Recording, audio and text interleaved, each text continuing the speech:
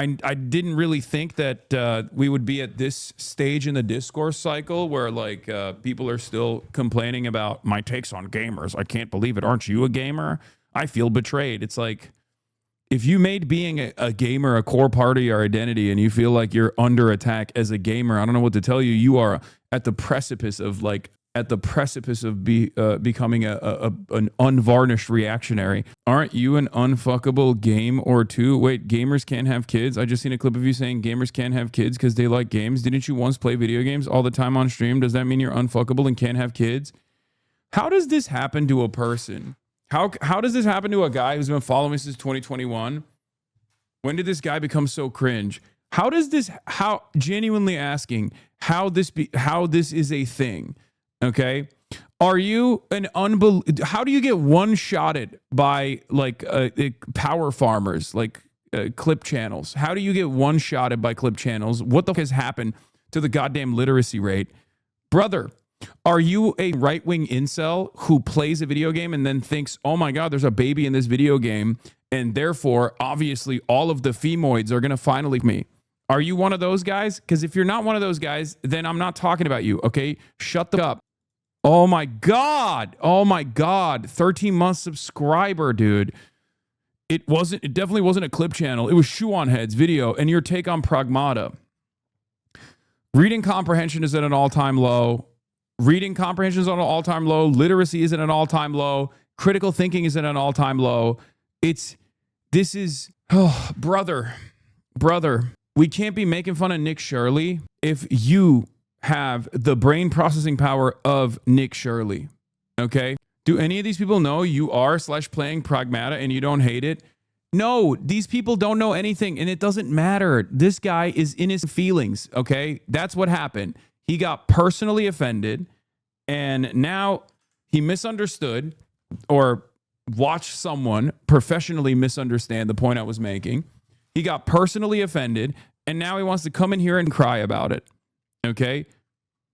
The narrative here, I'm not personally offended, but I've never played the game. It's your take on other people. Dog, I'm giving you what the take is, okay? You can't do this. You can't do this thing where I'm like the person whose take you have misunderstood. This is not how conversation works, okay? We need to fix this. We need to fix this problem. Conversations don't work this way, okay? You don't get to slam whatever your perspective is on whatever I've said. I'm the main person here, right? Like we're discussing what I was talking about. If we're discussing what I was talking about, look, you're still doing it. You're still doing it, okay? You're still doing it. Listen to my words, okay? If you're asking me what my perspective is, okay, let me explain it to you, and then you can maybe decide that it's not for you, or maybe it is for you, okay? When the game Pragmatic came out, and there's a little baby in the game, a lot of these weird, gross, right-wing incel, oftentimes neo-Nazi losers, decided to make a point about how this game was somehow going to increase the birth rates. And what I said to those weird incel, unfuckable, right-wing Nazi losers is that if you're a weird incel, weirdo gamer, you don't have to worry about increasing the birth rates because you're unfuckable anyway. This is not a conversation for you.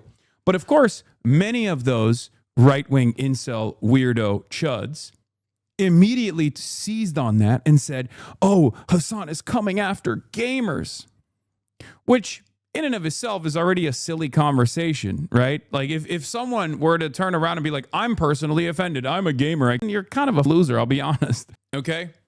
My point is, if you're talking about women's biological clocks, then this is probably not for you. There's the context I was expecting. Buddy, you didn't come in here expecting context. You came in here with accusations. Okay? Stop. And not only that, but you also got duped by a person with no discernible political worldview who just, goes back and forth on whatever the trendy, popular, algorithmically popular political agenda is. We can't have this. Okay, we can't have this. We have to be normal. I despise I despise the political discourse that takes place on the internet so much. Okay, you can't get duped by algorithmic hustlers. Okay, you cannot get duped by these morons. Please. Half the people in the chat, now you're attacking the people in the chat. No, I've been watching you long enough that you don't usually judge people for dumb reasons, and that came off judgmental. Dude, are you a mega chud who says video games are actually going to improve the birth rates? Do you care about improving the birth rates of maybe certain races over others? Okay. If that's the case, then yeah, my conversation is about you. My statements are about you. Okay. That's it. But this idea that like gamers are the most oppressed minority ass bullshit is so stupid. The ones attacking me, yes, I've been around long enough, man. I defended your dog shot collar bullshit. People are pulling, not understanding vibration collars. All right, buddy. If you've been around long enough and you got duped by one video where you were like, wow, this seems really dumb. He hates gamers. I don't know what to tell you. You got to, dial it back in a little bit. Anyway, these people are too dumb to be in our movement. Brother, look around. Okay. That's just how it is. Okay. The people are getting dumber and dumber every single day. And not only that, but the people do get duped. They just do. They get duped with ease. I didn't really think that we would be at this stage in the discourse cycle where like people are still complaining about my takes on gamers. I can't believe it. Aren't you a gamer? I feel betrayed. It's like, if you made being a gamer a core part of your identity and you feel like you're under attack as a gamer, I don't know what to tell you. You are at the precipice of becoming an unvarnished reactionary. Out of context, this is me pretty OP. Yeah, but this one is also not even like a relevant conversation. The DSA has condemned you. Yeah, I saw that. Looks like Hasan the Hun has traded in one DSA cap for another. All jokes aside, thank you for supporting all DSA candidates. Everyone donate to our socialist slate. Let's get some working class heroes in Congress. Yeah, friendship ended with New York City DSA. Now Philly DSA is my best friend. It's true. Have you heard of this weird-ass centrist chud? What, Chunky Weigert? Shaky Gurga? Yeah, I know Shaky Gurga. Dude, this is goat talk in some respects, okay? You got Chunk Weigert going toe-to-toe. You got Chunk Weigert going toe-to-toe with Sean Ryan. Okay? Let me tell you something. In many respects, this is also GOAT talk. New York City DSA said those hats are back ordered because of your support. Good. Talking about gaming, I have a fun little factoid you may be interested in today. We're 40 days away from the 5th anniversary of the peak of the stream. Hasan defeating the Nameless King on stream. Hell yeah. Sometimes you wonder what the dynamic on the internet commentary looks like and what happened to the half of the other people that fell deeper into the hole, but then you realize that half was a generation that got hooked onto it and can barely function in the real world. Yeah, I don't know. I don't know what it is that like is so enduring. I don't know what it is that's so alluring about outrage merchants on the internet that have no real political interest, no real advocacy, no ideology, nothing at all. And all they do is just like dupe people and jiggle keys in front of them, and people fall into it every single time. They're like, oh my God. I don't know if it's like COVID. I don't know if that's the problem here. But like, this is what I'm talking about. Look at this. Pragmata is straight up one-shotting women's ovaries and turning men into instant dazzler. Suddenly the birth rate crisis has a new hero. Like, a guy that writes stuff like this is never, for the rest of their lives, ever going to be around a woman, okay? They're just not. Like, it's so gross. It's so disgusting. Just play the video game, dude. What the fuck is wrong with you? Jesus Christ. This is what I'm talking about. And people are so, they're so in their feelings defending. This is the position you're defending. Do you associate yourself with this guy? Isn't that a right-wing account? Yeah, it's another one of those like fucking Nazis, dude. Of course. People who talk like this unironically have never interacted with a woman in their lives. That was my point.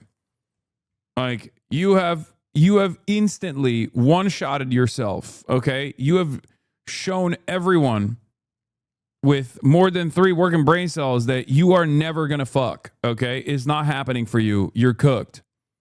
It's never going to happen for you. You should stop posting like this immediately. Shelve the account. Go out in the real world. Hit the gym. Start socializing with real human beings in the real world. You're fucked. Okay, it's so crazy. I can't believe we're so far past 2016 era woke one, and yet people still do this kind of weird chirping where someone will be like, "Men are trash," and someone will go, "I'm a man. Are you saying I'm trash? I'm under attack." It's like, dude, God, you are such a bitch.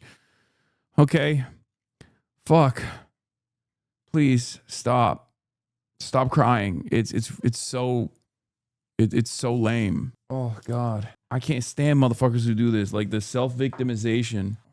Gamers are oppressed. Men are oppressed. They are. By class. Okay, that's it. They're not oppressed on the virtues of being a man. Okay, stop complaining. Be a man. Nut up or shut up. Sack up. It's gross. Nobody wants to hear you complain like that. Nobody wants to hear you fucking cry. But sometimes it's okay to cry. You can let your emotions out. Okay? Just not in this direction. If you had just played World of Warcraft for OnlyFans, you would have made every gamer a socialist by now? Yeah, I doubt it. The ceasefire on the brink of collapse. Ladies and gentlemen, it's already collapsed. Let's be real. But the very fact that the ceasefire is on the brink of collapse and not officially considered to have collapsed is an interesting predicament, because obviously Iran is firing right now. America yesterday forced through what they claim is 2 ships, but we only have proof for 1 ship, through the Strait of Hormuz. They transited ships through the Strait of Hormuz. Okay, an American flagship nonetheless. And Maersk confirmed at least 1 of these 2 ships. CENTCOM said there's 2. Maersk said there's 1 at least. Now, obviously, that doesn't mean anything. It's ultimately meaningless, considering that approximately 100 ships transit through the Strait of Hormuz when there's no impediments to the traffic, right? When there's no blockade, when there's no toll system, whatever. However, it is somewhat consequential, and in the aftermath of that, Iran started peppering some of these other ships and also started lasering the United Arab Emirates. What does this mean? Well, under normal circumstances, this is supposed to imply that the ceasefire is over. However, the United States of America decided, actually, the ceasefire is not over.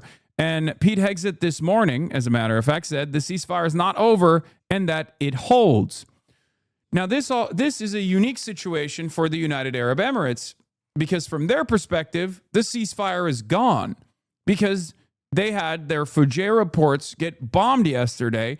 And as a matter of fact, Iran has started the United Arab Emirates again. Why has Iran done this? Why the United Arab Emirates and why not the rest of the Gulf? Why the United Arab Emirates and why not Israel, for example? Well, the answer is simple. It's because the United Arab Emirates has now officially let their position be known that they are basically an extension of Israel and the United States of America. They're staging U.S. assets. They left OPEC Plus, and they thought that they could lean further and further into their allegiance with the United States of America. And this has left them out in a unique predicament, because they thought that the United States of America would defend the United Arab Emirates. This was foolish. I could have told you that this was a foolish decision. As a matter of fact, I did explain how foolish this decision was when the United Arab Emirates initially left OPEC Plus. I said they're leaning further into, this is a desperate gamble. They're leaning further into Western influence instead of having some kind of autonomy with the rest of the Gulf states and maybe power a regional coalition and trying to deal with Iran directly. They're going in the opposite direction. And they're, choosing America. So now they're left defenseless. Now, what's interesting about this is they were already left defenseless because of America and Israel's actions from the start. So very dumb decision by the United Arab Emirates. We'll see where this goes. Why isn't Oman getting the same treatment? UAE, aren't troops there becoming a place to try to crack open the strait? No. Not covering the Indiana state primaries today. Looks like it might be an upset for Trump. No, I will be. I will be getting to the Indiana state primaries. Donald Trump is doing what? Wow, great. Viewers telling me to kill themselves. Brother, stop listening to the other viewers, okay? Just enjoy the show on your own, please. Oh my God. Big dog, Mr. Corvus, okay? Don't forget to give unsalted peanuts to the crows, okay? And chatters, stop telling, I don't even know if chatters are doing this, but just stop being mean to the singled out chatters, okay? Hard-boiled eggs, and unsalted peanuts, okay? That's what we're feeding the crows at the park. Mr. Corvus. Mr. Corvus. Have you spoken about the plan to purchase Spirit Air? 132 million already pledged? Yeah, I'm going to buy it myself. All right. Americanas makes jokes, says, so we can safely presume that Iran is now entitled to hit the UAE as much as it wants without it being considered a ceasefire violation. So the situation, like America forcibly transiting ships with their naval assets through the Strait of Hormuz, obviously was going up the escalation ladder rather than negotiating with Iran, right? So when they did that, they opened up the war conversation once again. They gave reasonable ground to the IRGC to fight back militarily, both against American assets and certainly against some of the countries in the region that are cooperating with this initiative, the United Arab Emirates specifically. So now Iran has opened fire again. But the United States of America can't recognize this as an end to the ceasefire because for two reasons, one or three reasons technically, market munitions midterms, right? And also 1/4 reason, Beijing, because Donald Trump is supposed to be going to Beijing in the next 9 days. There's a summit that's supposed to happen in Beijing. It was supposed to happen last month. It got pushed back because of the Iran quagmire that Trump is in. So he needs to wrap up the Iran situation before he flies out to Beijing or push it back further, okay? And the problem from his perspective is it's not, they're not fixing the issue at all. They could technically move in the direction of a ceasefire, but that would mean offering concessions to the Iranian side, which they have to do because Iran has the leverage. The only other alternative here is to escalate militarily, which is what the American side is doing currently. And that's only going to extend the conflict. That's only going to force Iran to also go up the escalation ladder because they have to hold on to military deterrence. So that's where we're at currently. That is where we're at presently. But this also has put the United Arab Emirates' position this has also left the United Arab Emirates completely defenseless because now, from the perspective of the Iranian side, they keep the United Arab Emirates, and the American side keeps claiming that the ceasefire is holding. As in, the ceasefire conditions no longer cover the United Arab Emirates. Ultimate cuck status for the UAE. They're in the goddamn cuck chair. Okay? So let's take a look at how Good Morning America is covering the story. With the fragile 4-week ceasefire between the U.S. and Iran on the brink of collapse, Iran striking out at its neighbors after the U.S. announced it would help safely guide some of the 60 commercial ships through the Strait of Hormuz. The ceasefire is not over. Ultimately, this is a separate and distinct project, and we expected there would be some churn at the beginning, which happened. And we said we would defend aggressively. Video circulating on social media showing flames reaching into the sky from a port in the United Arab Emirates after Iran struck an oil facility, the first major attack on a U.S. regional ally since the ceasefire went into effect. The UAE saying their air defense systems have engaged at least 12 ballistic missiles, 3 cruise missiles, and 4 drones. The tension comes as the U.S. is attempting to break the weeks-long traffic jam in the strait through which 20% of the world's oil passes. The administration saying 2 U.S.-flagged commercial ships were able to make it through.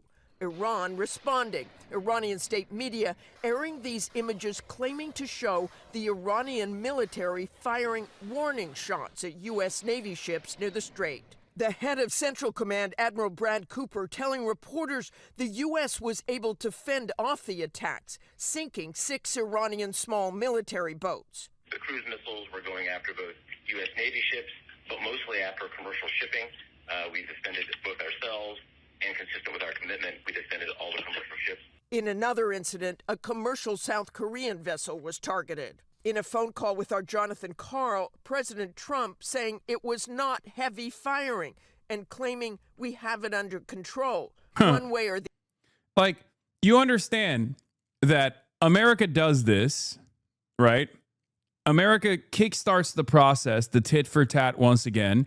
They go up the escalation ladder. Iran follows them up the escalation ladder. And then they choose to not recognize that the war is back on for political reasons. That gives a lot more that gives a lot more room for Iran to maneuver, to navigate, and to also continue pummeling the rest of the Gulf if they choose to do so. Okay? Especially because now they can continue escalating and make Trump acknowledge that the ceasefire is off the table. For the rest of the world that's paying close attention to what's going on in the Strait of Hormuz, Trump's statements on this ceasefire holding are even less worthy than they possibly would have been a couple months ago, because they see that ships can't transit. They see one American carrier or one American destroyer crossing the strait with one ship, and then they see a whole bunch of other ships get peppered by the Iranian go-fast boats, and they realize that the Strait of Hormuz is actually not open, and that also diminishes the confidence that people have in what the American government is saying even further. So now he looks even sillier than he did before. The other, we win, adding, I always win. The war has now lasted more than twice as long as the president and others in the administration first predicted. And not only is there no end in sight, the ceasefire itself is in question, with Iran's chief negotiator this morning blaming the U.S. because of its blockade of the strait and saying, we know full well that the continuation of the status quo is intolerable for America, while we have not even begun yet. George? Martha Raddatz, thanks. Can I ask you about Iran, Mr. President? Yes. They've fired at U.S. ships several times in the last 24 hours. What do they need to do to violate the ceasefire? Well, I mean, that's awesome. What can they do? What would you consider a violation of the ceasefire? Because clearly they're firing, and we are firing too. But obviously that's expected, right? Obviously, it's expected that America and Israel continue firing during a ceasefire. That's usually how things go. But what's unexpected is that the other side continues to fire. And now Trump is the one who's saying, you fell off. How hasn't this hate train led to more viewers? What do you mean? We do have more viewers. Why am I responding to this shit? Okay, let's continue. you'll find out, because I'll let you know. They know what to do, and they know what to do. They know what not to do, more importantly, actually. And, they fired them in little boats with pea shooters, the pea shooters, little boat with little, why? Because they don't have any boats anymore. It is pretty funny that he's doing this alongside like a bunch of children. Classic Trump. Just get whoever's sitting next to you to have to sit through this process where you're like answering questions from the media in an adversarial tone where you're like, you're stupid. You're a lot of dummies. Many of you are stupid. Iran, they got little boats, but they don't have little boats no longer. They had the big boats. We blew them up. And then the little boats. Also, am I crazy? Or does he look extra shit today? He looks shittier. He looks worse than usual. I don't know what's going on with Big Dog here. Navy is comprised of, they call them little boats, right? Boats or little boats. And they're fast. Yeah, they're so fast that they had 8 of them and they're all gone. And they're fast, but they're not fast like a missile. A missile is slightly faster.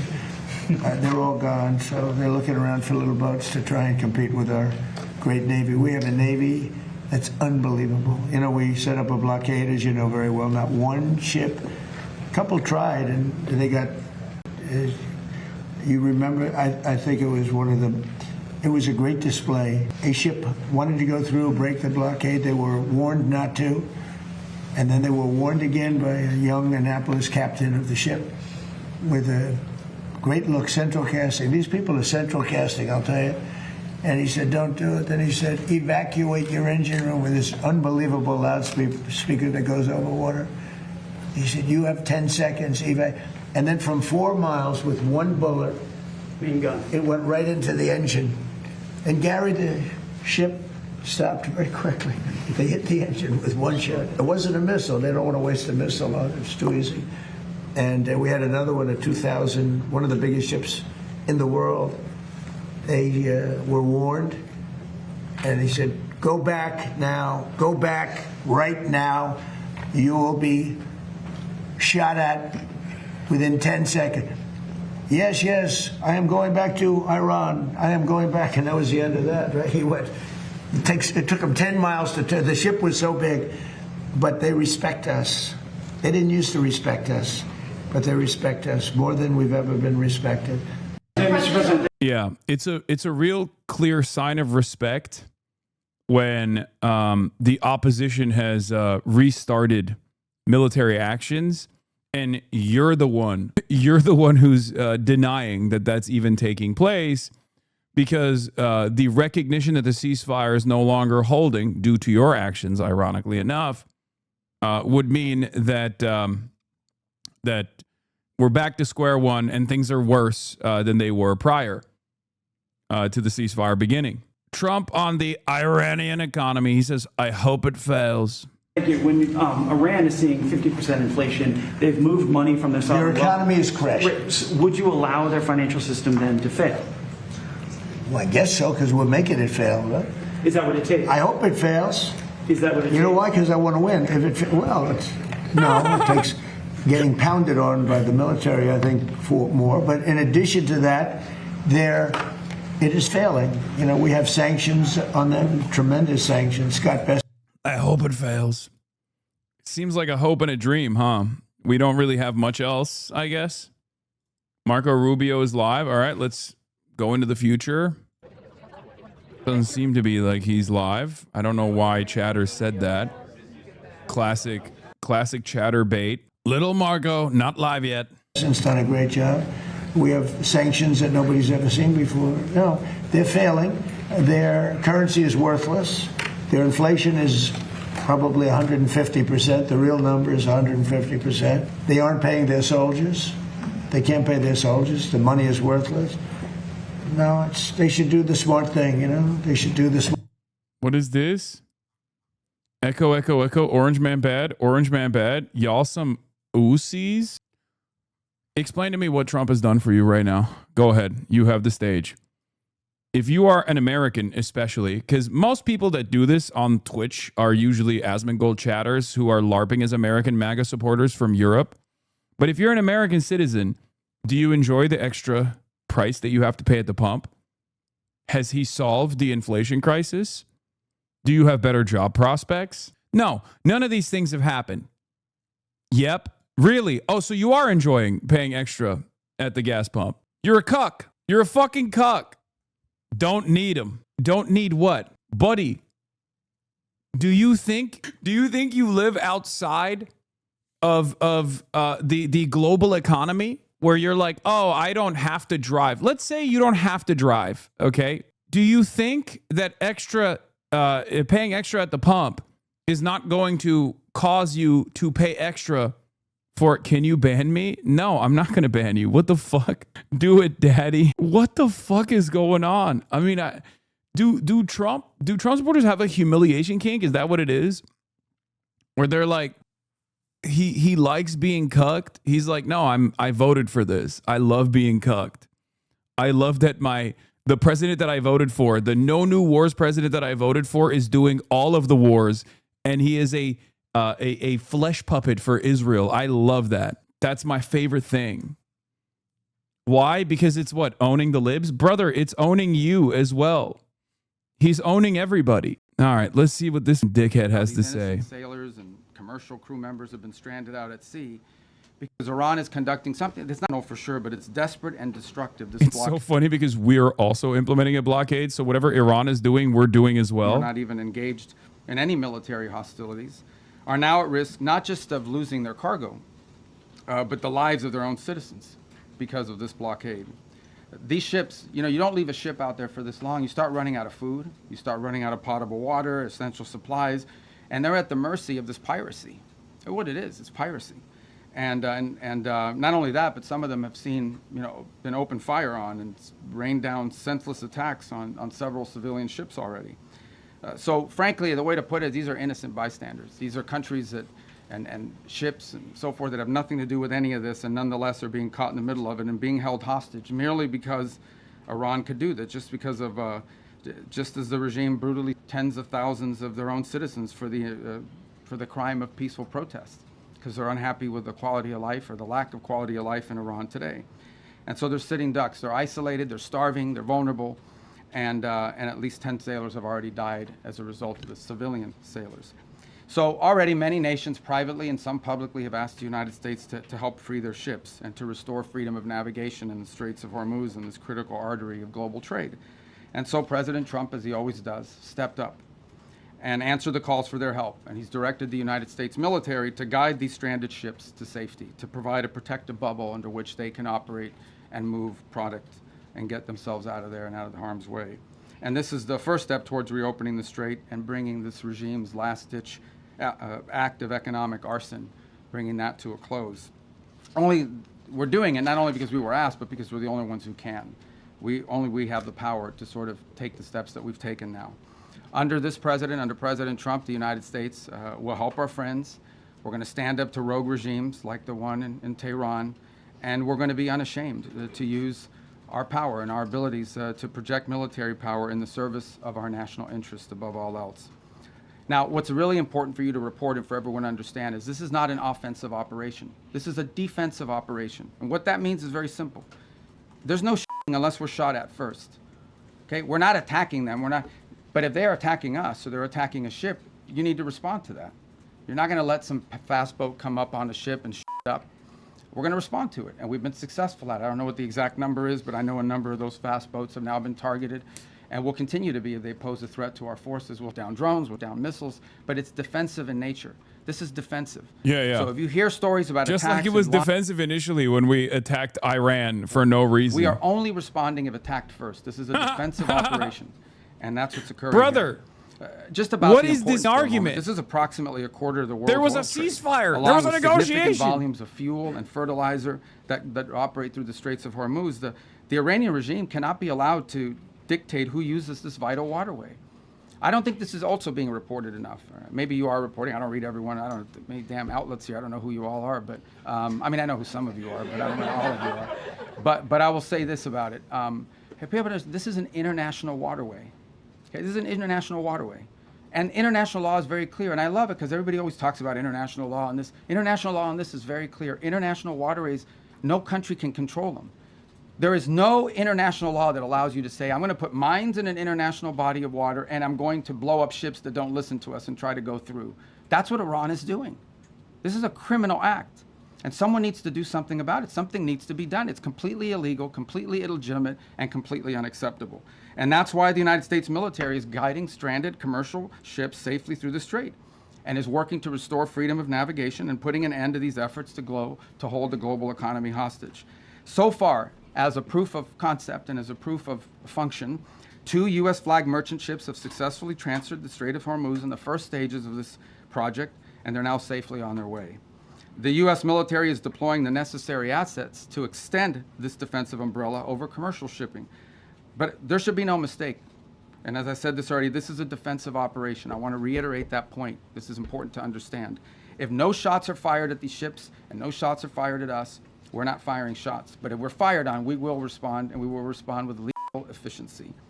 The assets supporting this project, by I'm old enough to remember when there was a time when ships could transit through the Strait of Hormuz unimpeded. But, you know, long gone are those old days, okay? I can remember a time, it was like 60 days ago, maybe 60 or so. They could just do that for free. We're talking about, you know, some of these things look like Boston whalers. Okay, so these are not like Navy ships. But nonetheless, they come fast at these boats, try to swarm them, try to harm them. We're not going to let that happen. So 7 of them now sit at the bottom of the sea, along with, by the way, the rest of Iran's Navy. That's where you can find their Navy today. And we're going to continue to systematically clear this passageway through the straits to restore freedom of navigation. Now, while this project steadily progresses, Operation Economic Fury, continues to impose maximum pressure on the Iranian regime and what remains of their already frail economy. Today, inflation in Iran is 70%, and their currency is in total and complete freefall. Hell yeah, U.S. dude. sanctions enforcement is stepping up. It's moving in lockstep with the naval blockade America, the to most degrade powerful Iran's nation on earth. capacity Thank to God generate, we are to capable move, of doing and that. Repatriate revenue. It directly targets the regime's primary revenue lifelines. The blockade alone is costing Iran as much as $500 million a day in lost revenue. 90% of total Iranian trade has been halted, causing permanent damage to Iran's oil infrastructure as wells are forced to shut in. Again, all of this is in response to their piracy. Okay, it cannot be that you have these straits and they blow up any ship that moves and the only ships that get to go through are theirs. You can't have a situation in which the straits are closed to everyone else, but they benefit from the piracy. That can't happen. That's why the blockade is in place, and that's why these sanctions are crippling them. Any foreign financial, and by the way, Treasury is now identifying and cutting off every dollar of revenue that's flowing to this regime. And so, look, any foreign financial institution or commercial actor that enables Iran's sanctions evasion is going to face secondary sanctions exposure and a loss of access to the U.S. financial system. As President Trump has said, and the facts clearly bear out, the United States of America holds all the cards. There is no scenario here in which if they decide to join a ladder of escalation, they wind up getting the last say. But our preference is for these straits to be opened to the way they're supposed to be opened, back to the way it was. Anyone can use it, no mines in the water, nobody paying tolls. That's what we have to get back to, and that's the goal here. Every day the conflict continues, however, our leverage on Iran will continue to increase, and their position will continue to weaken, especially to Biden in conjunction with the sanctions. So, look, the time's come for Iran to make a sensible choice. And it's not easy for them to do that, obviously, because they have a fracture in their own leadership system. And apart from that, I mean, the top people in that government are, to say the least... everything that they're saying is cope and could be a better representative of the United States of America. It's difficult because it's hard to get past that in their system. But it's important for them to make a sensible choice and the one that's right for their people. The president, our president, the idea that like Iran is suffering from inflation, I mean, it's true, they are. But the reason why they're saying that is because we also have an inflation problem here in America. So they're basically trying to be like, well, they're in a worse situation overall. They're trying to change the standard between the Iranian economy and how long they can hold out versus the instead of the Iranian economy versus the rest of the globe. They're trying to change the conversation to how long the American economy can hold as opposed to the Iranian economy. And obviously that's not the predicament at hand here. Okay. That's not. The American economy can withstand a shit ton more damage in comparison to the Iranian economy. We are completely isolated. No, Alan. We're completely isolated from the rest of the world in many, in very meaningful ways when it comes to being an oil exporter, for example. But the reality of the matter is oil is a global commodity and it has inelastic demand. And therefore, we're not as isolated. Plus, on top of that, we are supposed to be the safeguard of the rest of the world. We're supposed to ensure that all of these strategic choke points are open at all times. This is the whole point of being the hegemon. This is a long-standing problem for them, right? I mean, they have wanted, they have always said they don't want a nuclear weapon. That's because they've always said that, they just don't mean it. And why do you say, well, how do you know they don't mean it? Well, we don't mean it because they're doing all the things and historically have tried to do all the things that you do if you want a nuclear weapons program. For example, they innovate and try to innovate long-range delivery missiles that now, in some cases, are capable of reaching much of Europe. They build these large underground centrifuges for enrichment activity. There are countries in the world that are involved in the enrichment business, but these guys do it in mountains and in caves and in hiding. They've always had secret components of their nuclear program undisclosed to the world. And we know for a fact that they retain highly enriched uranium at 60%, that they did so. And that has no civilian use, none, zero whatsoever. So they have an opportunity here to agree to something that will make it clear that they're not interested in a one thing is to say we don't want a nuclear weapon. Another thing is to do the things that prove you don't want a nuclear weapon. By the way, if what Iran wants is a civilian nuclear program for power plants and stuff like that, there are a lot of countries in the world that have that, and they don't enrich. They import the enriched material. You know, they could have that if that's what they wanted, but they're not acting like that's what they wanted. They're acting like they want a military nuclear program. That's unacceptable. So that's the process we're engaged in now. To create, that's the object of this diplomacy, is to come up with some level of understanding about what are the topics that they've agreed to negotiate on. We don't have to have the actual agreement written out, and one day this is highly complex and highly technical. But we have to have a diplomatic solution that is very clear about the topics that they are willing to negotiate on and the extent and the concessions they're willing to make at the front end in order to make those talks worthwhile. That's what Stephen Jarrett and the whole team is working on, and I hope to have would prefer. That's the outcome we would have preferred a year ago. That's the outcome I think most of us would have preferred a long time ago. But that's not the option they've given us given their activity. All right, there's no way I can figure out who to call on. I'm just going to like press right in the middle, right there, you right there, yeah. Right in the back row. Thank you, Mr. President. I'll go to you next. I can't get everybody, you know that. All right, go ahead. Thank you, Secretary Rubio. Keep going right. Welcome to the White House. What's that? Talking to me, sir? Yeah, to you, yes, sir. Thank you. I have two questions on two separate issues that come Do they under... get two questions for these? Two questions that- There's a lot of people in here. that fall under your umbrella. The All right, first- well, you can ask me two questions, I'll give you one answer. Go Thank you ahead. very much. I appreciate And I'll pick the one I like better. Thank you, Mr. Secretary. The first has to do with the blockade. There are lawmakers from both parties who claim the blockade is an act of war. What do you say to that? And my second question has to do with the fuel embargo of Cuba. How long, Mr. Secretary, will that last? Okay, two things. All right. Oh, I'll answer God. both your questions because I like the second one too. The first He one on the loves the blockade. second and one. so why do we have a blockade? We have a blockade because they shut down the straits. So I don't know which members of Congress you're talking to, but here's what I would ask them. I would ask everybody here. It's very simple. These guys have shut down the Straits of Hormuz. This is what Iran is saying. We will shut down the straits. Bro, even the primary one cause can of the go through. Iranian No country in protests- the world can go through unless we allow you to go through, and you have to pay us. But our ships can go through, meaning the Iranian ships, as much as they want. That's crazy. Who would agree to that? So how are we going to have a situation where they get to close the straits to everybody, and the only people who are allowed to go through there 100% without paying anything It's are the literally Iranians? no you politics. If you do that, they'll keep It's no, we get to do it too. You don't get to do it. We get to do it. Politics. Like that's no crazy. It's like a circumstances baby. Can we ever He's allow a them to baby. normalize the fact that they get to blow up commercial ships and put mines in the water? So the response to that is we're going to blockade your ships. If everyone's ships are not getting out, your ships are not getting out either. That's not an act of war. That's a defensive measure. It's a counter to what they have decided to do. You know what is an act of war? Putting mines in the water. Why don't the members of Congress, whoever it is complaining about it, they should be all over that. These guys put mines in the water. That alone, mining in the water is illegal, period, under any circumstances, and they've done it. But this is crazy stuff, but this is what they've done. On Cuba, oil blockade on Cuba. There's no oil blockade on Cuba per se. Here's what's happening Yes, with there Cuba. is. Cuba Yes, used there to get is. free oil from Venezuela. Used to give them a bunch of free oil. That's they would crazy. take like 60% of that oil. Why can't and Mexico resell send it for oil cash. It tankers? wouldn't even go to benefit the people. Why can't Mexico So send the oil only tankers? blockade Why that's can't happened Canada is the send oil Cubans have tankers? decided- Why I mean, can't the any Venezuelans country have send decided oil we're not tankers? giving you free oil Why did you anymore. intercept And you can only Russian oil imagine tankers nowadays, initially? the way oil prices are, no one's giving away free oil, much less to a failed regime. So the problem with Cuba is worse. Okay, their economic model doesn't work. Doesn't work. Oh my And the God, people who are this in is charge like can't fix this it. is And the unbelievably reason I can't evil, fix and it is also just not because even they're a good communists, they're fucking bad, but they're argument. It's incompetent never free. communists. Cuba has the money to pay for The it. only thing worse than a communist is an incompetent one. And that's what, so incompetent communists run that country. They, Oh. they really don't. And we have 90 miles from our shores, a failed state that also happens to be friendly territory for some of our adversaries. So it's an unacceptable status quo.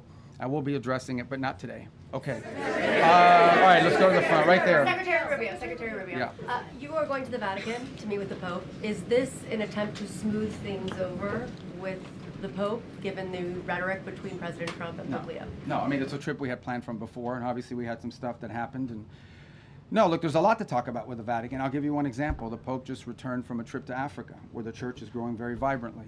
And we have shared concerns about religious freedom, freedom in different parts of the world. We'd love to talk to them about that. The topic of Cuba, you know, we gave Cuba $6 million of humanitarian aid, but obviously they won't let us distribute it. We distributed it through the church. We'd like to do more. We're willing to give more humanitarian aid to Cuba, by the way, distributed through the church, but the Cuban regime has to allow us to do it. They won't allow us to This is give also their own bullshit. people The more Cuban humanitarian government aid. does allow We're the willing church to do it through the distribute, church. which, by the So way, there's a lot they're to talk about. disgustingly using the Recently church said that the as Pope is an endangering a infiltration lot of mechanism, and Catholics even as a then, result they are of allowing his the. rhetoric around the Iran war. The Is that problem here is Well, I don't they're think that's an only accurate the description. American government is dictating how aid gets into Cuba, And they're trying to use the church to bypass whatever kind of restrictions that the government has, understandable restrictions the government has. It's so fucking frustrating. Characterize it this way. He doesn't understand why anybody, leave aside the Pope, the president, and I, for that matter, I think most people, I cannot understand why anyone would think that it's a good idea for Iran to ever have a nuclear weapon. Look what they're doing with the Straits right now. They're holding the whole world hostage. They have these sailors, on commercial ships that are going to starve to death out there. They don't care. They don't care that this is melting down the economies around the world, even of their own allies. This is what they're doing with the Straits. What do you think they would do if they had a nuclear weapon? They would hold the world hostage with that nuclear weapon. That's what they would do. They would do exactly to the world with a nuclear weapon what they're doing now with the Straits. And I think the president's point is how anyone cannot see that as an unacceptable outcome and an unacceptable risk is beyond him. It's puzzling. And someone has to do something about it. The difference between this president and like the 6 presidents that preceded him were that he's the only one that's actually he's saying Hamas is not allowing aid into Gaza, but for Cuba. And he's been willing to address that threat. We do the same arguments every time. It's always bullshit. Address threats like this. I wish I knew your name. Thank you so much, Mr. Secretary. Can you put name tags on? Thank you so much, Mr. Secretary. Who are you with? I'm with Ruidao Media Network. Okay. Mr. Secretary, the President has said multiple times that weapons were provided to the Kurdish groups to pass on the Iranian people. However, Kurdish political parties and the regional government says they have not received such weapons. Even some claim these weapons remain in the U.S. base in the region.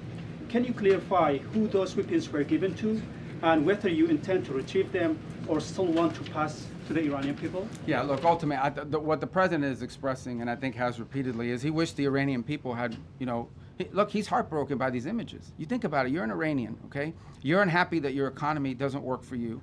You don't have freedom. You don't have an opportunity to express yourself. You've got friends that have been shot in the head because they're out protesting.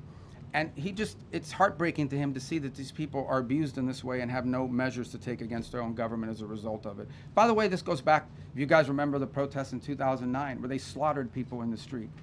This is a vicious regime, guys. Okay? These are people that hang people from cranes in the town square so everyone can see.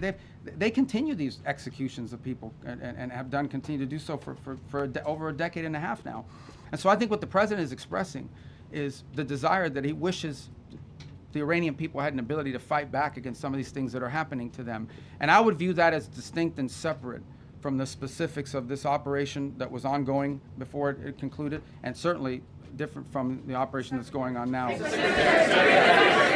there in the... Regarding Colombia, Mr. Secretary... Right behind you, not Colombia, right there. Yes, ma'am. Mr. Secretary, thank you so much. On Lebanon, are we in a ceasefire or less fire? And the second question, do you think you would be able to achieve an agreement between Lebanon and Israel without risking a civil war in Lebanon? What are you doing to risk? What are you doing to? No, I got it. I got the gist of your question. So look, here's the challenge with Lebanon. Okay, there's no problem between the Lebanese government and the Israeli government. Israel doesn't claim any land in Lebanon belongs to them, and by and large, I think a peace deal between Lebanon and Israel is imminently achievable and should be. The problem with Israel and Lebanon is not Israel or Lebanon, it's Hezbollah. Hezbollah operates from inside of Lebanese territory.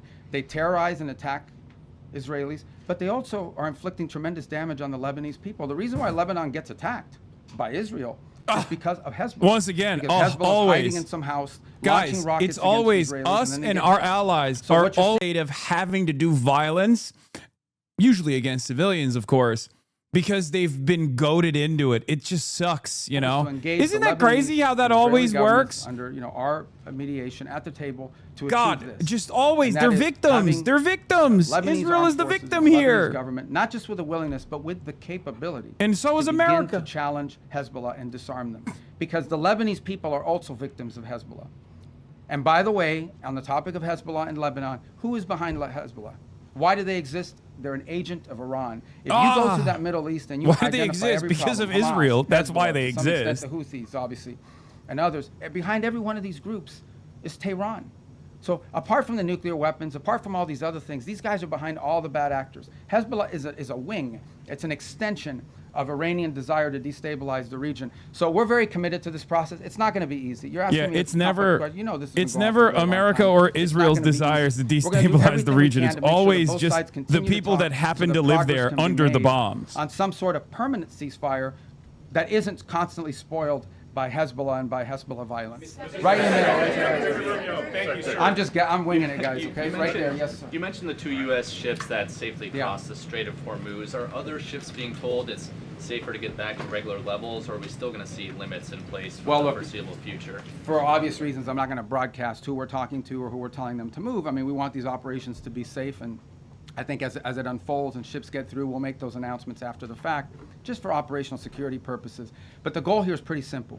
Establish a zone of transit that is protected by a bubble, the United States, both naval and air assets, and then allow ships who want to move through there and get to market, to begin to increase confidence in the ability to do so.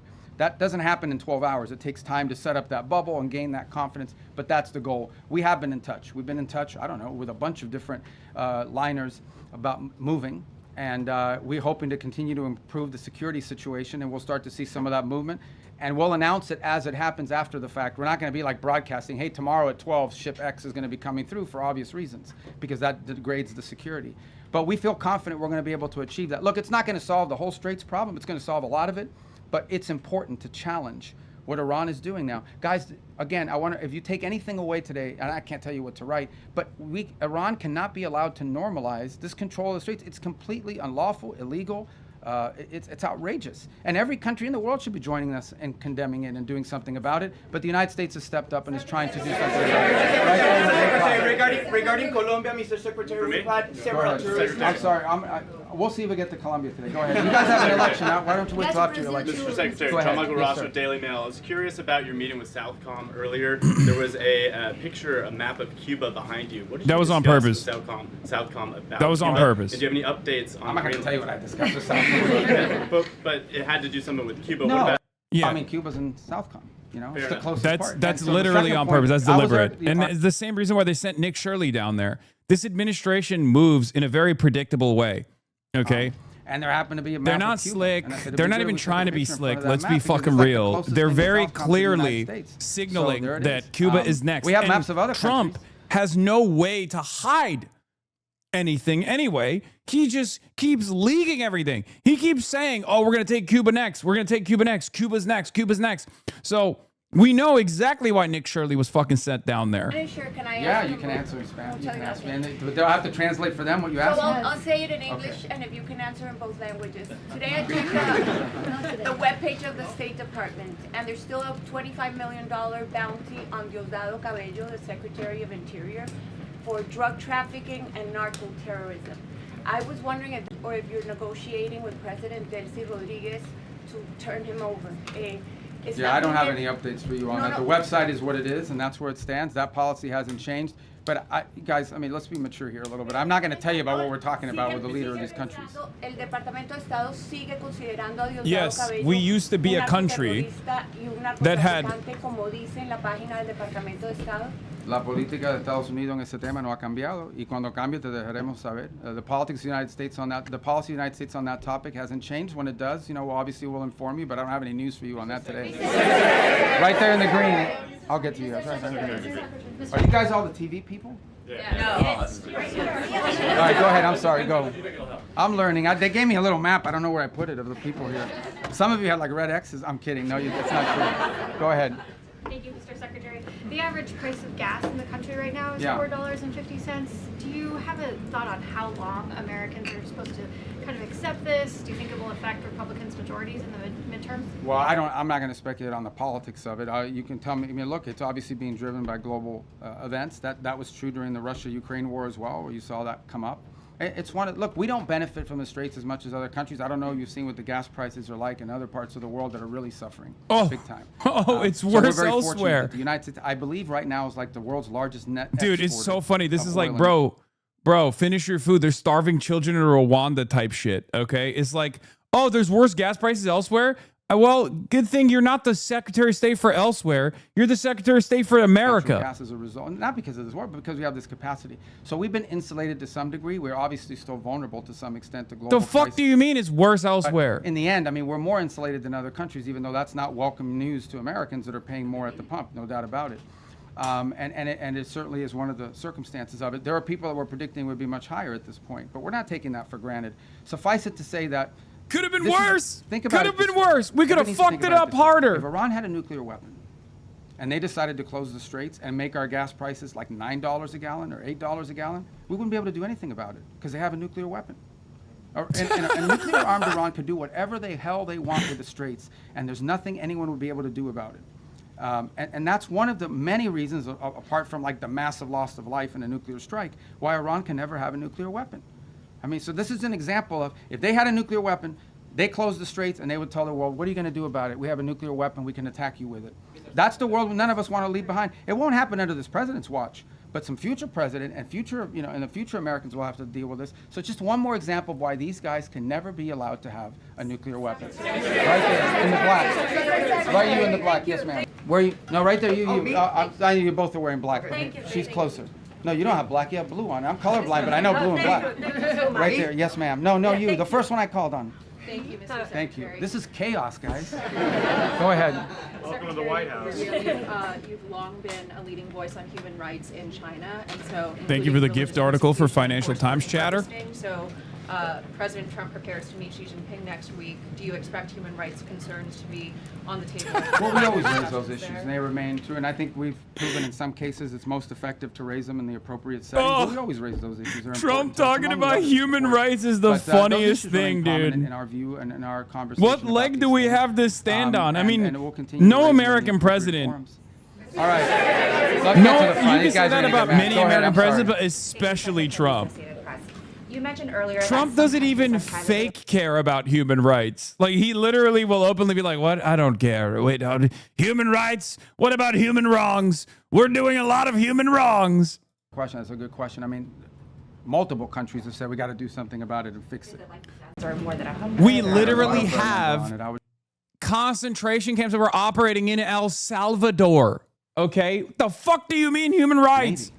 Right, or they can't get there in time, or they can't. Others, are less, that some unfortunately do have a Navy are saying, oh, we'll be involved, but we'll be involved after it's over. Well, after it's over, it's kind of like, that makes sense. So, we'd like to have it. Now, there may be some utility in a post, closure mission. I'm not downplaying that, but I think that's been the challenge. But there are other ways they can help, unique ways that they can help. And I don't want to get into who these countries are for obvious reasons, because they are prepared to help us in certain ways, but maybe don't want that publicly disclosed for no other reason than it impact their foreign policy. It could have some domestic ramifications. But ultimately, I don't want to mislead you. The primary responsibility for this Project Freedom is on the United States, because we're the only country that can project power in that part of the world the way we're doing now. We're the only ones that can do it, and we're going to do it as a favor to the world. Understand this. This is a favor to the world, because it's their ships that are stranded. It's their fuel supplies that are stranded. By the way, it's their there's humanitarian aid destined for different countries in the world that's stranded in the Persian Gulf right now. It's the fertilizer that they need for their food and crops that's stranded in the Persian, not our fertilizer, their fertilizer. So we want to be helpful, and that's why the president stepped forward, because we're the only ones that can. Frankly, we're the only ones that can. Mr. Secretary, on the rising oil and gas prices, the president has said that this is a small price to pay for getting rid of a nuclear weapon. But 10 weeks in, are we any closer to getting rid of Iran's nuclear material? Yeah, but look, here's the way to think about Iran, and this is what I described at the very beginning of this. What was Iran's plan? You have to understand what their plan was. Their plan was they were going to build this conventional shield where they would have so many thousands of missiles and drones and rockets that they couldn't be attacked. And behind that conventional shield that they were trying to build, they would then break out and do whatever they wanted with their nuclear program. They no longer have that conventional shield. Okay, we told you guys from the very beginning, and we're very consistent in this messaging. The operation that has concluded was going to destroy their Navy. They have no Navy left. They don't. Not a Navy. They have small. By the way, this is the difference between Trump and Marco Rubio. They're both saying the same thing, but Marco Rubio, because of his experience being a Republican war hawk for many, many years, a neocon, he's capable of crafting the same exact sentiment in a way that's like much more understandable, where he's literally saying the same shit. Iran was going to get nukes. Iran was going to get nukes. We had to stop Iran from getting nukes. That's all he's doing here, right? But the way he crafts that sentiment is a lot more manageable for, liberal outlets and things like that. So they'll report on it as though this is like an adult, right? He has a way to describe himself as a fucking adult. He has a way to communicate like a goddamn adult as opposed to Donald Trump. So, it's like mainstream media will write down what he's saying as though it's sincere, as though it's a significant goal that they're accomplishing.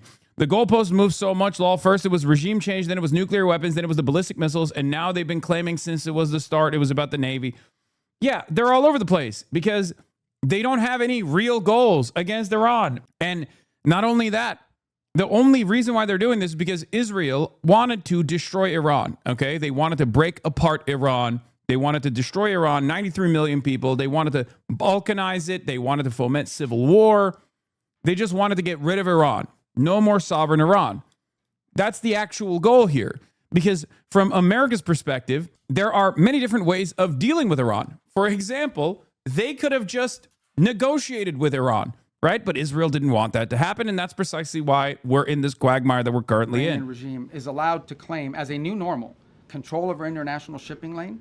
It will not be long before you see that happen in multiple shipping lanes around the world. I can identify for you six or seven vital shipping lanes around the world that some countries can decide, guess what? If Iran was able to do it, we're going to do it too. We're not going to start charging tolls. And it'll get closer and closer to us. That's unacceptable. We cannot live in a world. There's a lot of time and energy been invested behind the idea that international waters are free for the free flow of goods. The stuff we make in this country and export has to go through international shipping lanes. And for us to live in a world where a country can decide now we own the international shipping lane. Yeah, and only we get to do that. If you want to use it. That is a normal that we will never be able to accept, and that's what the Iranians are trying to get us to do. So we're doing two things about it, and we haven't talked about the second one enough.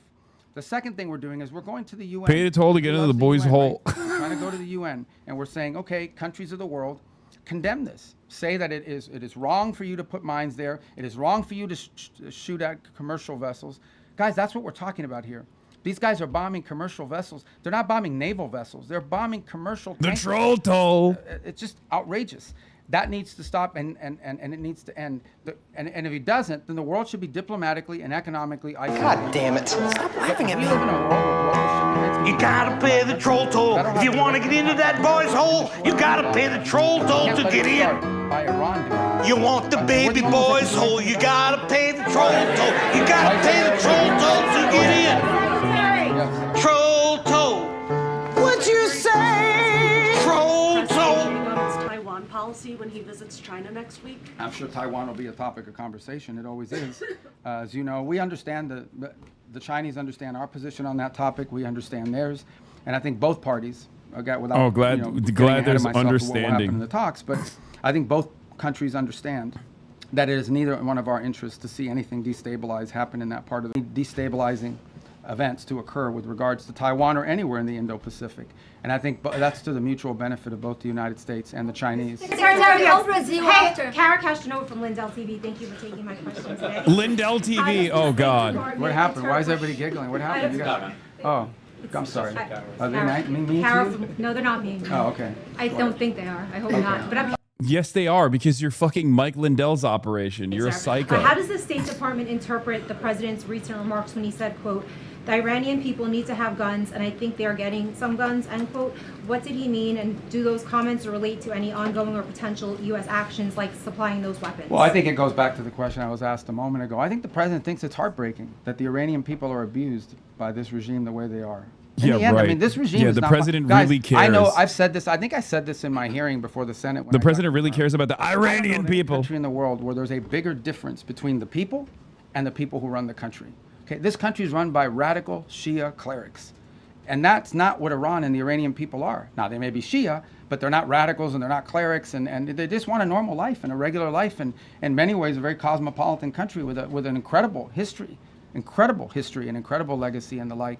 So there's this huge divide between the people of Iran, whom we sympathize with, and who the president sympathizes with, because they're the ones suffering. Look, the world is a victim of Iran, okay? The world is a victim of Iran because they're terrorists, because of what they're doing now in the Straits. But the people of Iran are daily victims of the regime, and the president has deep sympathy for what they're going through. And I think he's just expressing that sympathy and that frustration that they don't have the ability to do more to get rid of this regime that has crushed this country and isolated it from the world, which is a country that shouldn't be isolated from the world because its people are phenomenal.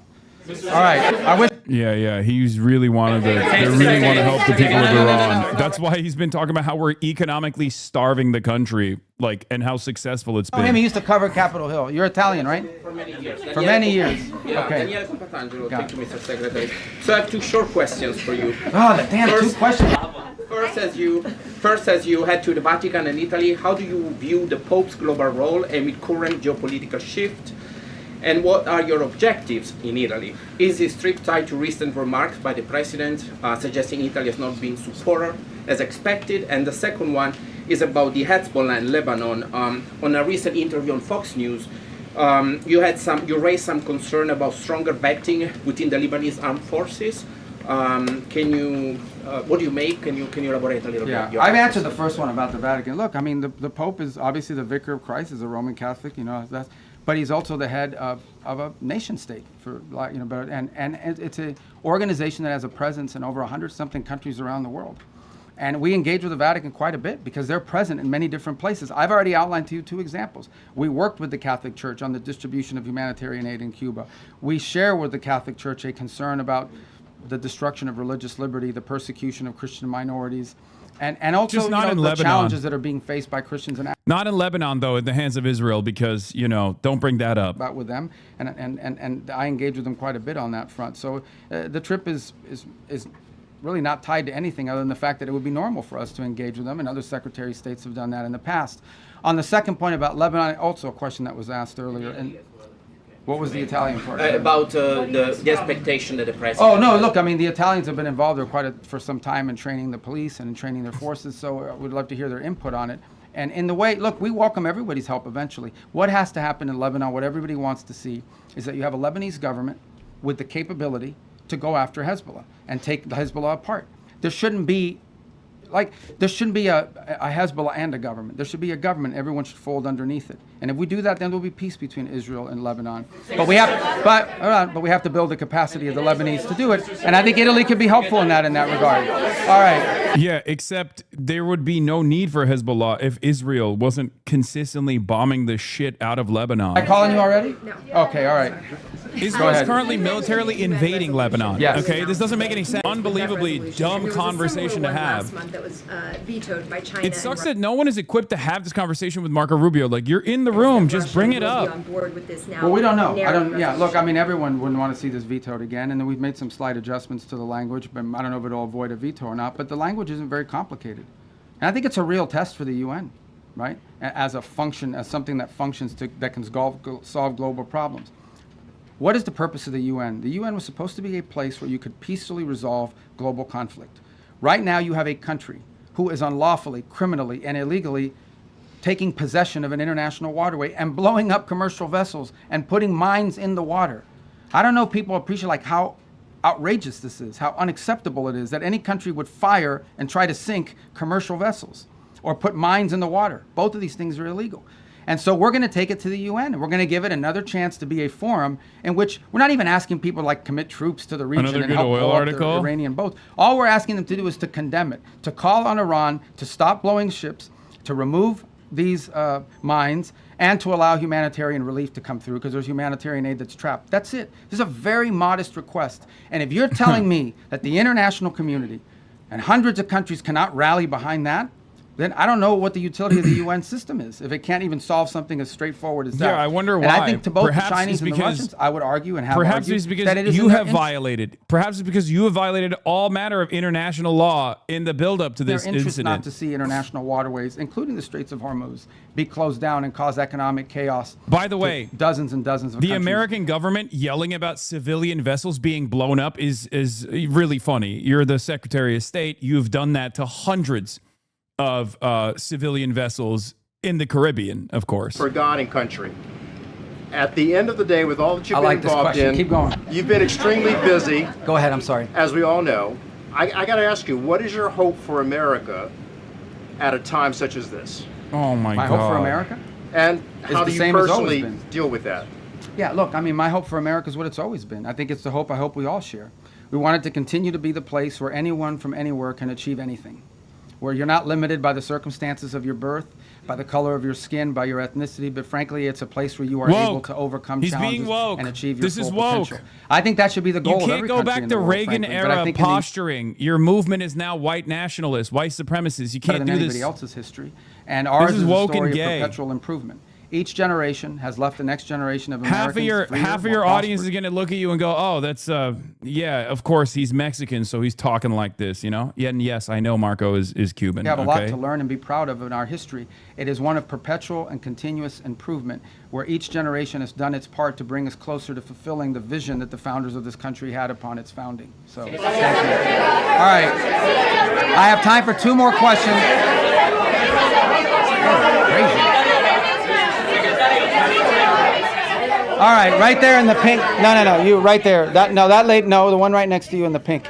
No, the pink. I'm sorry, but I pointed at her. I need to get a laser pointer and just go.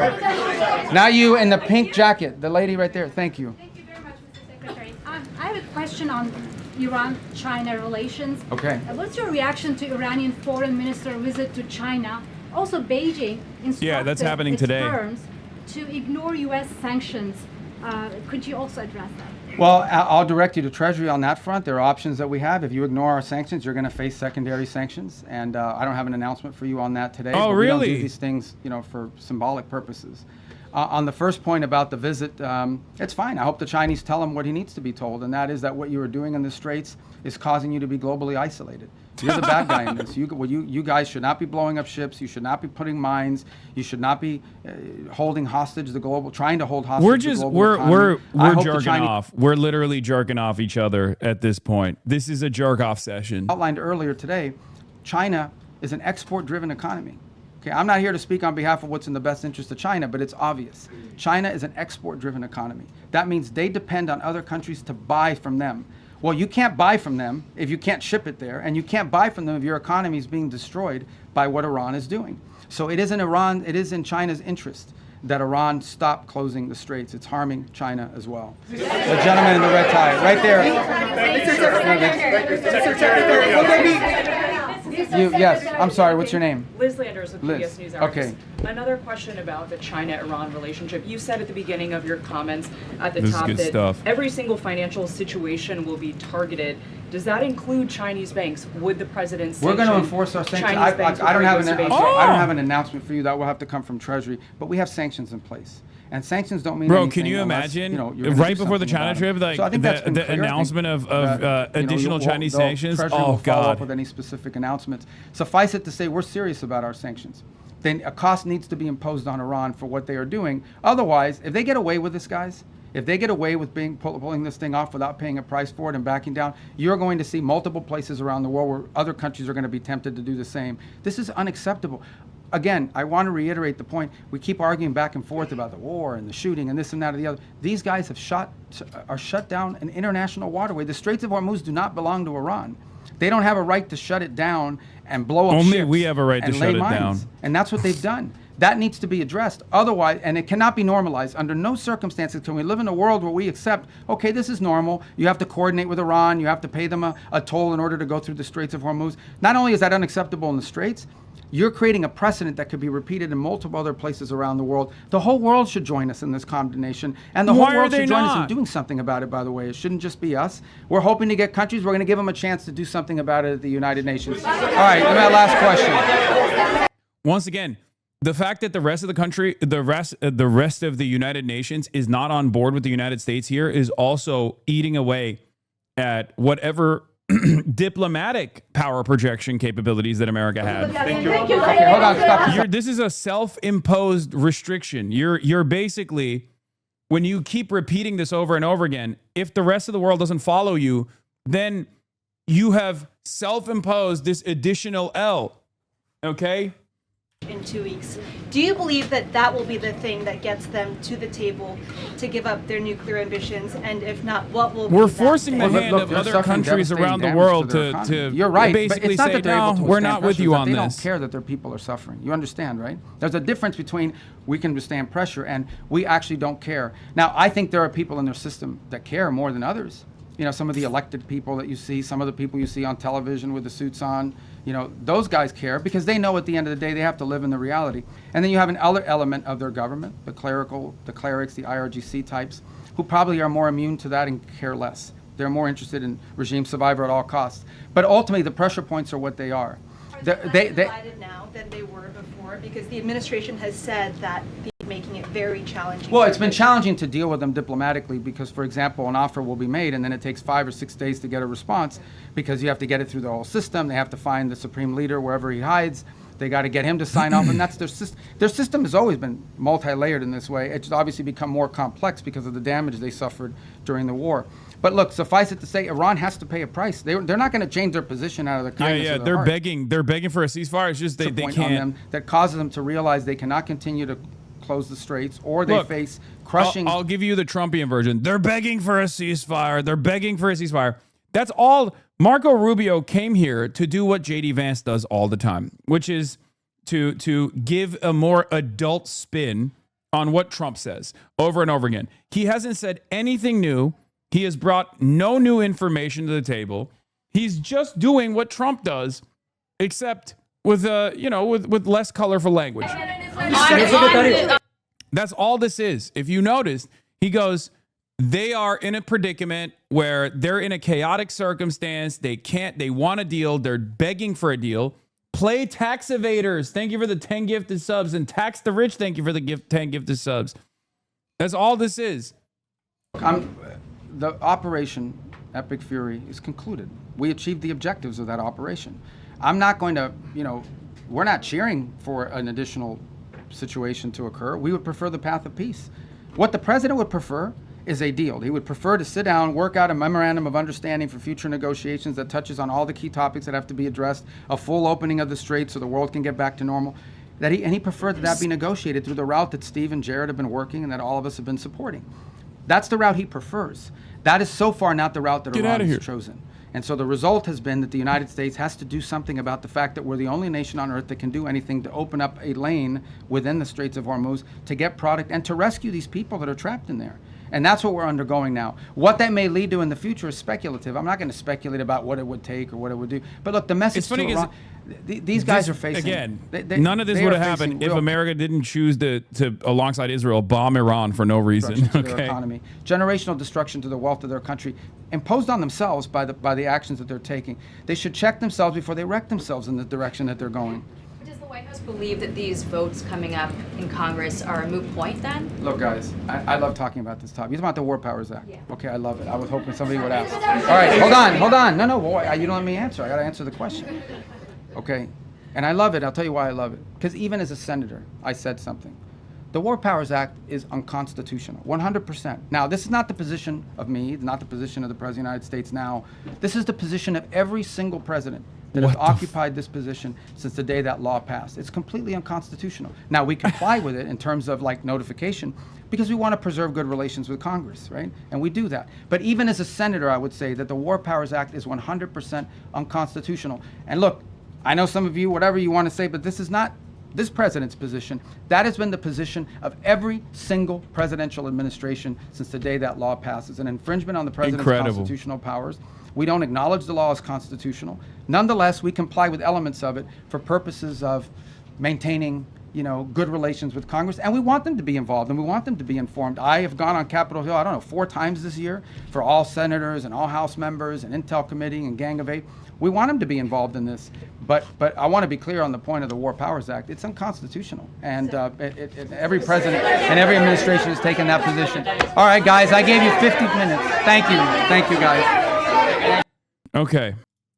Raisin Dan Kane saying Iran hasn't crossed the threshold. Again, going back to the situation monitoring and what the American side is saying currently.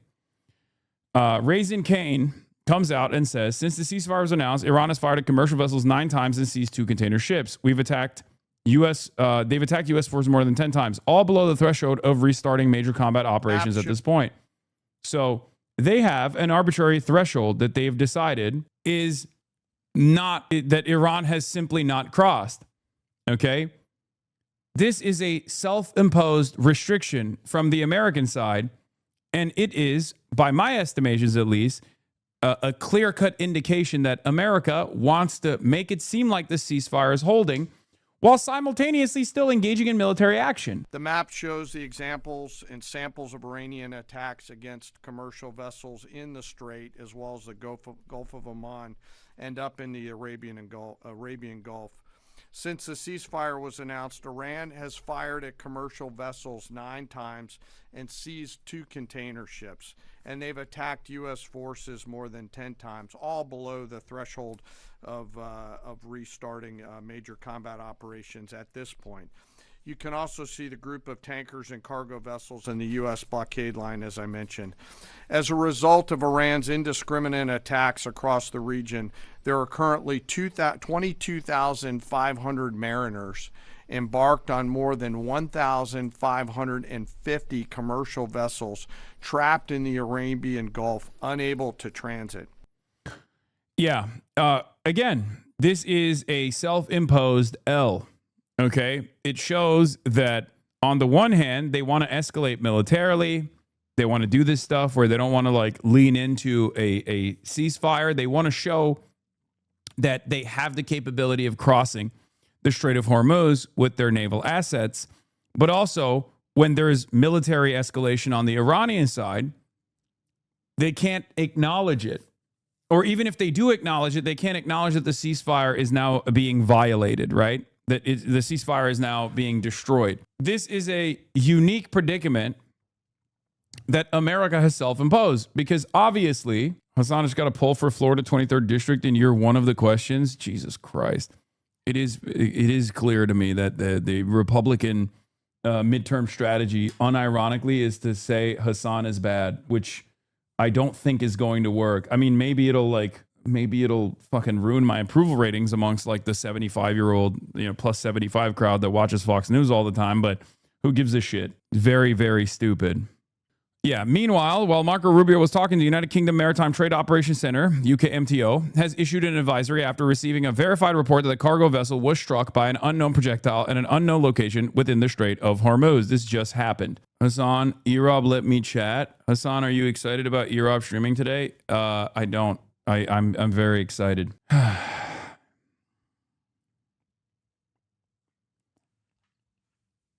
So here's the proof. Never heard of No Opinion? Really? Bro, I hate this fucking community. I swear to God. What the fuck am I doing, man? What am I doing, bro? What am I doing?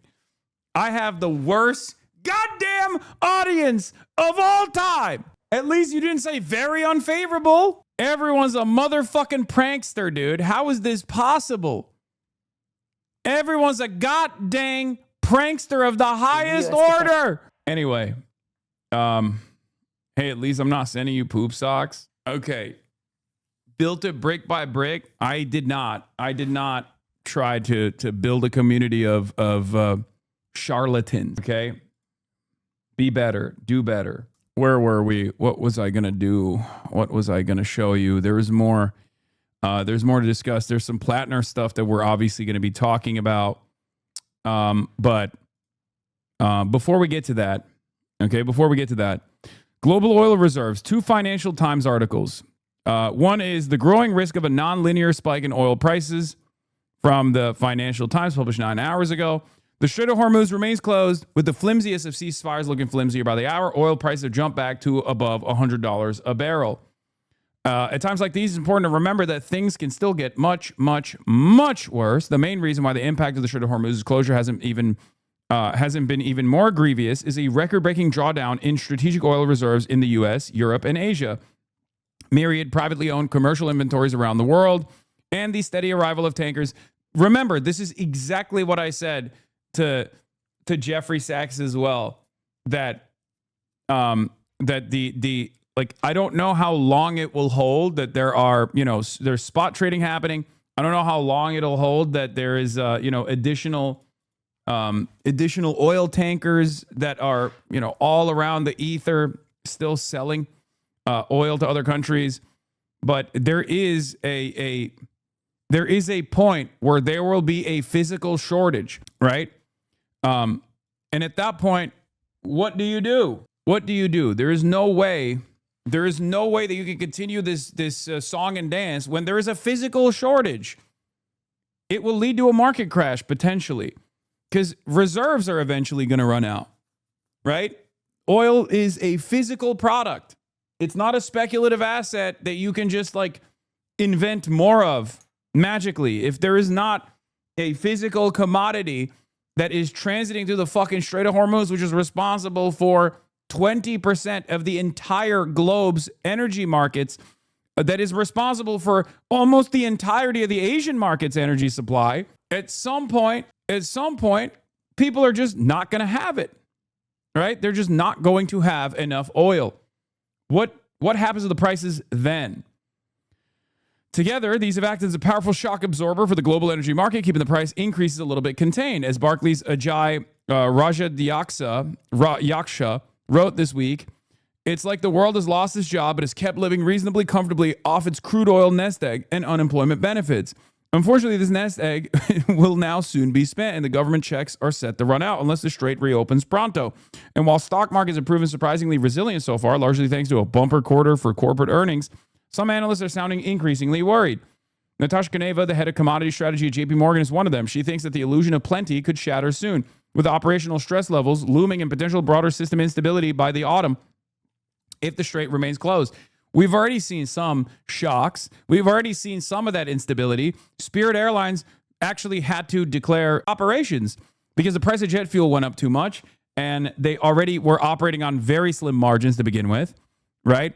On a good economy, on a healthy energy market, they were still having a hard time keeping up and continuing their operations, and now they're gone, right? That's a huge deal. Under normal circumstances, the market is supposed to respond to that, to be like, wow, a low-cost carrier out of nowhere evaporates. That's a big deal. And yet we don't have a normal market where everyone is just holding on to the idea that, things are going to be good somehow.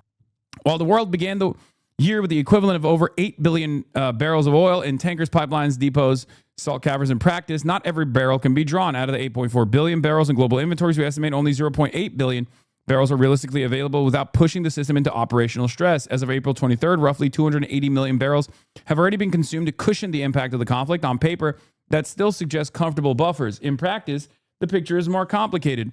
Floating storage can be tapped quickly, but only a slice of onshore inventories, around 580 million barrels, is readily accessible. The rest is effectively locked up in pipeline fills, minimum tank levels, and other operational constraints. This is why inventory floors matter. A market can still hold hundreds of millions of barrels and yet become fragile once working stocks fall too low.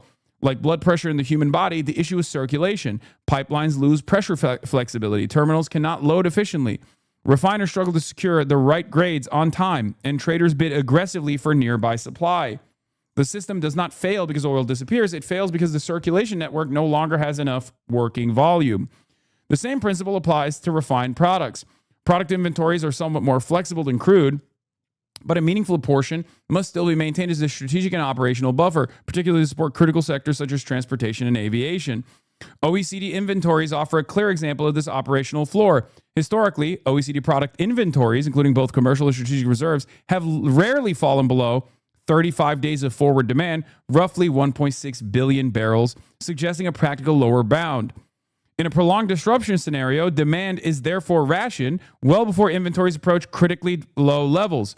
This has already taken place in some of the Asian markets where they have artificially lowered demand by force. Okay, demanding that they go to a 4-day work week, for example. Although we live in the age of the internet. Weirdly enough, that kind of information doesn't penetrate Western consciousness. Okay? That's not based, for the record. That's not like a good thing. That is an indication that things are going to get much, much worse. Okay? So how quickly will this begin to truly bite? Kaneva argues that oil inventory drawdowns are a bit like an onion, with layers peeled off according to speed of access, economic cost, political willingness, and logistical ease. Kaneva says we are now at the fourth layer where the higher prices begin de facto ration oil for consumers, demand destruction, as it's often called. This has already happened in some markets, right? Consumers drive less, industry cuts runs, airlines trim schedules, and refiners reduce throughput. In effect, the market is shifting from a managed adjustment driven by SPR releases and floating storage to a forced adjustment where price becomes the primary balancing tool. Observed global oil demand fell by an average of 2.8 MBD in March and is tracking a larger 4.3 MBD decline so far in April. This means less movement, less travel, less deliveries. Okay? This means a decrease in productivity. And a decrease in productivity, especially for countries that are responsible with manufacturing, means less supply overall for the goods that you normally get. So it translates to higher prices for the American markets, for the Western markets that are not producer economies, but consumer economies specifically. You get to experience it in the form of inflation, okay?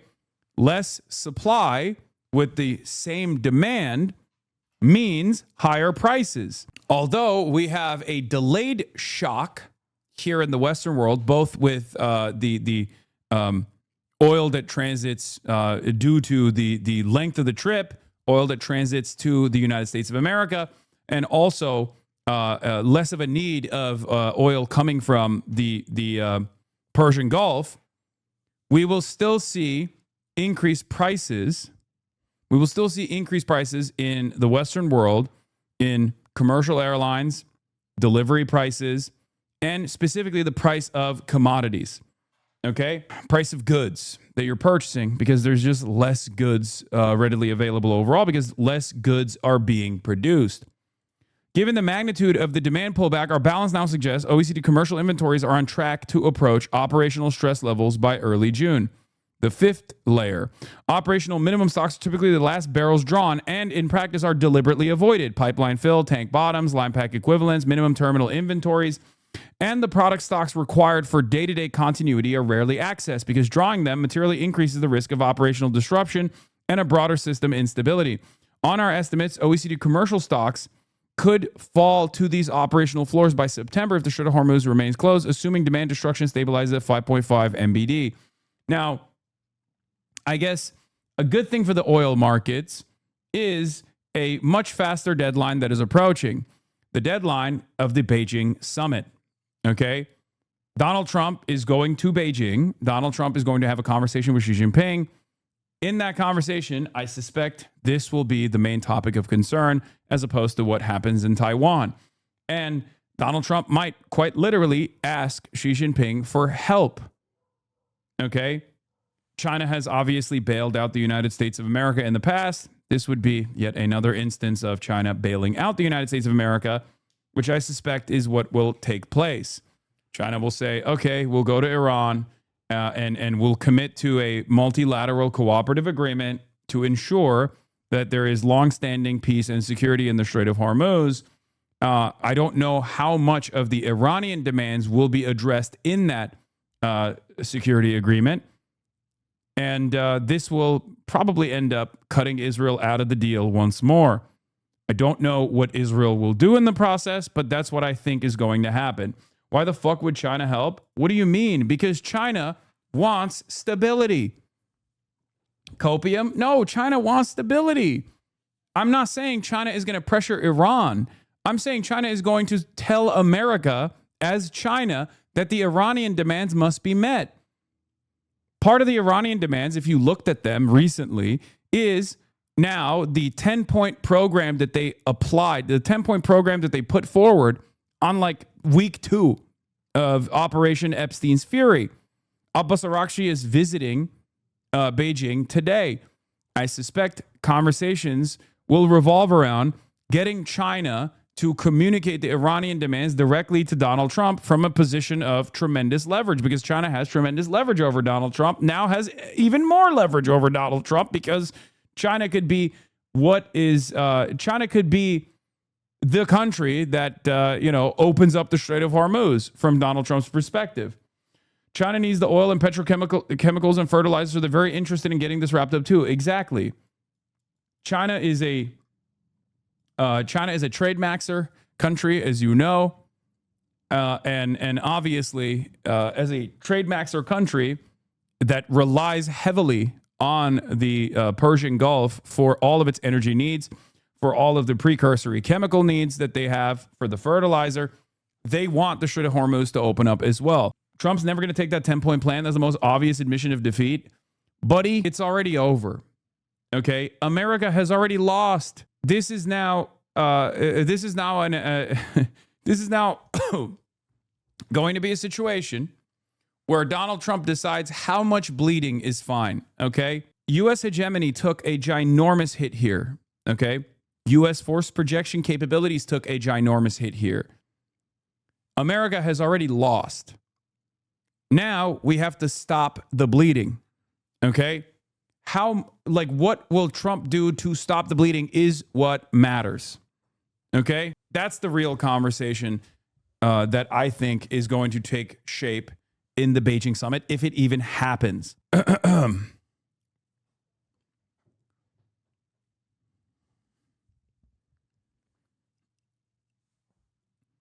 The only party here that could potentially play the role of a spoiler is the party that has played the role of a spoiler thus far. It's also the party that has forced the hand, or that has forced the closure of the Strait of Hormuz. That's Israel, okay? Israel. Israel is the primary spoiler in this conversation. I'm sure Trump's own personal ambitions, his own inability to recognize when he is lost is playing a role here as well. But ultimately, that could be dealt with. Easier to convince Trump that this is probably the best possible option here, given that he has in the past pulled out of certain military campaigns, like with Ansar Allah. Now, of course, this is a much larger defeat than admitting that the Ansar Allah movement and the Houthis had a lot better firepower than they previously thought. This is a global crisis, as opposed to just like trying to pry open the Red Sea and the Bab el-Mandeb Strait that the Houthis had effectively put a blockade on. So that's a little bit different. However, we shall see what takes place. I've been arguing that Trump and the U.S. empire are unlikely to accept the results of the 6-week war, i.e. defeat against a mid-sized power. Declining empires are dumber and more erratic than a self-confident empire. I'd expect Trump to unleash another round of table flipping. That's what Mark Ames is saying, or was saying yesterday. And that is what happened. Trita Parsi is speaking to News Nation. Let's take a look at what he had to say on News Nation. He says, I told News Nation for diplomacy to succeed between the U.S. and Iran, we need a strategy centered on diplomacy, compromise, and win-win thinking rather than on coercion, forced surrender, and zero-sum thinking. Yeah, that's not how America operates, though, is it? Thank you, Joe. Trita Parsi is here, Executive Vice President at the Quincy Institute, to get a gauge on where things stand right now. Welcome to you. How do you believe the Pentagon made the distinction of a ceasefire, yet Iran strikes and the Strait continue? Well, at the end of the day, the administration knows very well that if the ceasefire ends and there's a full-scale military confrontation, once again, nothing has changed in the structure of the situation that would enable the United States to regain escalation dominance. The Iranians still have it. They can take out the oil infrastructure in several of the GCC states and throw the entire global economy into a recession.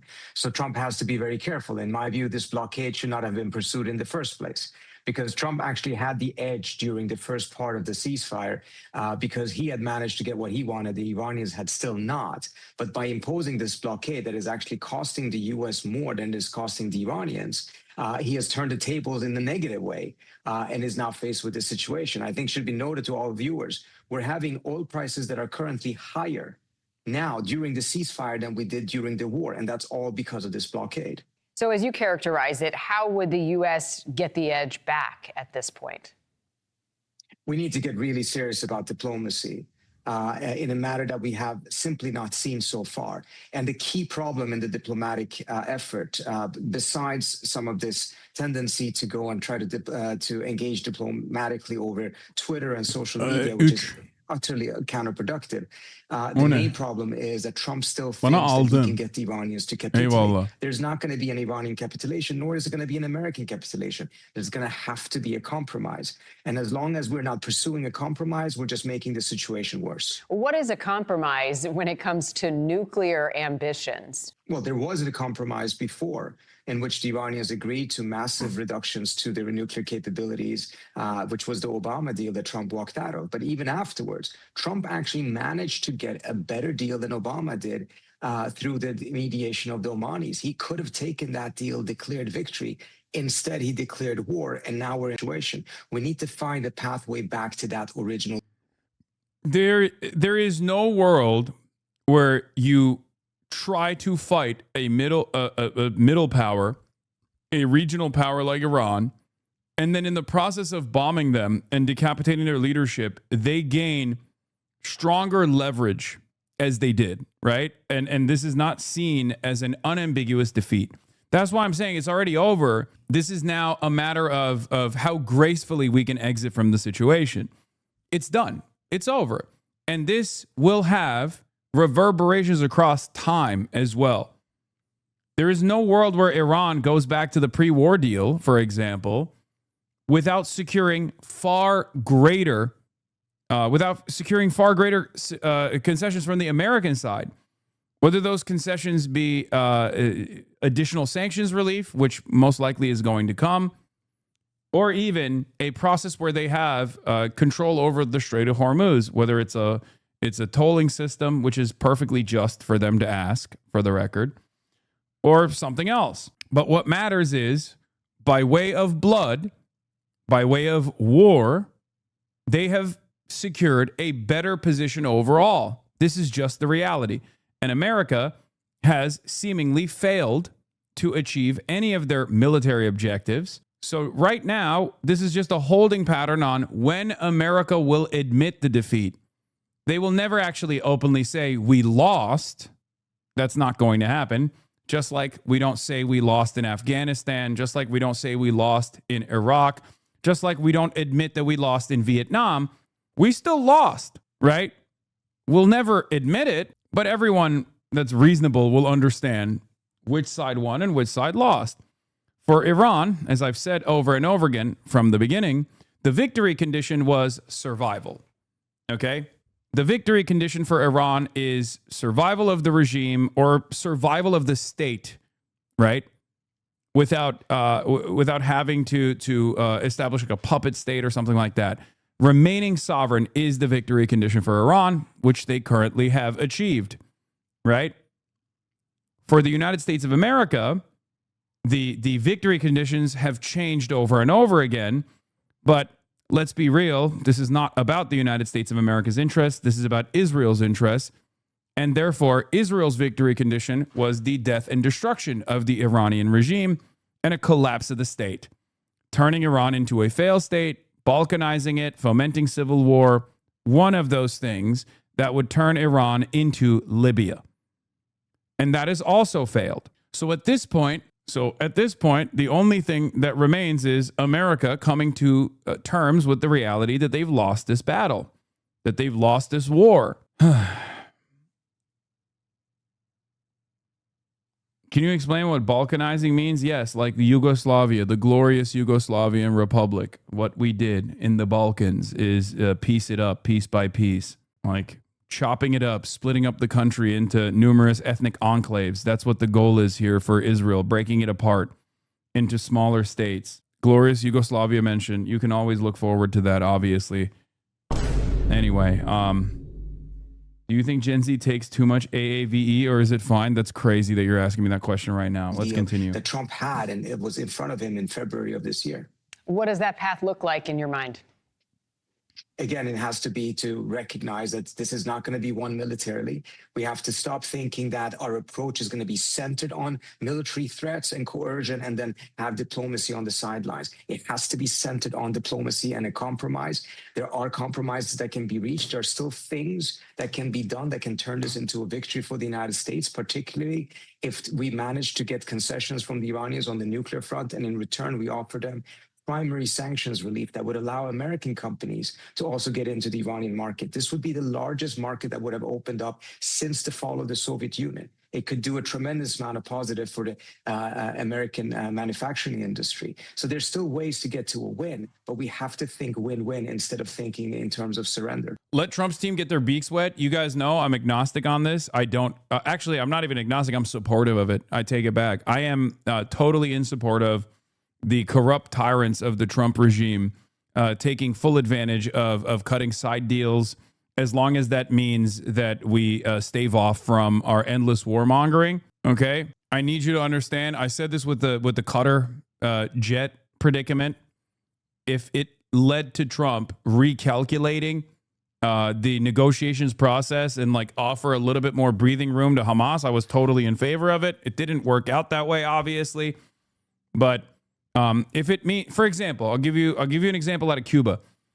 If it meant that Trump Towers could exist, a Trump hotel could exist in Havana, Cuba, and that meant that America was no longer doing a blockade, I would take that deal 100% of the time, and I'm almost certain that the Cubans would take that deal as well. Same thing goes for Iran. If it meant that there was a gold tower in Tehran, a Trump tower that was made out of complete gold, and that meant that sanctions relief took place in Iran, the Iranians would take that deal 100% of the time. Okay? I do not care about the corruption. I do not care about it at all. What I care about is no longer waging war with these countries, allowing these countries to remain sovereign. You take that deal 100% of the fucking time, and I know for a fact that both the Iranians would do it and the Cubans would do it as well. Okay? The real issue here, of course, is not Trump's ambitions necessarily, but Israel's ambitions. Democrats could chirp all day, every day, and claim, oh, this is unacceptable. They're doing side deals. They're fucking lining up their pockets. Who cares? Okay? If it means long-standing peace, we take it. We take those W's. Same principle on pulling NATO troops out of Germany. It sucks that it's happening because Donald Trump is annoyed with Germany, because Germany's not interested in participating in our quagmire in the Gulf. But if it means less NATO troops in Germany, fuck it. We ball. We take those. Okay, that's a W. That's a W regardless. If Trump's spectacular failures would lead to South Korea and North Korea developing better relations with one another, fuck it, we take those. Remember, I don't care. I don't care if it makes Trump look good about his actual impact. Okay? The impact that our decisions have on the ground, the impact that it has on the lives of millions of people, tens of millions of people, hundreds of millions of people all around the world. Okay? Here is Masoud Pezeshkian, arguably the Iranian system's most outspoken pro-diplomacy voice, who famously apologized to the Gulf neighbors and got yelled at by the rest of the country in the beginning phases of Iran's defensive war against America and Israel. He's now saying U.S. demands are impossible and unfeasible. It reinforces that there is internal consensus against one-sided concessions. Yes. Masoud Pezeshkian is the most pro-diplomacy, pro-Western force in the government. Okay? Him coming out like this is probably to show that they are unified, to show that they do have a unified front here. Chronic apologizer is hilarious. I mean, that's true. He has no power in Iran. No, that doesn't matter. His powerlessness is utterly irrelevant in this conversation. He is a representative of the most moderate, most pro-Western forces in the country. Do you understand?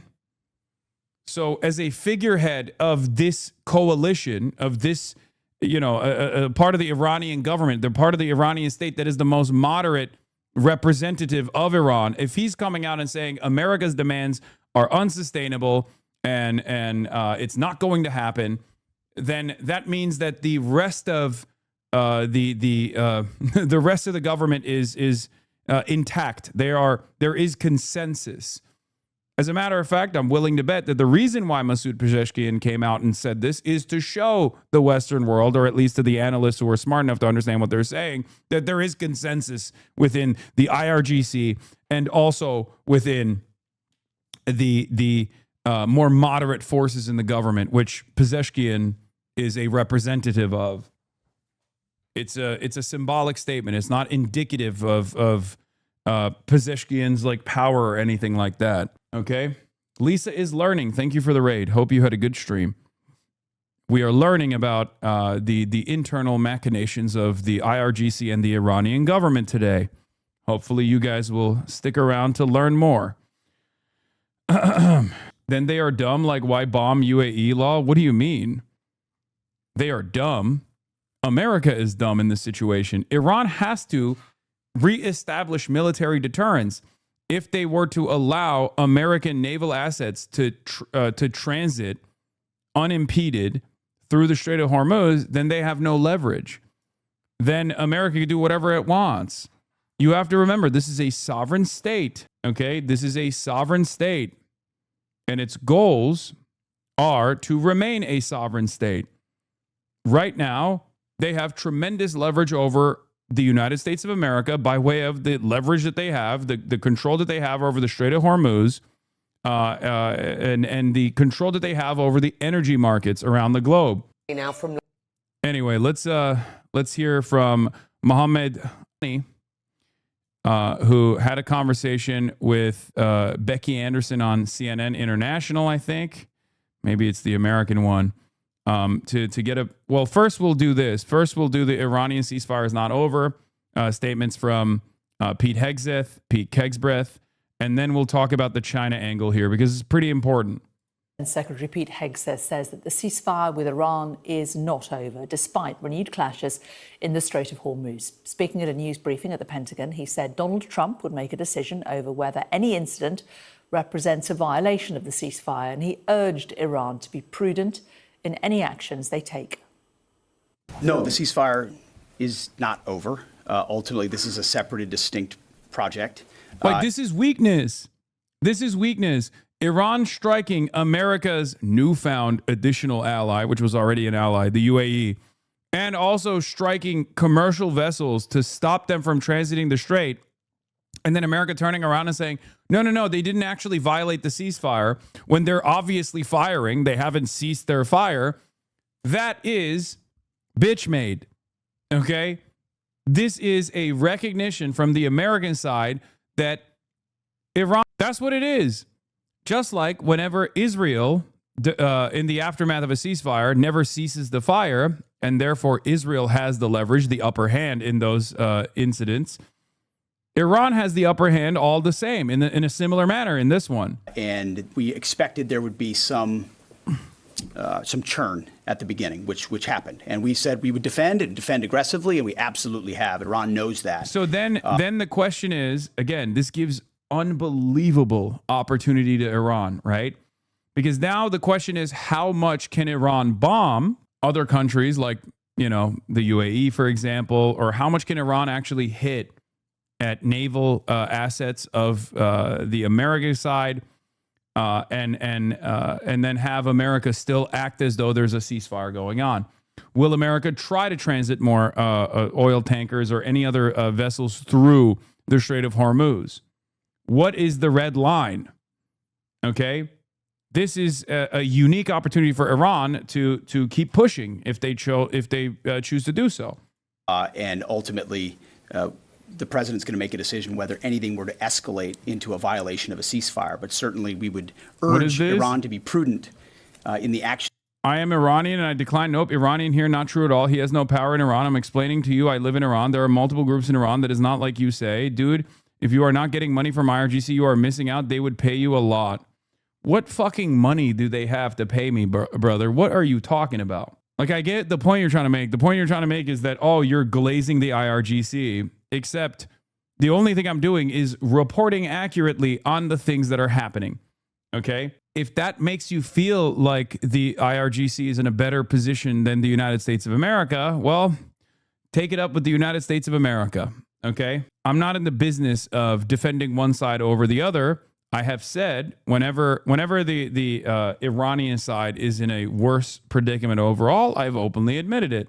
Like the situation where the combat search and rescue operations took place, right? For the Iranian side, it was incredibly important for them to be able to secure the prisoner of war, the American pilot or at least the weapons officer.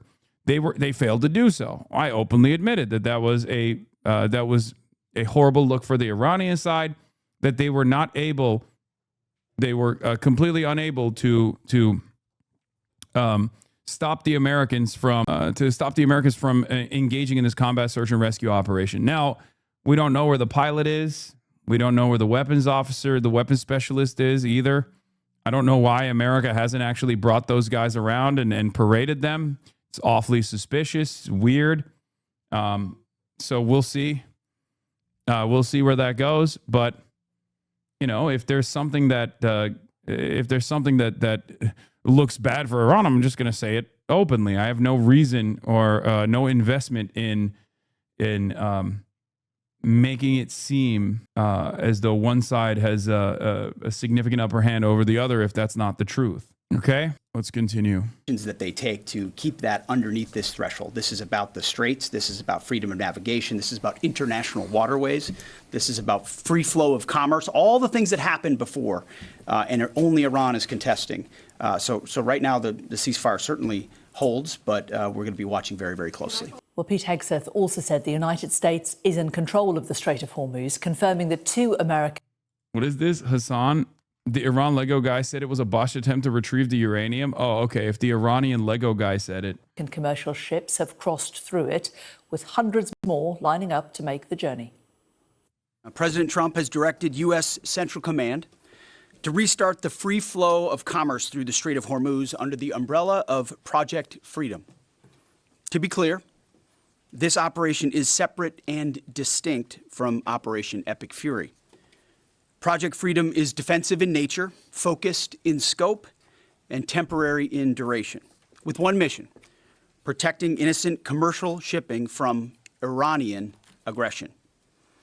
American forces won't need to... Innocent commercial shipping, as opposed to evil and guilty commercial shipping. We will not be protecting the guilty commercial shipping, just the innocent ones. Enter Iranian waters or airspace. It's not necessary. We're not looking for a fight. But Iran also cannot be allowed to block innocent countries and their goods from an international waterway. Iran is the clear aggressor, harassing civilian vessels, threatening mariners from every nation indiscriminately, and weaponizing a critical choke point for its own financial benefit, or at least trying to. For too long, Iran has been harassing ships, shooting at civilian tankers from all nations, and trying to impose a tolling system. Iran's plan, a form of international extortion, is unacceptable. That ends with Project Freedom. 2 U.S. commercial ships, along with American destroyers, have already safely transited the strait, showing the lane is clear. We know the Iranians are embarrassed by this fact. They said they control the strait. They do not. So American ships led the way, commercial and military, shouldering the initial risk from the front, as Americans always do. And right now, hundreds more ships from nations around the world are lining up to transit. CENTCOM, along with partner nations, is in active communication with hundreds of ships, shipping companies, and insurers. All of these ships from all around the world want to get out of the Iranian trap that they have been stuck inside. As a direct gift... Were they trying to collect tolls before the war? No, of course not. I wonder what events could have triggered this new toll system and the blockade on the Strait of Hormuz. For 47 years, ships were able to cross the Strait of Hormuz unimpeded. Ships were able to transit through the Strait of Hormuz, 100 ships at a time on a daily basis. Perhaps there was some event that triggered this blockade. I wonder what it is. Now, of course, I'm an old man, so perhaps that's the reason why I remember a time when ships could transit 100, on a daily basis from the strait. I wonder what that was. It's just, what could have taken place? From the United States to the world, we have established a powerful red, white, and blue dome over the strait. American destroyers are on station, supported by hundreds of fighter jets, helicopters. Back in my day, you could just cross the Strait of Hormuz with ease. Drones and surveillance aircraft providing 24/7 overwatch for peaceful commercial vessels, except Iran's, of course. Well, our US correspondent David Blevins has the latest from Washington. We're now in week 9 of this war, so the sound bites from the Pentagon have become familiar. We're locked and loaded. Our will is unshakable, warning Iran of overwhelming devastation.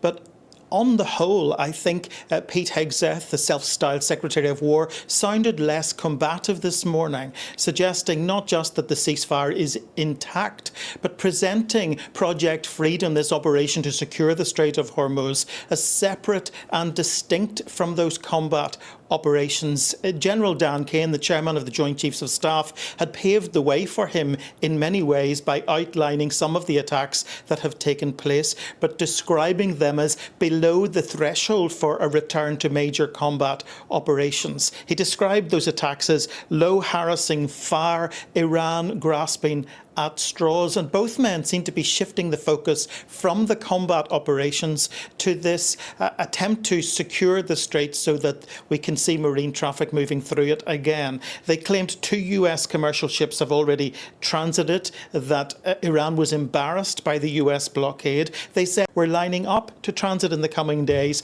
and described, as you heard, as a gift to the world what Pete Hegseth said was a powerful red, white and blue dome over the strait. So the other thing I think worth pointing out is that they're talking about this as a temporary mission, stressing that... What is this? I do remember you inaccurately reported that there's internet in Iran and got called out immediately. Who's Cash? I'm not Cash Patel. Please don't say that. I am getting harassed. No, I told you that Iran has domestic internet.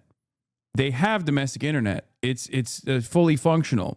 They also sometimes have access to the global internet as well by way of VPNs. That's the reason why you can hear from, Iranian people every now and then. And then there's also obviously like the government allowed access to the internet for people who are at least aligned politically with the government. I don't know if you know this, but Iran has been directly under attack. The idea that the countries that are directly under attack by the American, the most powerful nation on the planet, are also going to create. Yes, I know this was 2 months ago. Okay, so if you know that, why are you bringing that up then?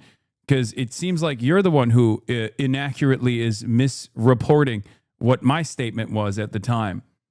What's the argument here that you misunderstood what I was saying 2 months ago because you continue to do it? Wait, why are you agreeing with what I'm saying currently and then simultaneously saying I'm misreporting on something? I'm not. HasanAbi, fuck you. Use the word intranet. Okay, sure. Intranet. Not internet. Intranet. Are you actually Cash Patel, by the way? Like, is this genuinely Cash Patel in the chat trying to duke it out? It wouldn't shock me. The rest of the world that needs the Strait of Hormuz more than the Americans do, and say they're getting ready to hand back responsibility to the rest of the world, and they expect them to step up soon. You said that... No, not Cash Patel, although I like the dude. Well, that makes one of us, huh? How's your girlfriend doing? Spider Cash? She holding hands lately? How's your international country music superstar girlfriend that's not a Mossad asset doing right now, you think? Who is she doing right now is a better question, probably. Now we know this is 100% Cash Patel because there is no one on the planet outside of Cash Patel, and yes, this includes his immediate family members, that would say, I'm not Cash Patel, although I like the dude. Very suspicious. Brother, dad wouldn't fucking openly say that they like Cash Patel right now. Great work, agent. Yes. Keep up the good work, sir.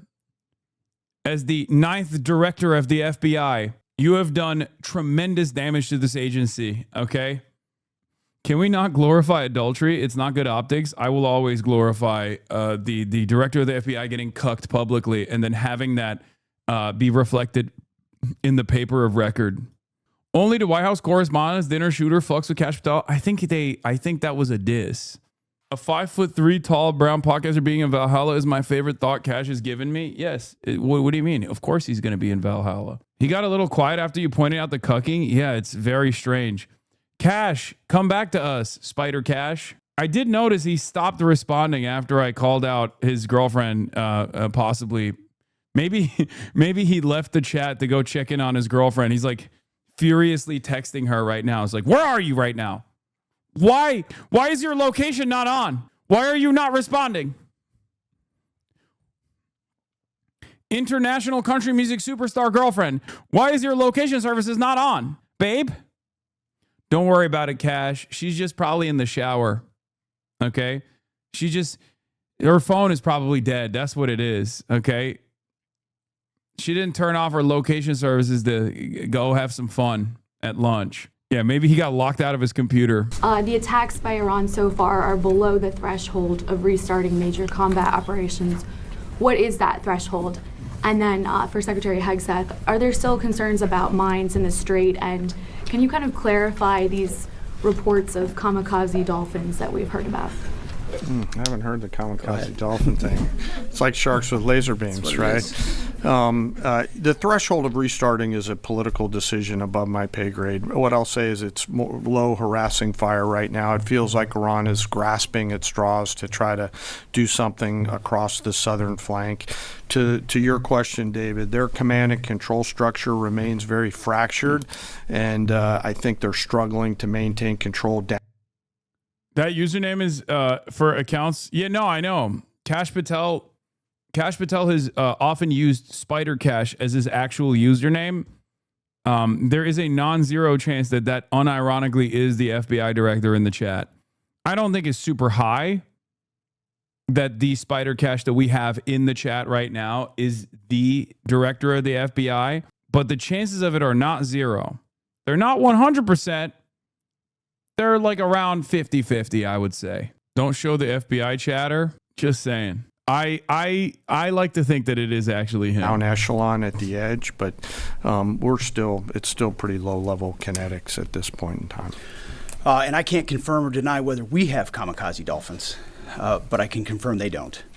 Ultimately, any follow-on effort, if there are mines identified, would be something that some of our units could undertake or the world could undertake. But right now we know we have a lane of safe passage that commercial shipping can flow through. Day 67 of the war has been dominated yet again by the Straits of Hormuz. The United States has taken some very ambitious and fairly aggressive action, it says, to clear the straits.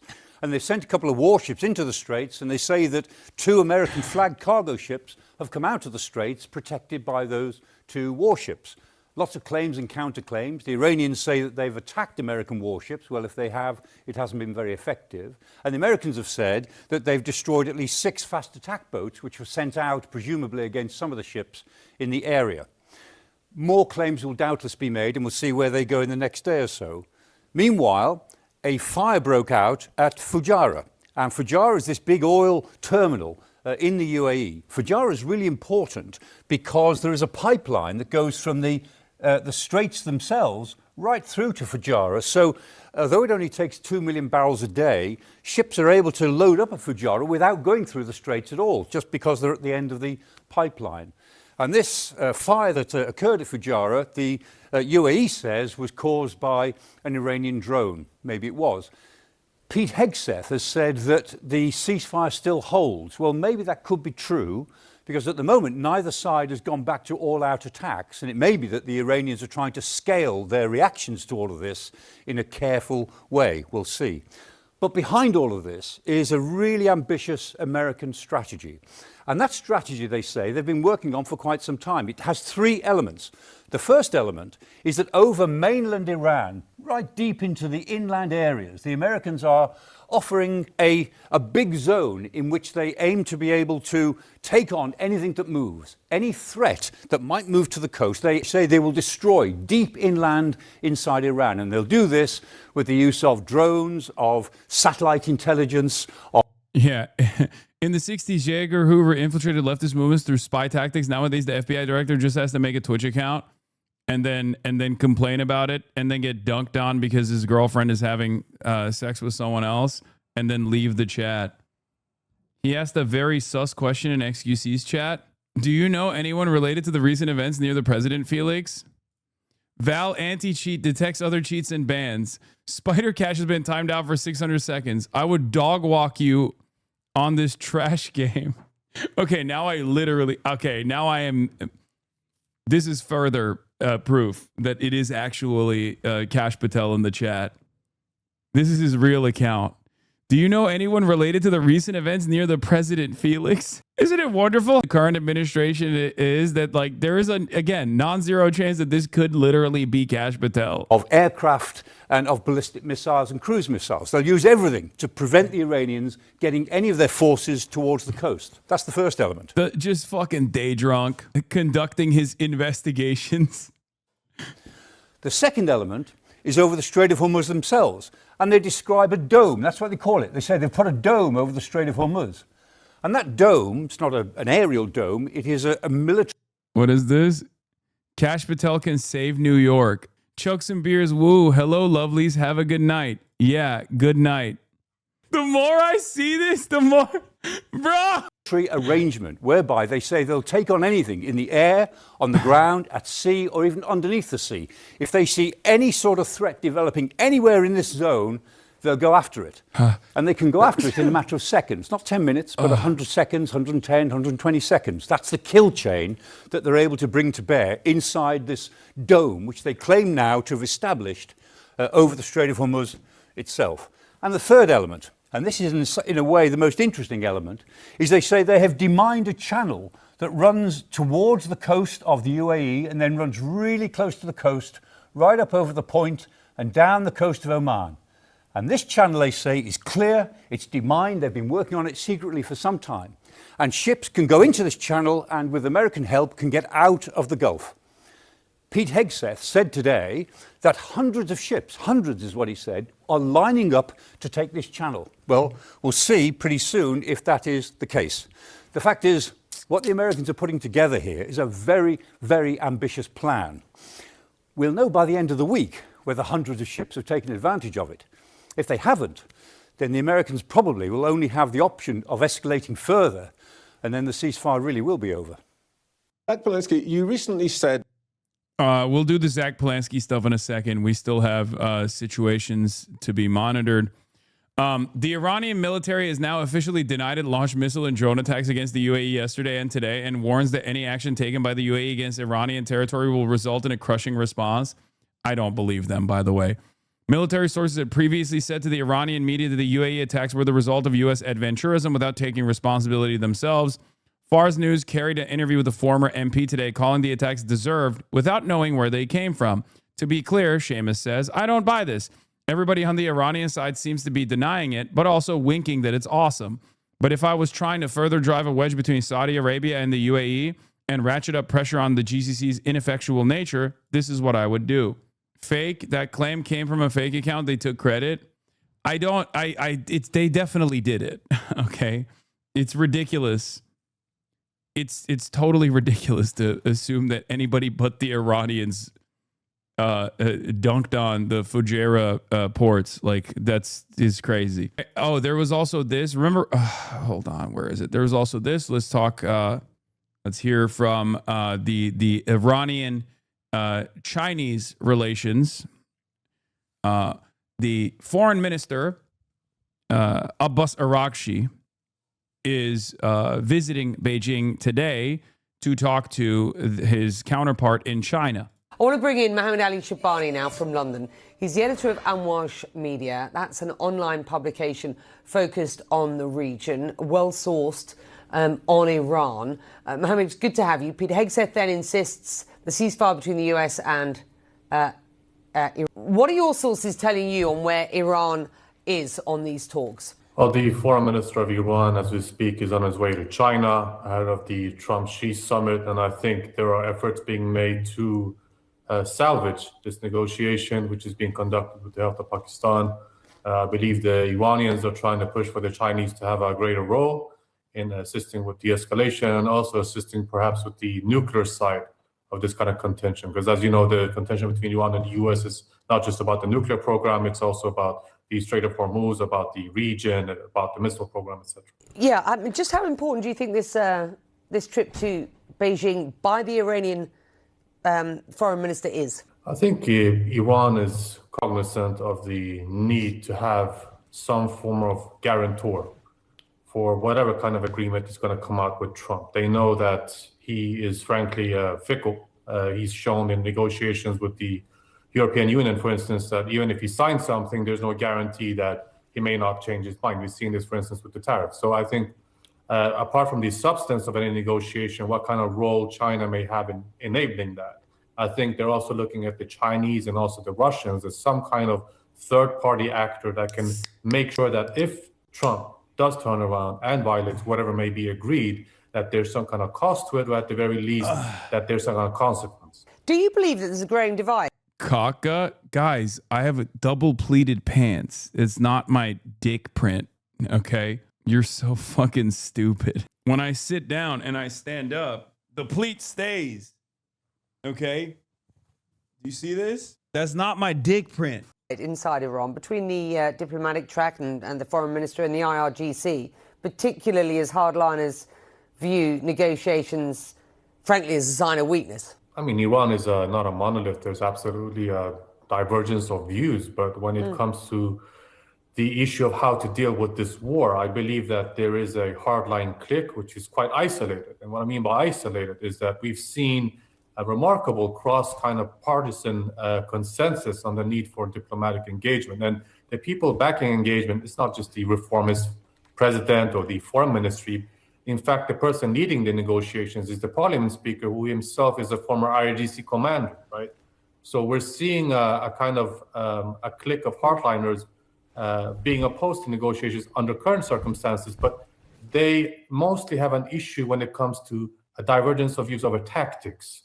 Ultimately, I think all of them are looking for the same objective, and the same objective is they understand there needs to be some kind of deal with the United States. It's about how do you get to that deal and how can you achieve the optimal outcome in terms of concessions from Trump. And the Revolutionary Guard have been very upfront about the fact that the Strait of Hormuz is leverage for Iran. I want to show you this map released by the IRGC, showing what they say is a widening of Iranian control over the Strait of Hormuz. The area, you see the two fat red lines there. The area starts with a line between the westernmost tip of Iran's Qasem Island all the way around to the east there, which is the bottom of that, meeting that red line, is the coastline of the United Arab Emirates.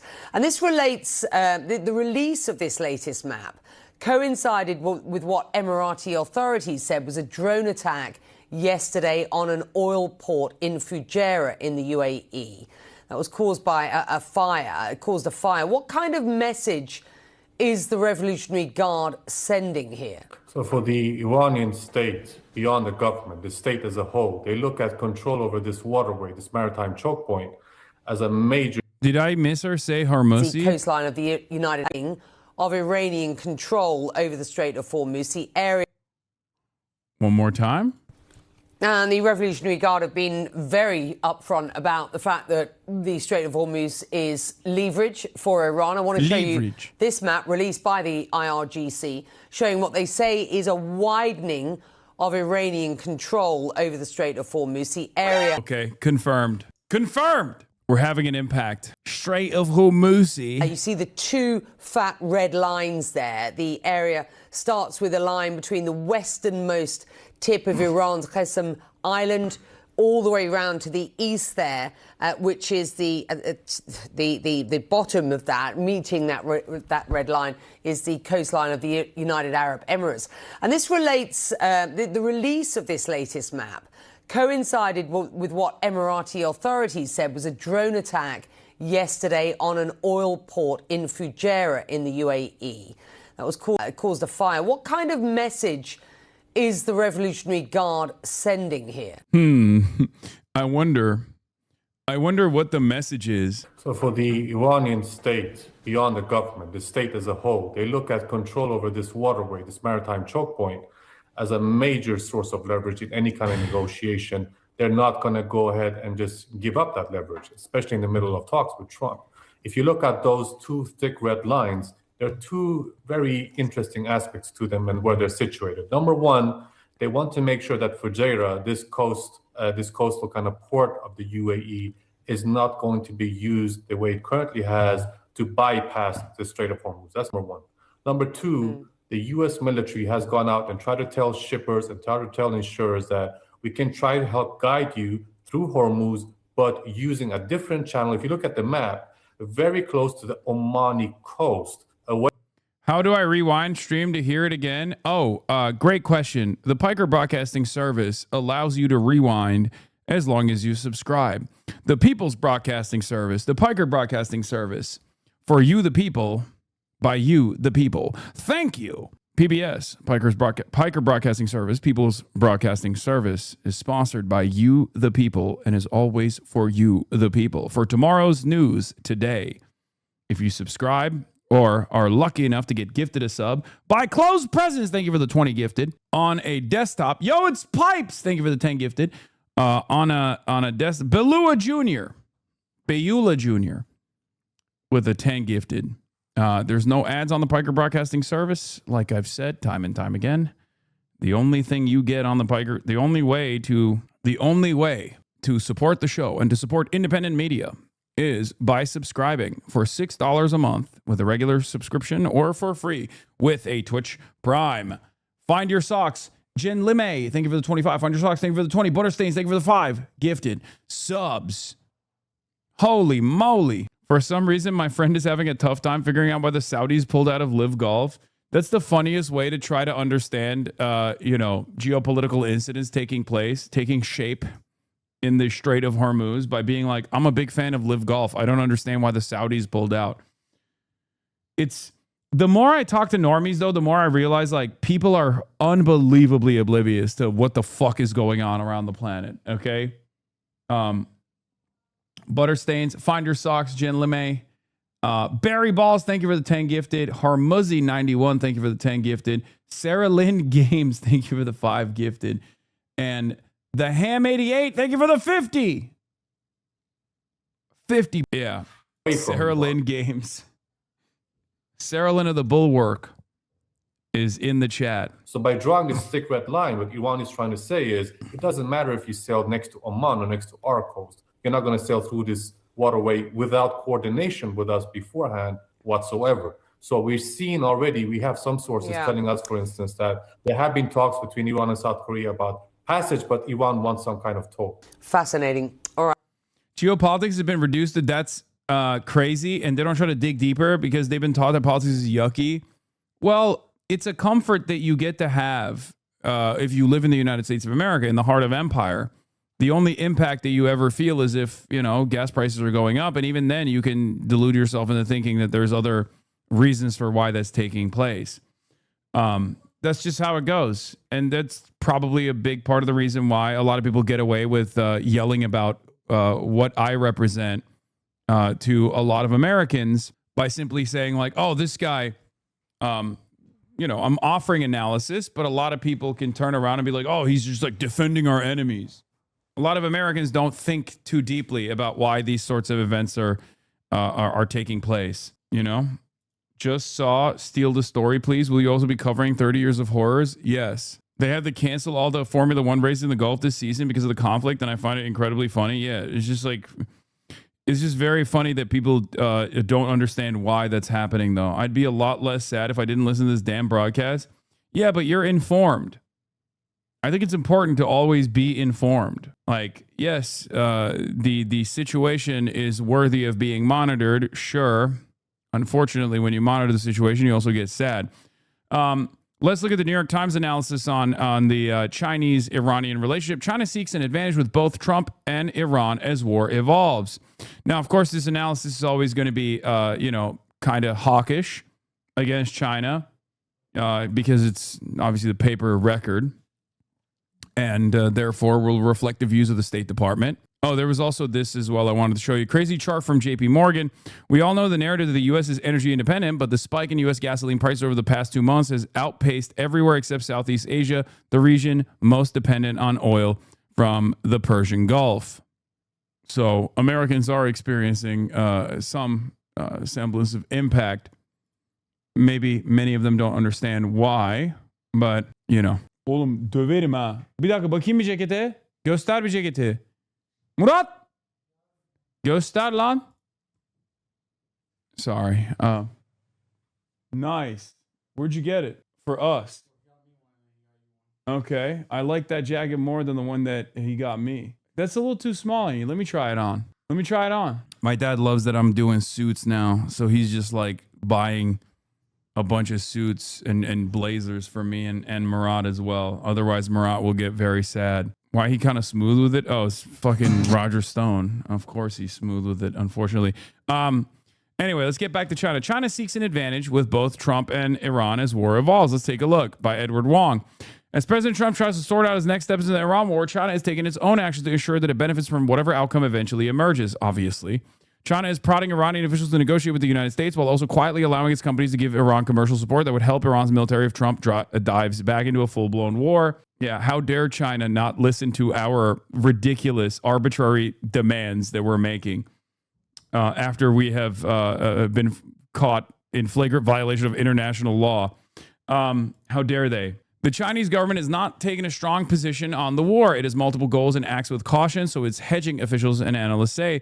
The war will no doubt be an important issue in talks between Mr. Trump and Xi Jinping, China's leader, when they meet in Beijing for a 2-day summit scheduled to start May 14th.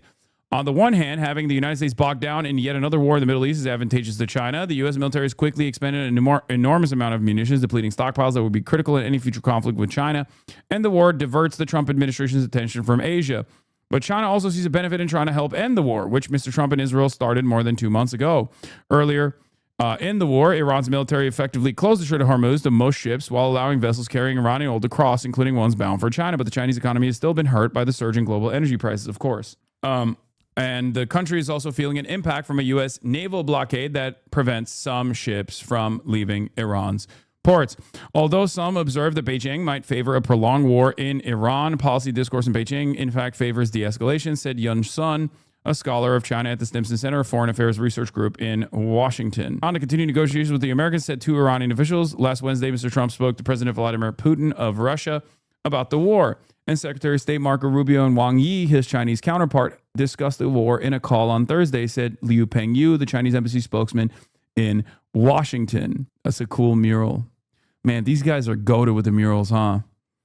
I hope it's not AI. I hope the art was created ethically. Probably is AI, though. Mr. Trump already postponed the... They love... Dude. If you think Americans like AI, holy shit. I mean, Chinese people love AI. Like, countries that are outside of... countries outside of the West love AI a lot more than countries in the Western hemisphere, Western sphere of influence love AI. Like, people fucking go ape shit. Bananas, the third world. Oh my God, they fucking love AI so much. Not even just the third world, but like developed nations as well. Just like not the immediate Western countries. Mr. Trump already postponed the summit with Mr. Xi once because of the war. He wants to go to Beijing in a position of strength, officials say, and not with an unresolved conflict that continues to roil global markets and sap U.S. military resources. Duh. For China, there's the issue of our blockade, said Rush Doshi, a scholar at Georgetown University and Council on Foreign Relations who worked on China policy in the Biden White House. For us, there's the issue of China's support for Iran. Good luck, by the way.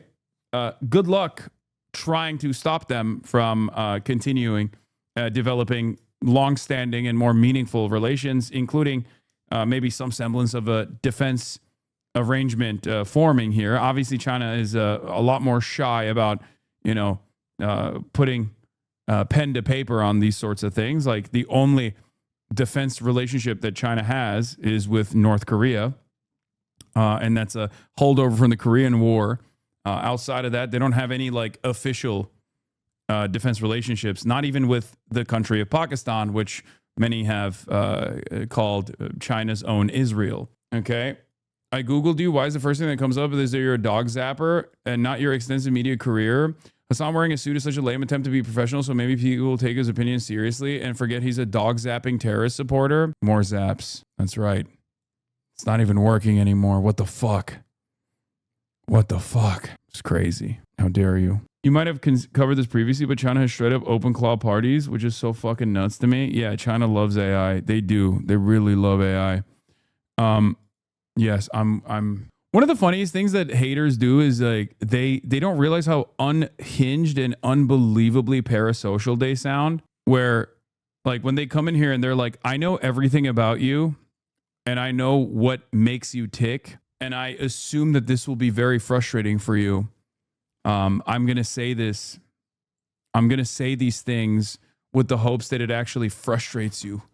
It won't. That person did not just Google kind of worked. Yeah, no, it definitely did. Uh-oh, lol, kind of worked. Yes, chatter, it did. I'm devastated. It's over for me. It's over. It definitely worked. I'm very frustrated, as you can tell. I was learning through an app called Hello Chinese. It was a great learning app, right? And then one day completely removed the first course and replaced it with the AI-generated course with AI helpers and AI art. They wound up putting out an apology saying that they're a China-based company and weren't aware of the perceptions around AI in the West, and they allowed you to use the non-AI course again. That's funny. Is chauvinist to tell the global South how to use our problematic tech, i.e. climate degrowth? Wait, what? I personally don't like AI. It's just, that's it. That's my own assessment. Okay. Oh yeah. I said me and Kaya on Twitter, and all the fucking people that are like, no, you're not supposed to be in on the joke. This is supposed to be devastating for you. Like, it's so funny. No, you can't make a joke out of my cult's desperate attempts to cancel you. No. How dare you? How dare you? Anyway, where were we? Stop laughing. This is supposed to frustrate you, dude. I don't think people understand. I've been getting called a terrorist for 2 years prior to being called a dog zapper. Okay? It's a downgrade. You went from calling me a terrorist to calling me a dog zapper, a dog shocker. It is an unbelievable downgrade. It's not. It's okay. Neither is correct. Not for white women. Whatever. Yeah. An upgrade from the Gucci shirt, though. Yeah. Gucci shirt enjoyer. Where were we? Let's continue. American intelligence agencies have information that a Chinese company may have tried to send a shipment of shoulder-fired missiles to Iran. Chinese companies have also shipped Iran material that is considered dual use, meaning it can serve civilian and military purposes. Everything is dual use. Literally, everything can be considered dual use. Okay, and after the U.S. Navy blockade started last month, Marines found material on an Iranian-flagged ship that Mr. Trump said was not very nice and perhaps a gift from China.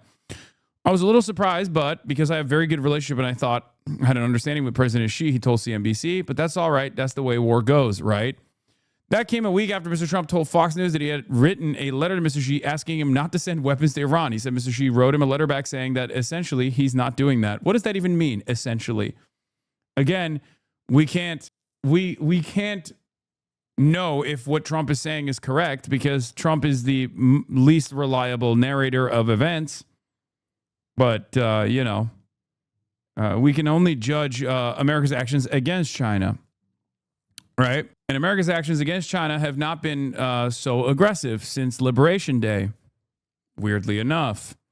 Mr. Trump's apparent nonchalance was another sign of his drive to keep his summit with Mr. Xi on track. Months ago, Mr. Trump and top aides had intended to focus on tariffs and a potential trade agreement in talks with Mr. Xi, but now discussions over the Iran war could overshadow that. Officials in Beijing are holding off serious pressure on Iran until there's a direct ask from President Trump, said Miss Yun, who conducted interviews in the Chinese capital recently. Because officials want to amplify positive relations with the United States, they might take seriously any ask that Mr. Trump makes of China on Iran, she said.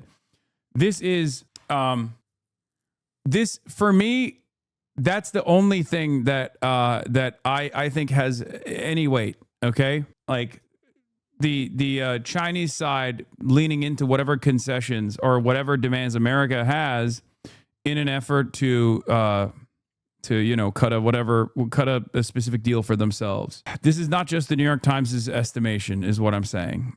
Mr. Liu, the spokesman for the Chinese embassy, said in a statement that keeping the area safe and stable, ensuring unimpeded passage serves the common interests of the international community. He criticized the U.S. naval blockade as a dangerous and irresponsible move. He did not mention the Iranian military's attacks on ships that Iran had not granted safe passage. Mr. Liu added that the pressing priority is to prevent, by all means, a relapse in fighting. Two of the calls were with Abbas Araghchi, the Iranian foreign minister. He added, China's special envoy to the Middle East also traveled to the region. China played a crucial role behind the scenes in getting Iran to accept the terms of the ceasefire, several foreign officials said, adding that diplomats from some of the countries involved in the conflict are encouraging China to stay engaged. Like other officials interviewed for this article, they spoke on the condition of anonymity to describe a sensitive diplomacy. As for Chinese shipments to Iran, Mr. Liu said, we handled the export of military products prudently and responsibly and strictly controlled the export of dual-use articles. In Iran, officials in the Islamic Revolutionary Guard Corps are talking about the possibility of growing their ties to China after the war to get the type of military aid that the Chinese officials have given Pakistan over many years, said Ali Vaez, the director of the Iran project at the International Crisis Group. Maybe I said that this would be the smart thing to do from the Iranian perspective. What is this? Hasan, your news reading precision is staggering. Mapping narratives, catching contradictions. Okay, stop with the chat GPT, please. Jesus Christ. I write in the I paper that the geopolitical repercussions of the Iran war are likely to be far more reaching than those of the invasion of Iraq. This is my estimate. This is my estimation as well. In Iraq, the U.S. at least won the war militarily in 3 weeks, only to lose the peace later. In Iran, the U.S. has lost not just the peace, but the war itself. There's also another major difference here. America was not meant to win the Iraq war, right?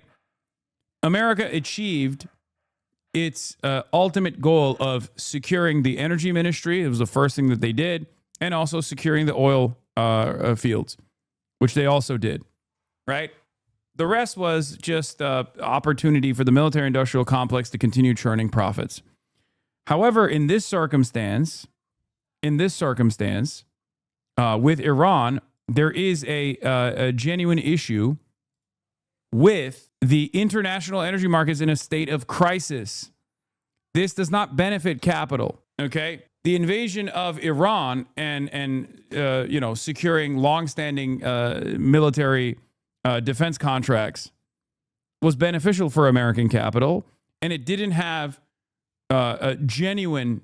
It did not actually disrupt the energy markets in this spectacular fashion. So in this circumstance, there is a real issue. So that's also a big difference.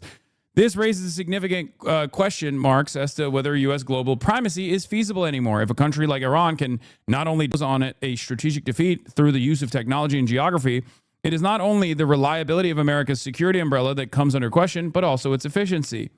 These repercussions will not be limited to the Middle East alone, but will likely be felt globally. What emerges instead is arguably a different kind of global order, one not defined by dominance, but by mutual denial. In this world, great powers cannot simply impose their will, and smaller states can resist them at tolerable cost. The result is not chaos, but constraint. The danger for the U.S. is not irrelevance. It's that it continues to pursue a strategy designed for a world that no longer exists. The same is true for countries like the UK that have largely chosen to rely on American military dominance. American hegemony promised control, but the Iran war revealed the limitations of American power. In the gap between promise and reality lies the likely end of an era. The winners will ultimately be those who adjust. It's a whole lot of words to basically say American hegemony is over and multipolarity is imminent, or not even imminent, but it's here. It's already here.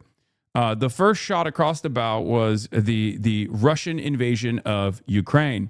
This is part of the reason why some consider Russia's actions to be anti-imperialist. I do not. But although Russia was behaving in an erratic and insane and unjustifiable manner with its invasion of Ukraine, the reality is that it was the first significant attack against the American unipolarity, the American hegemonic power status.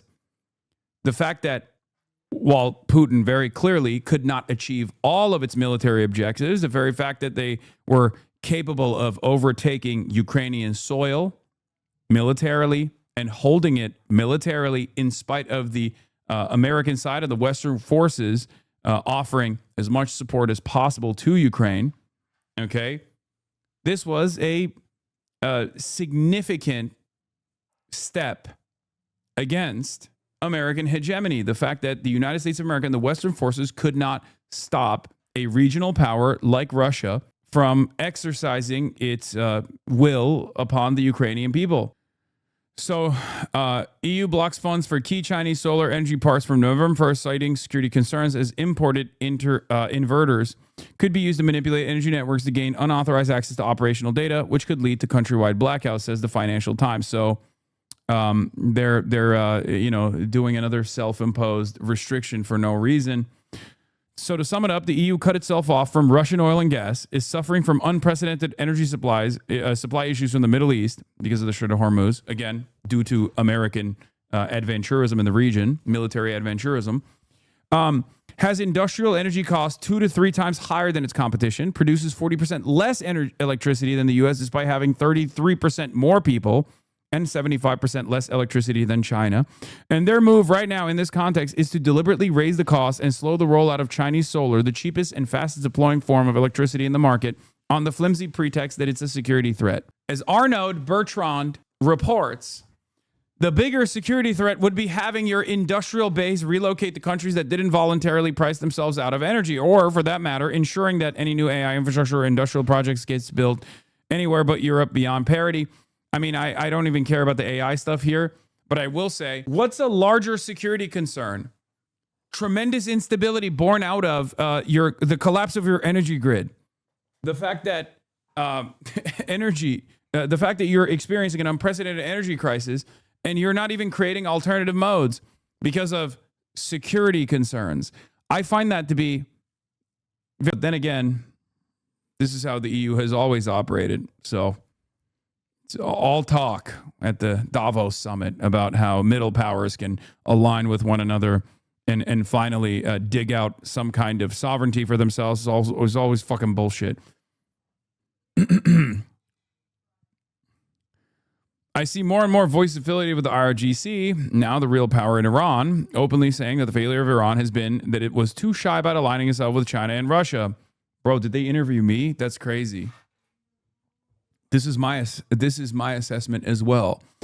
China and Russia, and was instead trying to preserve its independence. More so China than even Russia, in my opinion. Okay? And was trying to preserve its independence, it said. They say they need to mortgage out part of the country to China to end up where Pakistan is. Across the Persian Gulf, Saudi Arabia and the United Arab Emirates are trying to get China to play a bigger diplomatic role. On April 20th, Crown Prince Mohammed bin Salman of Saudi Arabia called Mr. Xi to talk about the war. This is the other side of the story, as I've said before. They have significant interest in the Gulf, right?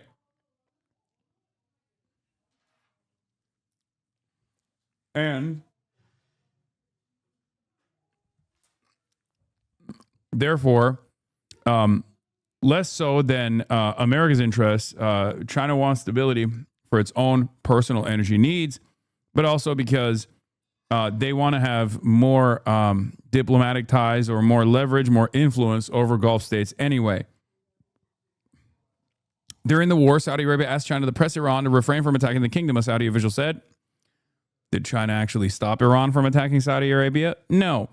In 2023, China helped finalize the diplomatic opening between Iran and Saudi Arabia after those countries had talked about further engagement for years.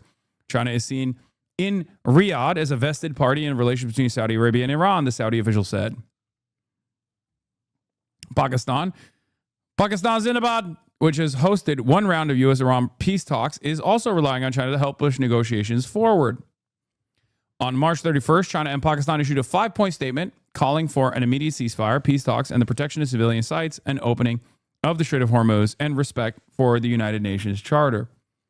On April 8th, Prime Minister Shehbaz Sharif of Pakistan thanked 5 countries in a social media post for their help in sealing the ceasefire deal. China was at the top of the list. Of course it was.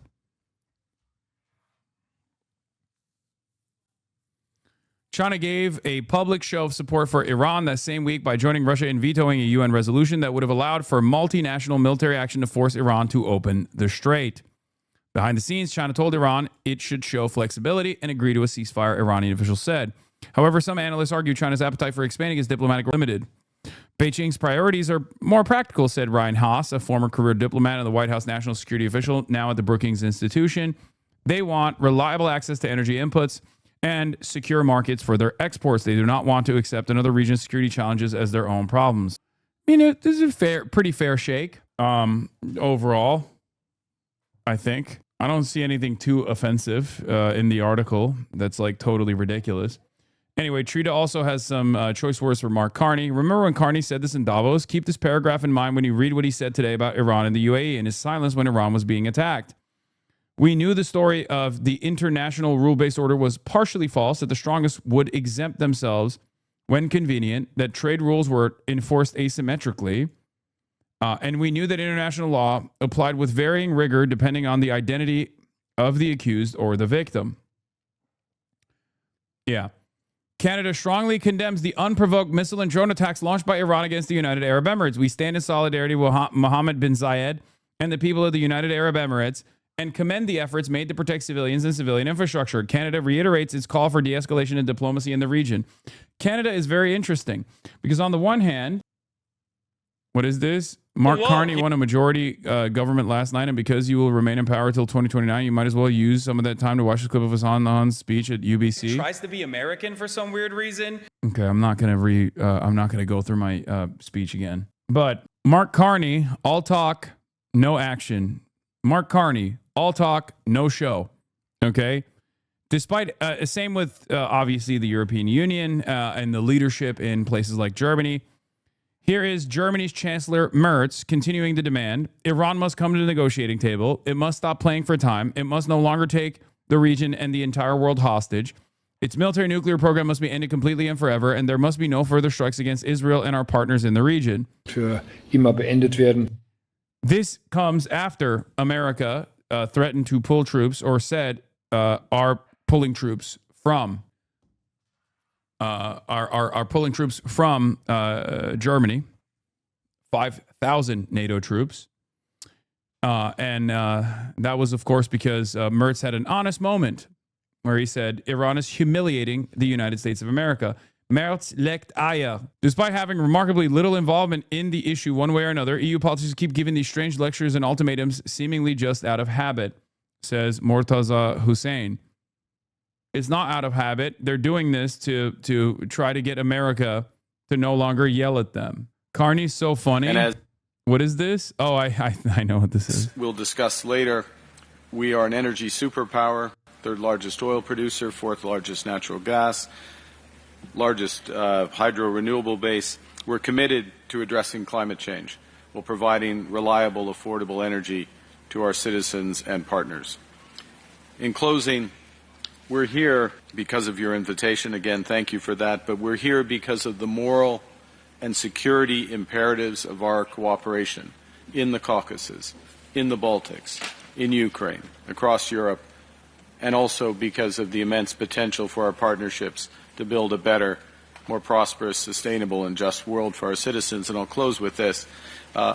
It's my strong personal view that as the international order will be rebuilt, but it will of Europe. And so I'm very appreciative of this. And as we'll discuss later. Dude thinks Europe got any shit to say. I don't even know how to respond to this. The fucking... It's my strong personal view that the international order will be rebuilt, but it will be rebuilt out of Europe. Sure, bud. Yeah, definitely. New APAC email. They're scared shitless. I know. They're making sure Zach doesn't become prime minister. Smear campaign starting to work. Check the graph. Yeah, I saw that. I saw. We'll get to that in a second. There needs to be a conversation about whether there's a perception of unsafety or actual unsafety in Jewish communities. After this week, do you think this is still a matter for debate? Well, both are unacceptable. And anti-Semitism and Jewish safety is not some abstract concept for me. In fact, in the last 6 weeks alone, 2 people have actually been arrested in relation to anti-Semitic actions towards me.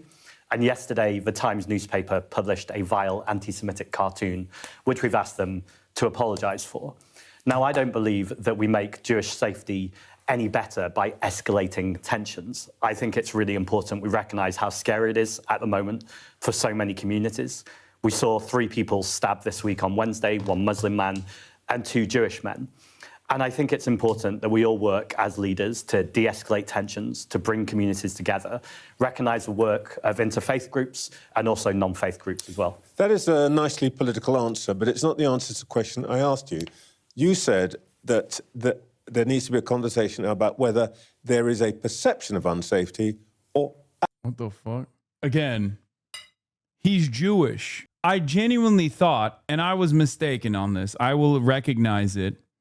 I thought, given that Zach Polanski is Jewish himself, that this line of attack would be not as successful, given the time frame that we're in, given the attitude from the broader public on the issue of Israel, and like all of the anti-Semitism allegations like losing its weight a little bit in the Western world especially. I truly thought that this line of attack that was very successful against Corbyn would not be so successful against Zach Polanski. I was a little wrong. Turns out non-Jews are very comfortable yelling at a Jewish man about being a bad Jew for not being sufficiently supportive of the nation state of Israel. Actual unsafety in Jewish communities. Let me ask you again. Do you still think that is a matter for debate? As I say... Is it a matter for a conversation? Or do you accept that actually there's not a perception, there is actual unsafety? Well, I think the conversation is rolling out right now. I definitely think there's unsafety for Jewish people, and I never said there wasn't. I said both were unacceptable. No, what you said is there needs to be a conversation. I looked at your words. Right. Which suggests that you think that there's a choice and that perhaps some people might be thinking that there's a problem, but there isn't really a problem. So you're telling me this morning that's not in question. You accept that there is, and that's what's going to be tackled. What I said was spot on. There are times when Jewish people, including myself, are actively unsafe. That's clearly very true, and it's always been true. There's also times where we hear marches, Palestinian marches, that I, as a Jewish person, walk on, where Jewish people say that makes them feel unsafe. Now, I don't think that actually makes them unsafe, clearly, because I'm a Jewish person who is on that march. So I think it's about having a conversation about how do we ensure that Jewish people are safe and Jewish people feel safe at times when they may perceive themselves to be unsafe. Oh, that's interesting.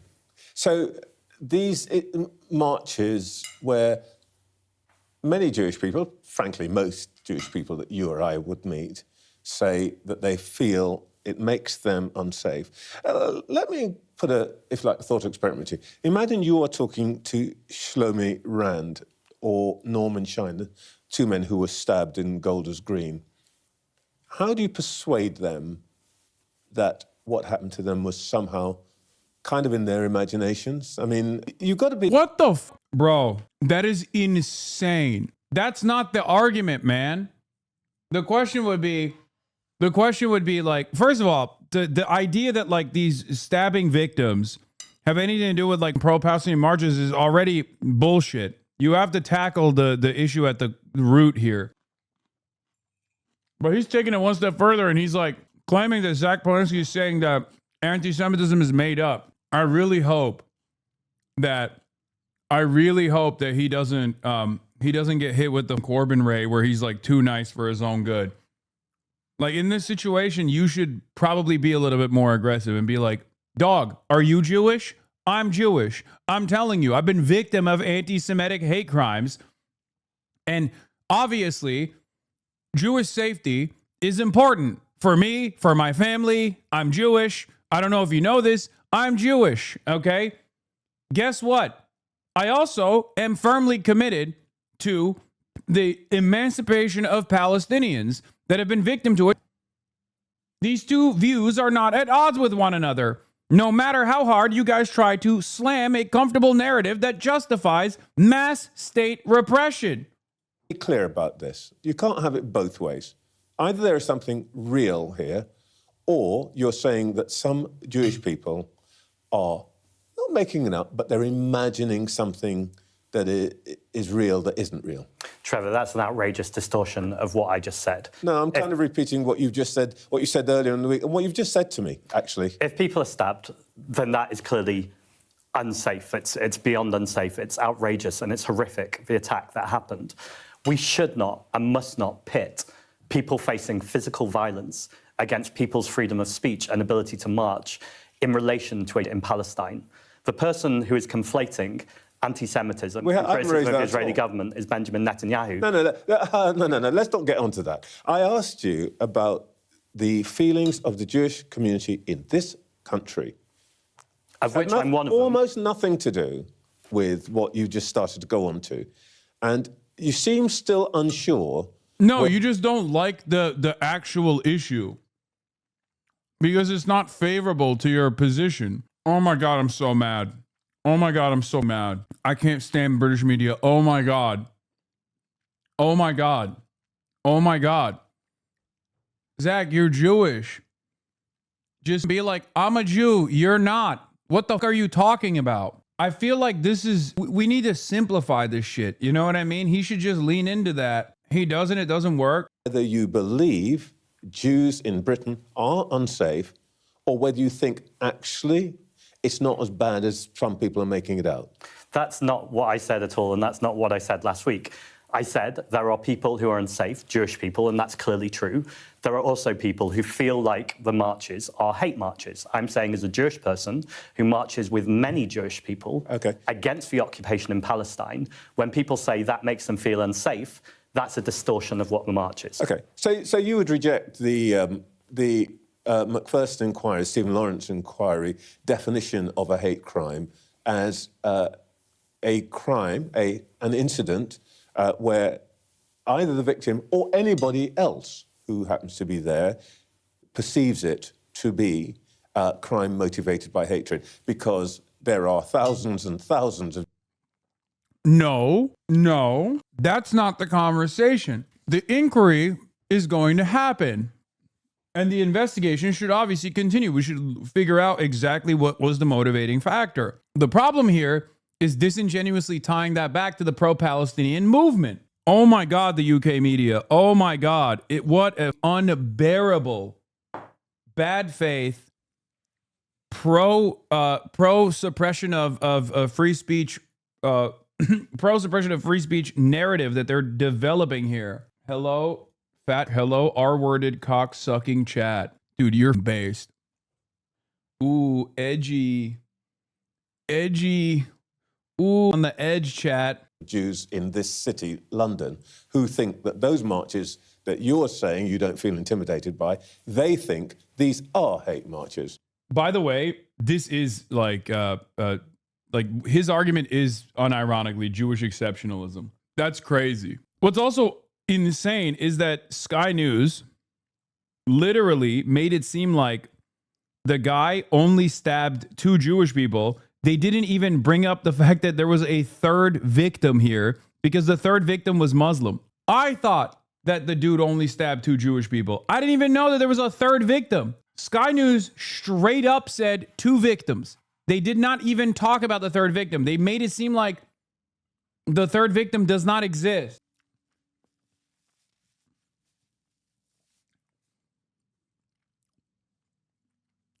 But yes, the idea that Jewish people are scared of pro-Palestinian marches, so they shouldn't happen, is a ridiculous conversation to have.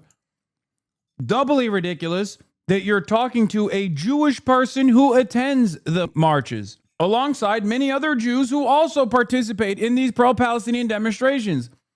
What the are we having a conversation about? Oh, Jewish people are scared, so you can't exercise your first... no, well, they don't have First Amendment, but you can't exercise free speech and free public demonstrations against the... What kind of argument is this? It is unbelievably anti-Semitic to make this claim that one, that all Jews are terrified of the Free Palestine movement. It's not only untrue, but it's also somewhat, not even somewhat, it's pretty anti-Semitic. Like, oh, you can't be against it because Jews hate that. Jews love it is the argument that you're presenting here. It's crazy. But also, even if that was the case, which it's not, but even if it was the case that like all Jews in the UK are pro-Israel and they can't stand free Palestine marches or whatever, who gives a...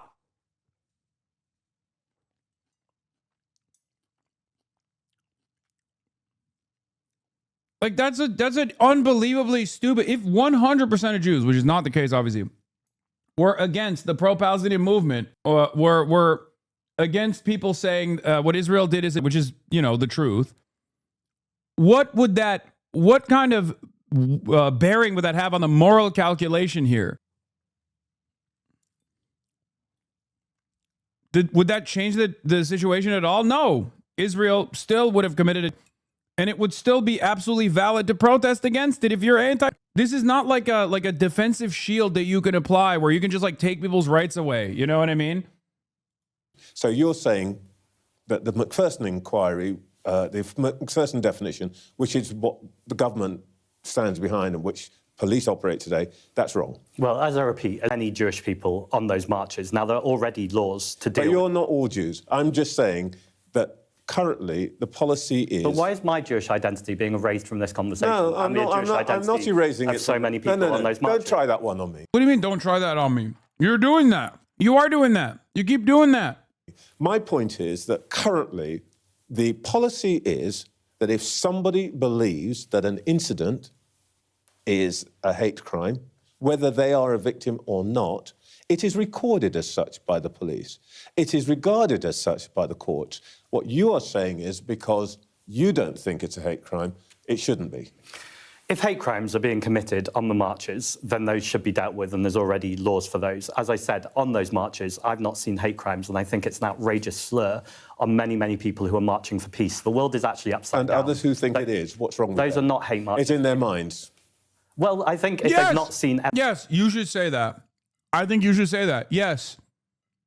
Yes. If there's an actual hate crime at a march, that's one thing. But broadly, this kind of like overgeneralization that anti-genocide protests and anti-Israel protests are actually a hate crime is, yes, delusional. It's hysterical. And people should shut the fuck up. Because it also feeds back into the false conflation between Judaism and Zionism. It feeds back into the false conflation between Israel and Jews. It's dual loyalty tropes being reflected on in broad daylight in mainstream media, being advanced. This is an unbelievably dangerous narrative for British Jews. Oh my God, what the fuck? Evidence of them being hate marches, then I think, yes, that is a perception issue. Okay, so you then want to erase their belief that they are subject to hate. That's their perception is also their reality. Well, I think we need to deal in evidence and data. So where there has been anti-Semitism, there's laws to deal with that, and that should be dealt with. If it's a... You guys know my perspective on this. Zionism is a supremacist ideology, and it should be regarded as such because it is.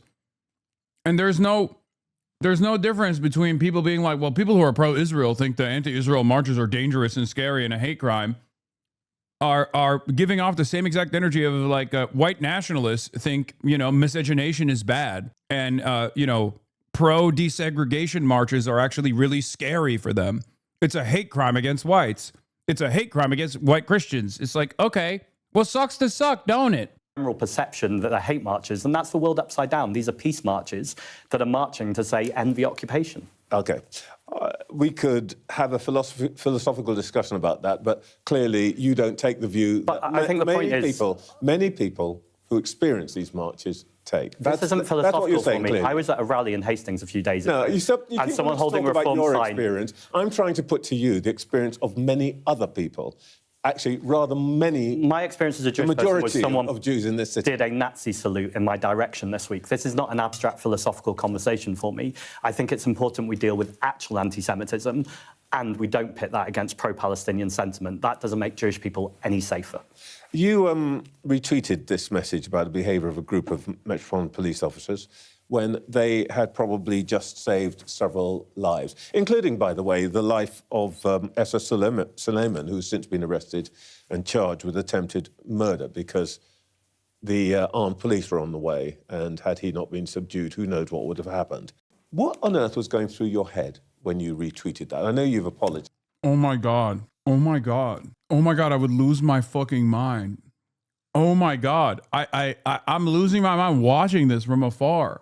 Who the fuck are you, bro? Who the fuck are you? What was going on through your mind? Oh my God, I'm seething. Oh my God. Wow. Wow. What a fucking piece of shit this guy is. Oh my God. How smug. How entitled. God damn. This motherfucker. Oh my God. He besties with Peter Mandelson. Of course. Trevor Phillips. I have not cut off Mandelson despite Epstein links. MCB responds to suspension of Trevor Phillips over allegations of Islamophobia. Trevor Phillips was actually suspended from UK Labour for Islamophobia, but rehabilitated by Keir Starmer. Oh my God. Oh, that's what he should bring up. Be like, oh, you think a retweet is disqualifying? Well, I think continuing a relationship with Epstein affiliate Mandelson is disqualifying. And here you are sitting across from me saying condescending nonsense that actually erases my Jewish identity. Fuck! But how did you get to that place?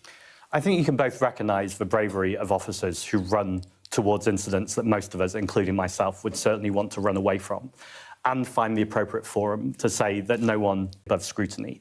Reason why I've apologised is I accept that wasn't the appropriate forum. As a member of the London Assembly, a place I know you know well, the Police and Crime Committee would be an appropriate place, or indeed a meeting with the Commissioner, which I'm pleased I've reached out and he's now agreed to. I do also think, by the way, open letters aren't an appropriate way to do politics either in a local election. But I accept all of that, and I'll be having that conversation with the Commissioner. But you chose X to do this. And I'm just curious, what prompted you to look at this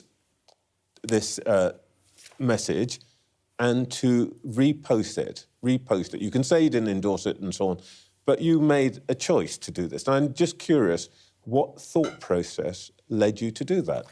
Well, the first thing I did was recognise that this was a horrific crime, and I showed solidarity to the victims and their families. I then thanked the emergency responders for the brave work they did. I found it all very traumatic, especially as a Jewish person, and I also found the video that was circulating online traumatic too. I accept, though, that conversation about that video needs to be had with the Commissioner rather than on X.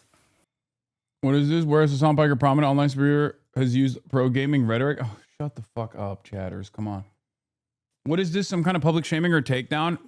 Is it not worth to cover UK politics? No, I really like Zach. I'm in the tank for Zach. I just can't fucking stand anyone around the world that exhibits the bravery to say the truth about what fucking Israel is doing gets punished endlessly by mainstream media. And obviously, I feel a sense of kinship for those who do actually put themselves out there. I mean, it's the bare minimum. It's true. But even the bare minimum is quite difficult for many of these politicians to actually openly admit and openly speak on.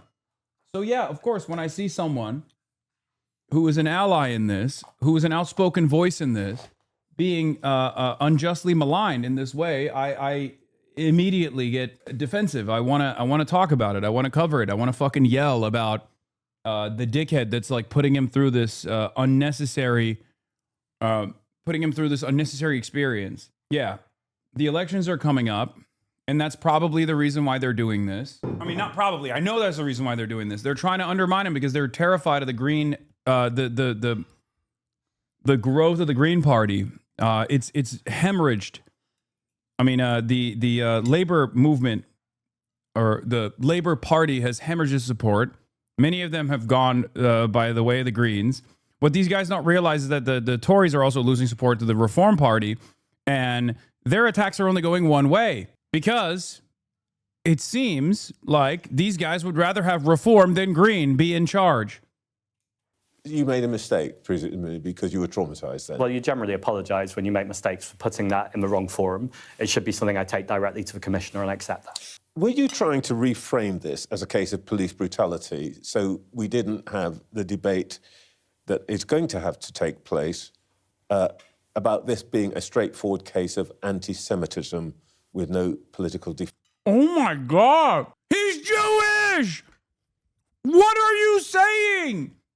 What a fucking not so subtle way to just be like, hey, you're a bad Jew. Okay, that's what this is. You're a bad Jew. You don't support Israel. I am not Jewish, but I know you're a bad Jew. All my Jewish friends told me. Mendelson told me. Oh my God. The worst is yet to come. I think my heart will not be able to handle this. Trevor Phillips is retweeting a racist who was sacked from Waitrose because You can't find anyone else who agrees with the Zach Polanski interview. To it.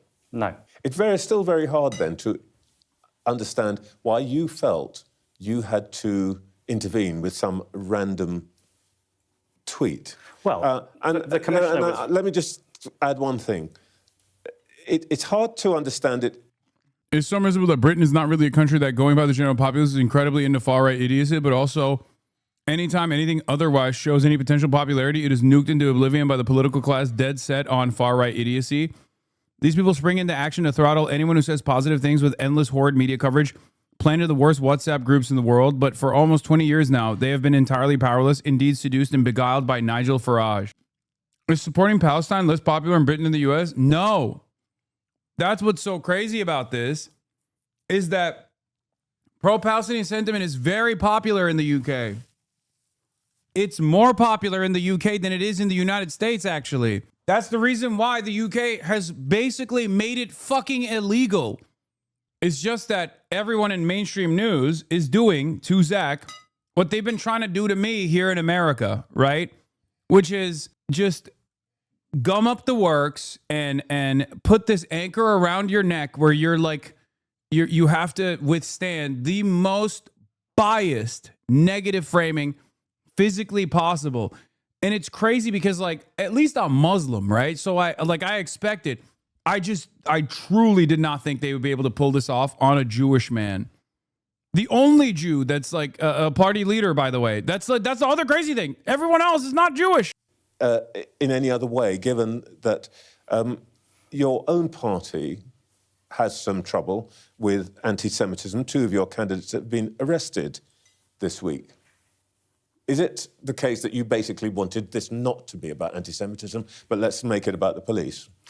I've already said no. It's also important to point out that a Muslim man was stabbed as well as 2 Jewish men, and that seems to have not been in the news coverage. The commissioner as well, in this very studio, accepted that this was an unusual use of police force within this incident. Now, I think there's a conversation that he's had about... I don't think he did accept it as an unusual use. He said it was unusual. That was what he said. He said the incident was unusual, but I don't think it was an unusual use of force in the context. He said the response was unusual, and that's a conversation I want to have with the commissioner.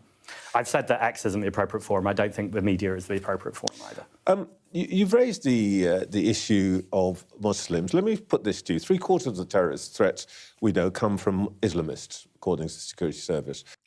Oh, God. I forgot that the UK is like way more Islamophobic than the United States of America, too. I mean, the United States is like pretty fucking Islamophobic, but it is far more heinous in Europe than it is in America. I will admit. And once again, I fucking forgot.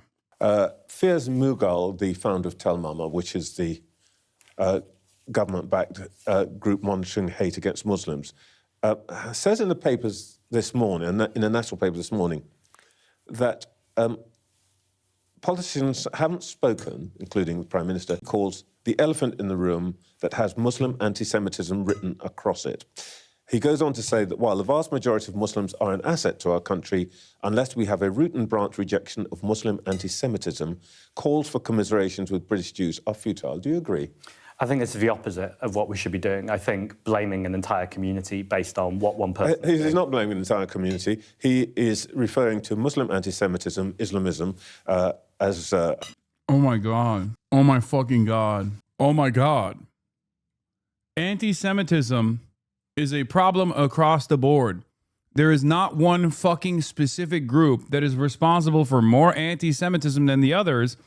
As a matter of fact, if there probably was one statistically, it probably wouldn't be Muslims. Unless you factor in pro-Palestinian movements as a part of this like rise in anti-Semitism, which is untrue. Yeah, so Muslim anti-Semitism, Christian anti-Semitism is okay? Yes, of course Christian anti-Semitism is okay. It's the most, it's the oldest tradition, my good sir. But what do you mean? If Christians can't call Jews Christ killers, what can we do nowadays? Cheerio! My good sir, of course, Christian anti-Semitism is as old as time itself. What the fuck? These guys obviously don't have any capacity to feel shame, but god damn, dude, this is unfucking bearable. Other people call it. And he says, unless we recognize that, called for commiserations with British Jews are futile. He's not accusing a whole community. Do you agree with him? I think what we need to do right now is de-escalate tensions. I think we need interfaith work. I think we need to bring people together. That sounds like the opposite of that. Former head of the Equality and Human Rights Commission wrote yesterday... They did this with Labour anti-Semitism. They're doing the same thing, but now they're just doing it Muslimic style. They kept saying over and over again, like, doesn't Labour have an anti-Semitism problem? Here is a guy from inside of the Labour, Labour Friends of Israel guy who is a pedophile. Well, later we found out that he was a pedophile, saying that Labour has a real anti-Semitism problem, right? And then they kept demanding Jeremy Corbyn address it. Meanwhile, as Double Down News at the time showed, and shouts out to David Graeber as well, I still remember his words on this issue, rest in peace to David Graeber, that anti-Semitism, or the percentage of anti-Semitic incidents within the Labour Party structure, was far lower than the fucking Tories. It turns out, lo and behold, the Tories were far more anti-Semitic, and yet the media constantly leaned into Labour anti-Semitism. I will never forget when they kept saying Jeremy Corbyn is an anti-Semite. He's the chief anti-Semite. Meanwhile, the fucking Tories put up a statue of Nancy Astor. Okay? Nancy Astor literally said, famously, Hitler was right about the Jews. That's what she said. And the Tory party at the time, when there was unlimited wall-to-wall coverage of Jeremy Corbyn being an anti-Semite, suspected as an anti-Semite, that's what the fucking Tories were busy doing. And there was not a single fucking mention of that. Bro, Europe went so wrong so long ago. Like, it's done. What the fuck are my ears hearing? There's just nothing that... It's just so frustrating to see this, man. Farage stating places that elect Greens will be used for detention centers. What? They called up... This is getting silly now. The former synagogue was Oh, I saw this. I saw this morning. Counter-terror police are investigating an arson incident in a former synagogue in East London. Yeah, former synagogue, current mosque, by the way. I feel like this media cycle is designed to make me insane. Police are investigating arson at a former synagogue. It's a site in Nelson Street. Oh, former synagogue. Current mosque, former synagogue. 3 people get stabbed. 2 are Jewish. 1 is Muslim. Well, fuck the Muslim guy who got stabbed. Who gives a shit? Only 2 victims there. The Muslim is not a person. This is Sky News for you, okay? Mosque gets firebombed. Well, doesn't matter. Doesn't matter. It's currently a mosque. Former synagogue gets firebombed. What the fuck? Tower Hamlets. Police were called at 5:16 on Tuesday, the 5th of May, this morning, by the London Fire Brigade to reports of a fire at the site of the former synagogue. Officers were quickly on scene. Minor damage caused to a set of gates and to a lock at the front of the building. No reports of any persons injured. And initial inquiries looking at closed-circuit television indicate the fire was, quote, started intentionally at approximately 5:10, the incident being treated as arson. Counter-terrorism policing London are investigating, given the fact of the site being a former synagogue and the nature of the incident, the Metropolitan Police go on to say. And then finally, Commander Helen Flanagan. What? Are they just admitting that they wouldn't give a shit if it's a mosque? On accident, they're going to uncover an Islamophobic hate crime because they thought they could, they thought that this was yet another anti-Semitic hate crime. Is that what it is? British police accidentally investigate Islamophobic hate crime because they thought it was an anti-Semitic hate crime is a funny title. The amount of, oh God, the injustice, man, the injustice. It's just so unbelievably frustrating. It's unbearable to experience. It's unbearable to watch unfold. It makes me so angry. Head of counterterrorism policing London, which is leading the investigation, says this incident follows on from a number of arsons and attempted arsons targeting Jewish Londoners in the northwest of the city, and we will be considering any potential links as their investigation gets underway. Detectives are working. They need a guy like me in fucking British media. There's got to be, right? I mean, come on. Someone needs to get in there. And no, not even like Owen Jones. I'm talking someone who will just get in there and be like, shut the fuck up. You're a bitch. Suck my fucking dick. Someone needs to get up there and just be like, what the fuck are you talking about? Someone needs to get in there and throw some goddamn elbows in the room. Make some fucking breathing space for yourself. Jesus Christ. They'll be arrested? Oh, whatever. The British version of yourself is in jail? That's, yeah, I guess. Fuck it. I'll be the version of myself in the UK if necessary. HasanAbi, genuine question here. You've mentioned a couple times that you should lean into his Jewish identity to defend against the bullshit from the interviewer, but I'm curious why. Isn't that standpoint epistemology, which you're usually against, or am I misunderstanding your POV? Yes. You're not misunderstanding my POV at all. Okay? I'm saying fight dirty. Do you not understand? I'm saying, like, fuck it, fight dirty. If they're going to be philo-Semitic, use the fact that you're Jewish to your advantage. You know what I mean? Yes. They're going low as fuck. Under different circumstances, I'll be like, I don't care about your standpoint. I don't care about standpoint epistemology. As a matter of fact, even in the process of describing, like, the idea that, you know, the overwhelming majority of Jews are terrified of pro-Palestinian marches, I said, I don't give a shit. Okay? I don't care. The fuck do you mean? First of all, you made that up. Okay? You made that up. And even if that was the case, it still wouldn't fucking matter. What do you mean? Oh, I'm sorry. We can't say the truth about what Israel is doing because it might offend people's sensibilities. You know what I find offensive? The fact that the Royal Air Force was creating strike targets for the Israeli army. That is a genocidal army. That's what I think is offensive. That's what was going on with our fucking British tax dollars. At a time when there's an unprecedented energy crisis, at a time when the UK is suffering, that's what Keir Starmer thought was an appropriate use of funds. I find that to be unbelievably offensive. You know what else I find offensive? The idea that we here in the UK find ourselves to be the bastion of liberalism, defenders of the Magna Carta. That's what the king said when he went to the United States of America, delivered a speech in front of Congress, okay? And here we are using some of our exhausted resources upon British pensioners who dare say that they support Palestine action. That is offensive. That is unbearable.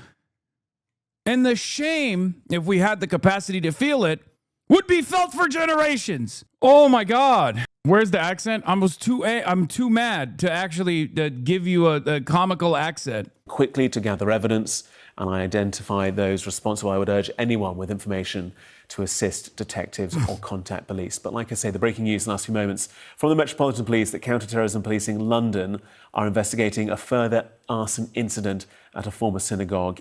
Oh my God, he said a former synagogue like 8 times. It's fucking ridiculous. The following: when members of the Muslim community commit violence against Jewish people for simply being Jewish, there are no mosque vigils or prayers, no loud hailers condemning perpetrators. To their shame and mine, Muslims in Britain appear entirely alienated from the plight of Jews when attacked. This silence speaks volumes. Do you understand her anger? She is a Muslim. I think those are inflammatory comments. I think some of the work that I'm proudest of when I see in London is when imams and rabbis stand together side by side and say that attack on one is an attack on all, and together Jewish and Muslim people will stand in solidarity. I think that's the sort of leadership that we need right now, people standing up and working together in unity, not reaping further division. So the points of view of 2 prominent Muslims, from your point of view, are just inflammatory because what, they're not your kind of Muslim? They can be as prominent as they want. I can still disagree with them. Yes. Yes. Also, he should just flip the script and be like, the overwhelming majority of Muslims disagree. If you're going to hit me with the overwhelming majority of Jews disagree with me, a Jewish person, you're not a Muslim. You're actually an Islamophobe. So we both know you don't give a fuck what Muslim opinions are. You're just using these 2 as a fucking pawn, which right off the jump is enough for me to assume that their perspective is worth nothing. No, but you seem to be saying that somehow their views are not legitimate. I think their views are wrong. You're not engaging with them at all. That's different to not legitimate. What I'm saying is that I think people in positions of power and people with responsibility right now have a responsibility to bring people together. That is not language that I think sounds like bringing people together. Even if it doesn't, even if it involves trying to tell the truth, what they see as the truth? I think it's really important to tell the truth. And the truth right now is we need interfaith work. We need to make sure that we're bringing people together. We need investment in our communities, both faith and non-faith communities. I think that's what's important right now, rather than, I know you rejected earlier on when I said blaming an entire community for one person's actions is not what those words are saying, but that's very much what I'm hearing. Well, we're going to have another conversation about perception and reality. Sure. They go out of their way specifically to say that they don't accuse all Muslims, and how could they? They are Muslims themselves.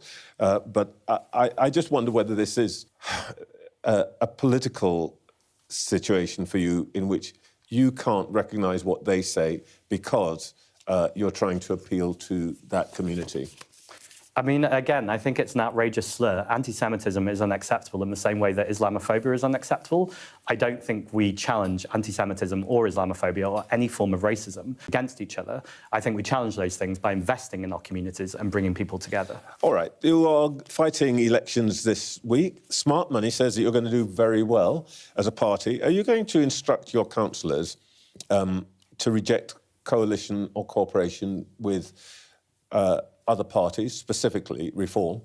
Well, the first thing to say is I'm not interested in smart money. I'm interested in votes. So on Thursday, every single person who wants Green councillors with only two vested interests, to protect people and protect the planet, should go out there and vote Green. We're facing a toxic combination right now of high bills and low wages. We need to end rip-off Britain. And one of the ways we do that is by electing more Green councillors. Now, when those councillors are elected, they are there to serve the communities. They're not there to serve me or the Green Party. So I won't be telling anyone, who they need to go into coalition with or not go into coalition with. That's ultimately a matter between the councillors and their local community.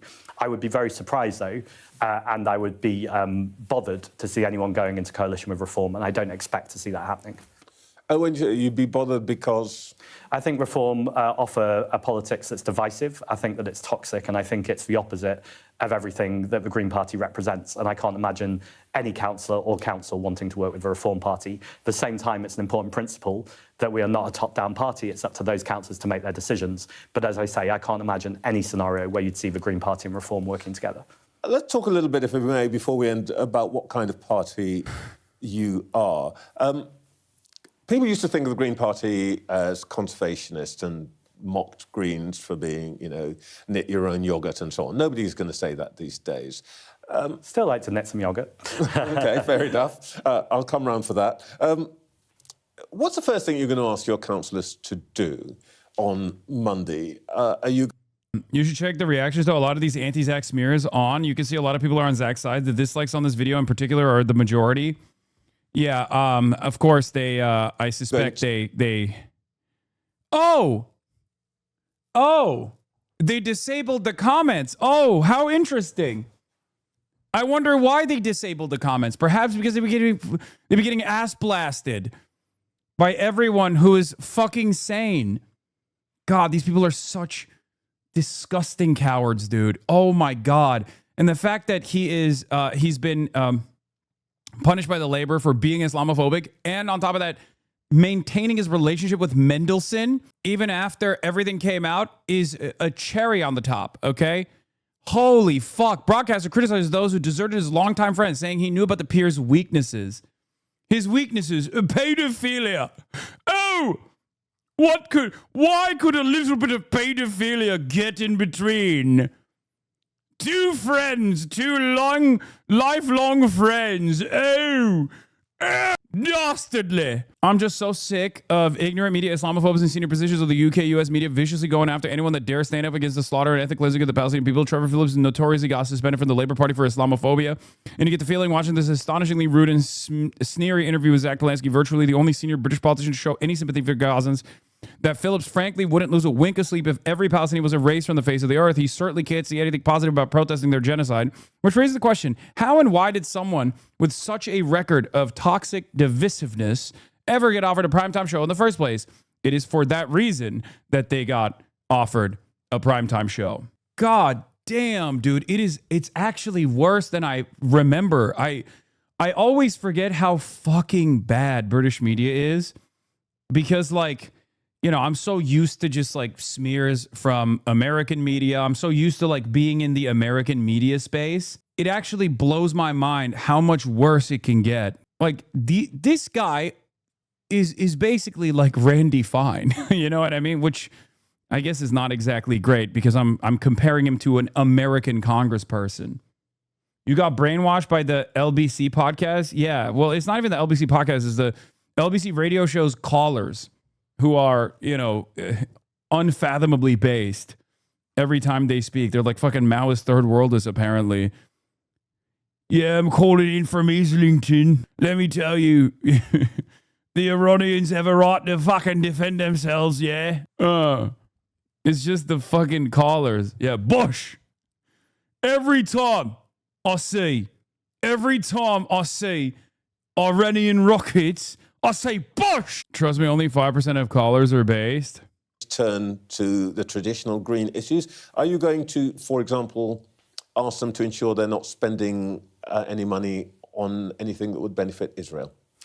Well, the first thing to do is make sure we're protecting people's public services. As I said, people are really struggling right now. As Hannah Spencer, the MP for Gorton and Denton, where we took on the billionaire donors, and the Green Party won, the day she won, she said, working hard used to get you something.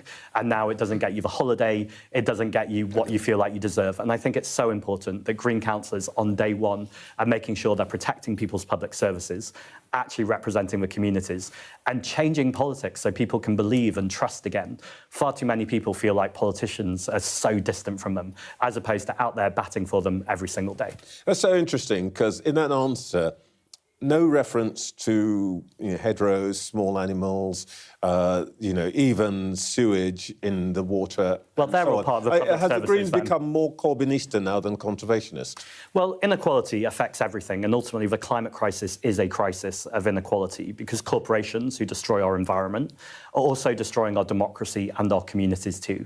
And so the Green Party is ultimately there to make sure that we protect our planet, and it's there to make sure we tackle inequality. The 50 wealthiest families in this country own more wealth than 34 million people. That's unsustainable. The government say there's no money left. There's plenty of money. It needs to be in our communities, both for the environment and for the people we seek to serve. Green Party leader defends pro-Palestine marches after Golders Green attack. The anti-Semitic attack in Golders Green was not only terrifying. Comments in this?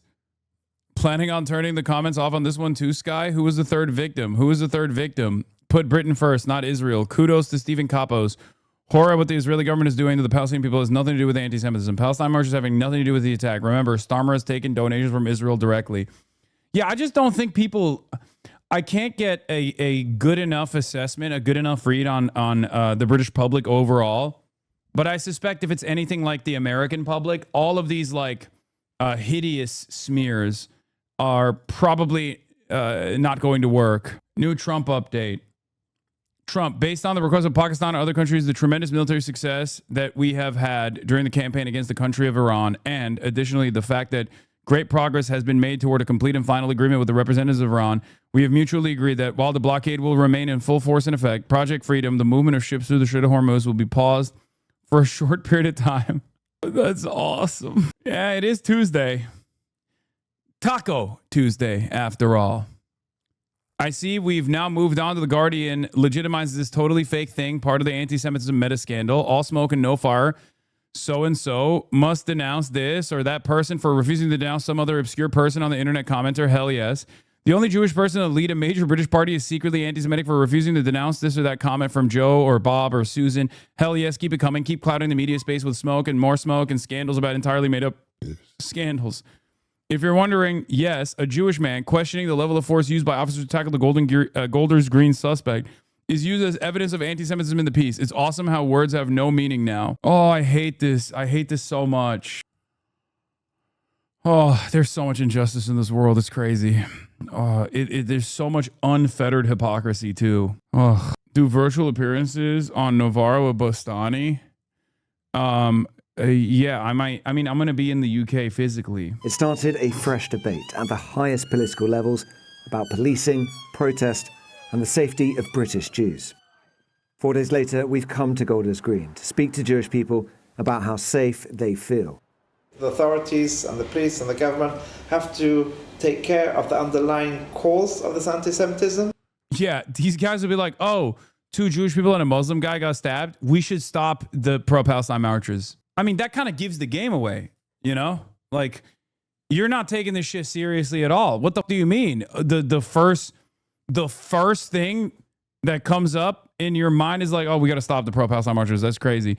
Yeah, Badenoch, the conservative leader, Kemi Badenoch says she supports a moratorium on pro-Palestinian marches, but not for the march led by far-right activist Tommy Robinson later this month. These marches, would you consider taking similar action against the march that's planned for the same day as the pro-Palestinian march, May the 16th, the rally being organised by Stephen Yaxley Lennon, Tommy Robinson, a convicted far-right activist? Would you consider banning that? Well, too? is he creating a climate of intimidation and violence that is resulting in 2 people murdered in Heaton Park, 2 people nearly murdered in Golders Green? I'm not saying that we shouldn't have a right to protest. There is something specific that is happening at these marches that is different from the sorts of protests we've seen previously.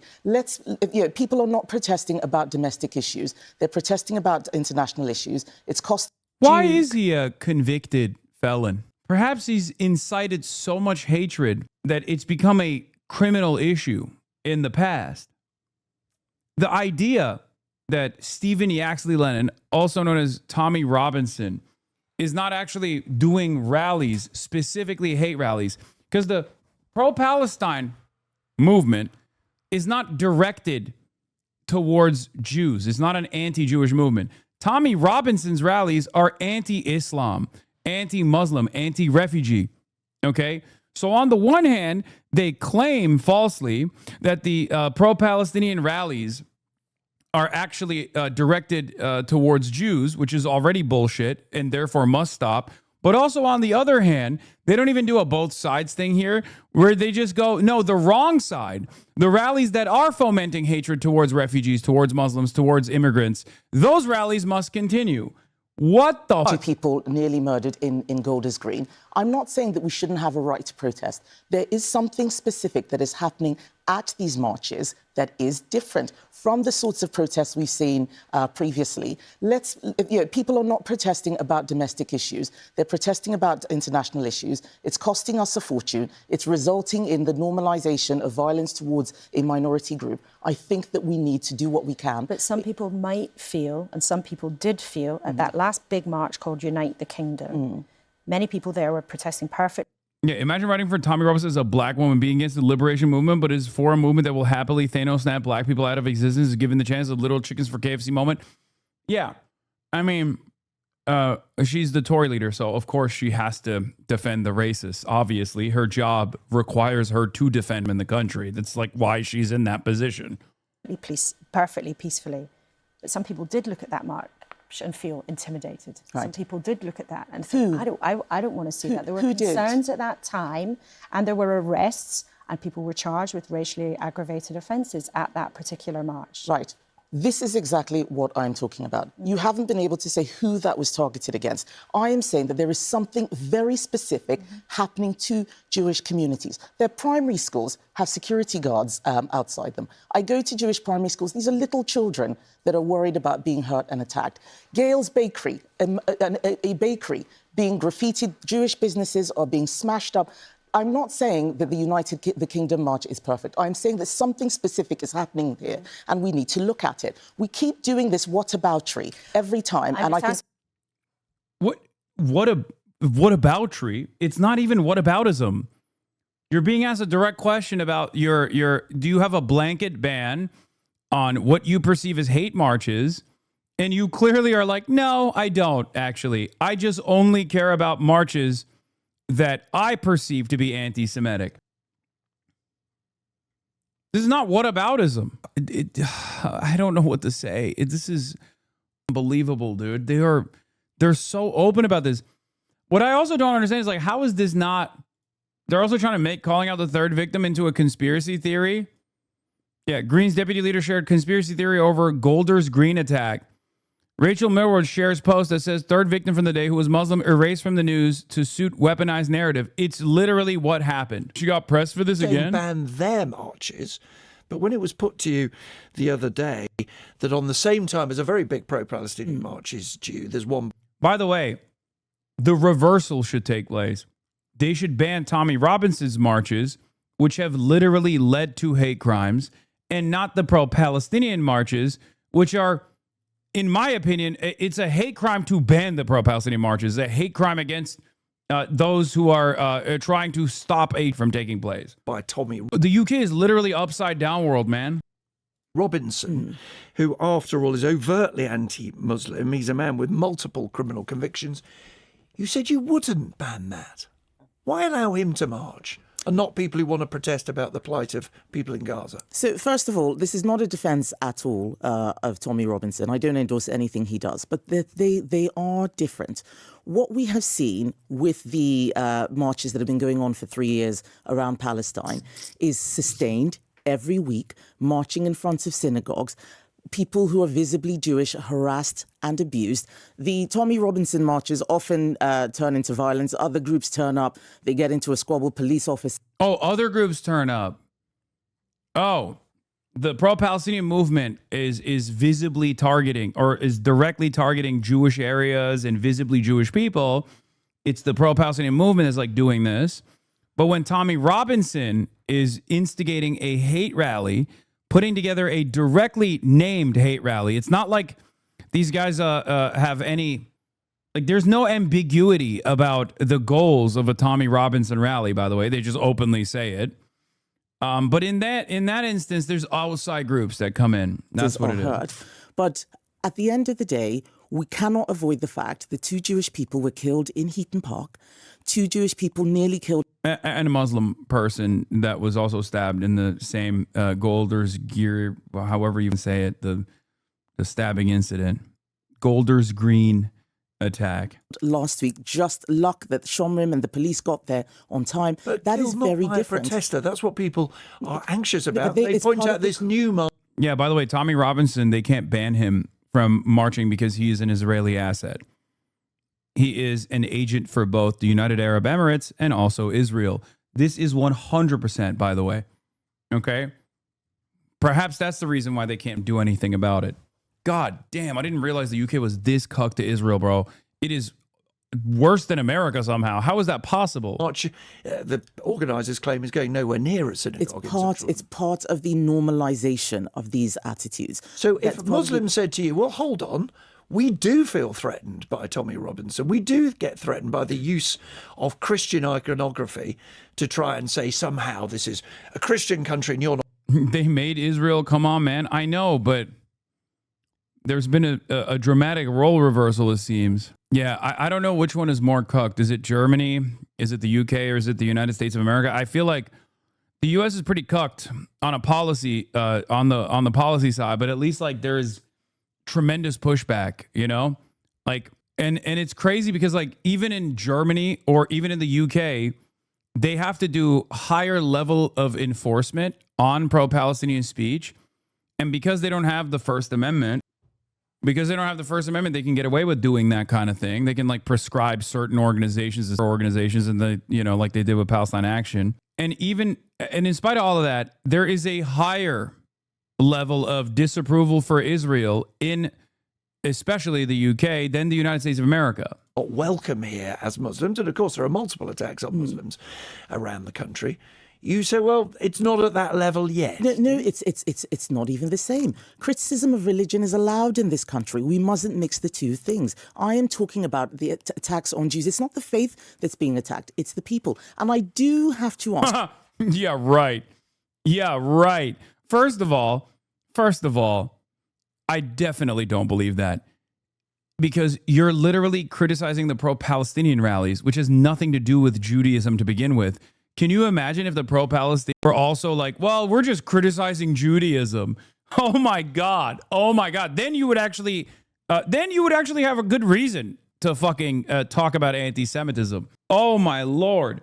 If the pro-Palestinian movement did what Tommy Robinson is doing to Muslims, but instead the Jews, then you would understand whether or not these are hate rallies or not, okay? Because then it would be. Because Tommy Robinson is a hate monger, and his rallies are hate rallies.